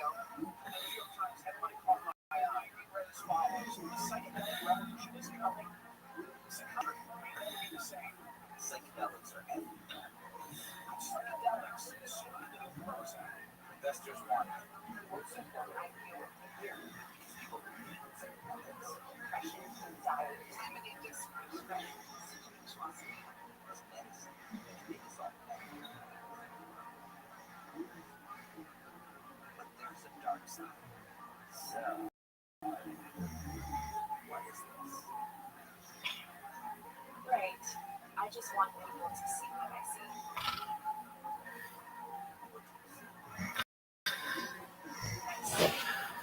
Cover-ups and I see the possibilities. There are a lot of people who get hurt. Get really deeply hurt. I'm eyeing for the plan. This is cover story. Season 1. Power. Power of humans and humans like beings solutions.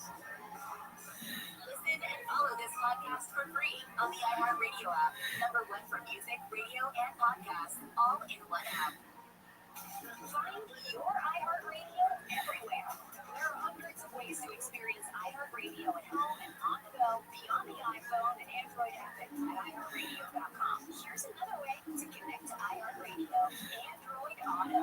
Our Android app comes alive in your car's dashboard with a seamless way to play your favorite music, radio stations, and podcasts. Developed with driver safety in mind, the Android Auto app interface is built for navigation and to limit driver distraction while making sure that you can still access all your favorite content from iHeartRadio. Need to download another app? Just plug or pair your Android phone with your dash. And if Android Auto is available in your vehicle, iHeartRadio will say iHeartRadio everywhere you want to listen, including in your car. Android Auto. Check it out for free now. iHeartRadio. Anywhere you want to listen, iHeartRadio is there.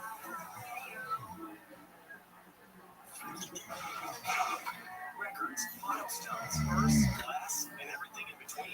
What happens today in sports history on iHeartRadio? What's happening for fans and Danny West? Let's look back on this day in sports history. September 5th. The start of today in 1960, Castro leader known as Muhammad Ali won a gold medal in the light heavyweight division at the Olympics in Rome. Soon after, Player Rome changed his name and went on to have one of the greatest careers of all time. Today in 1969, Tom Seaver, the leader of MTV franchise history, 20 games in a season. Today in 1994, Jerry Rice of the 49ers won his 127th career touchdown in a 44-14 victory over the Raiders at Candlestick Park to break Jim Brown's NFL record. Jerry Rice today is the all-time best industry hunter in DC. Now you know. Today in sports history on iHeartRadio.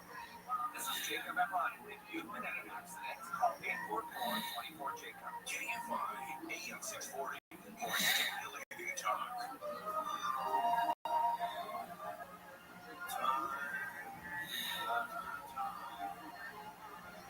I tell myself that I'm so lucky to love you.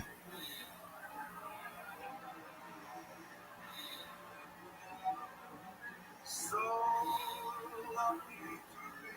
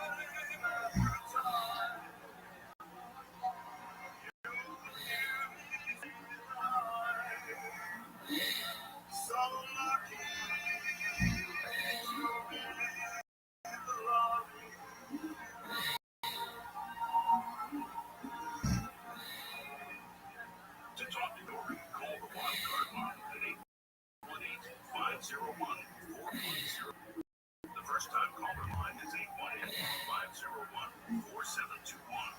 To talk toll-free East of the Rockies, call 800-825-5033. West of the Rockies, toll-free, call 800-618-8255. Send Georgia text message anytime at 818-298-6521.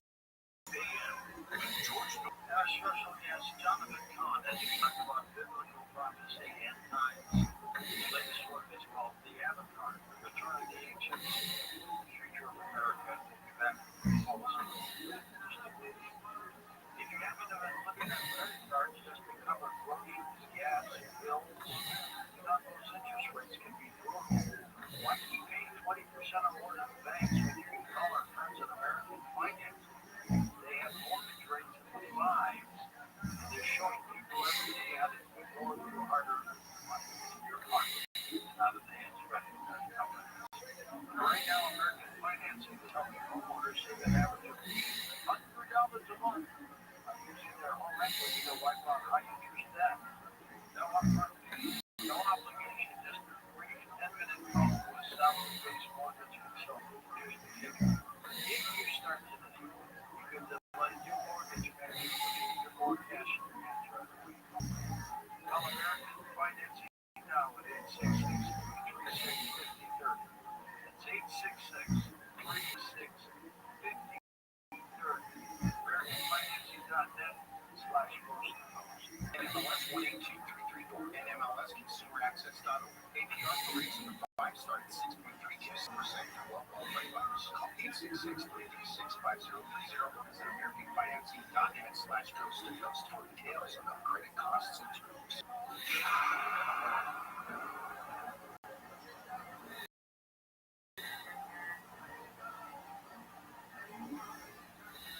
Real estate.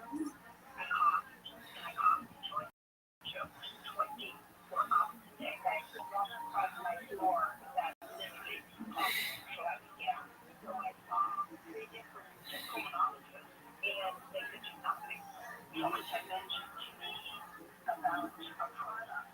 President Reagan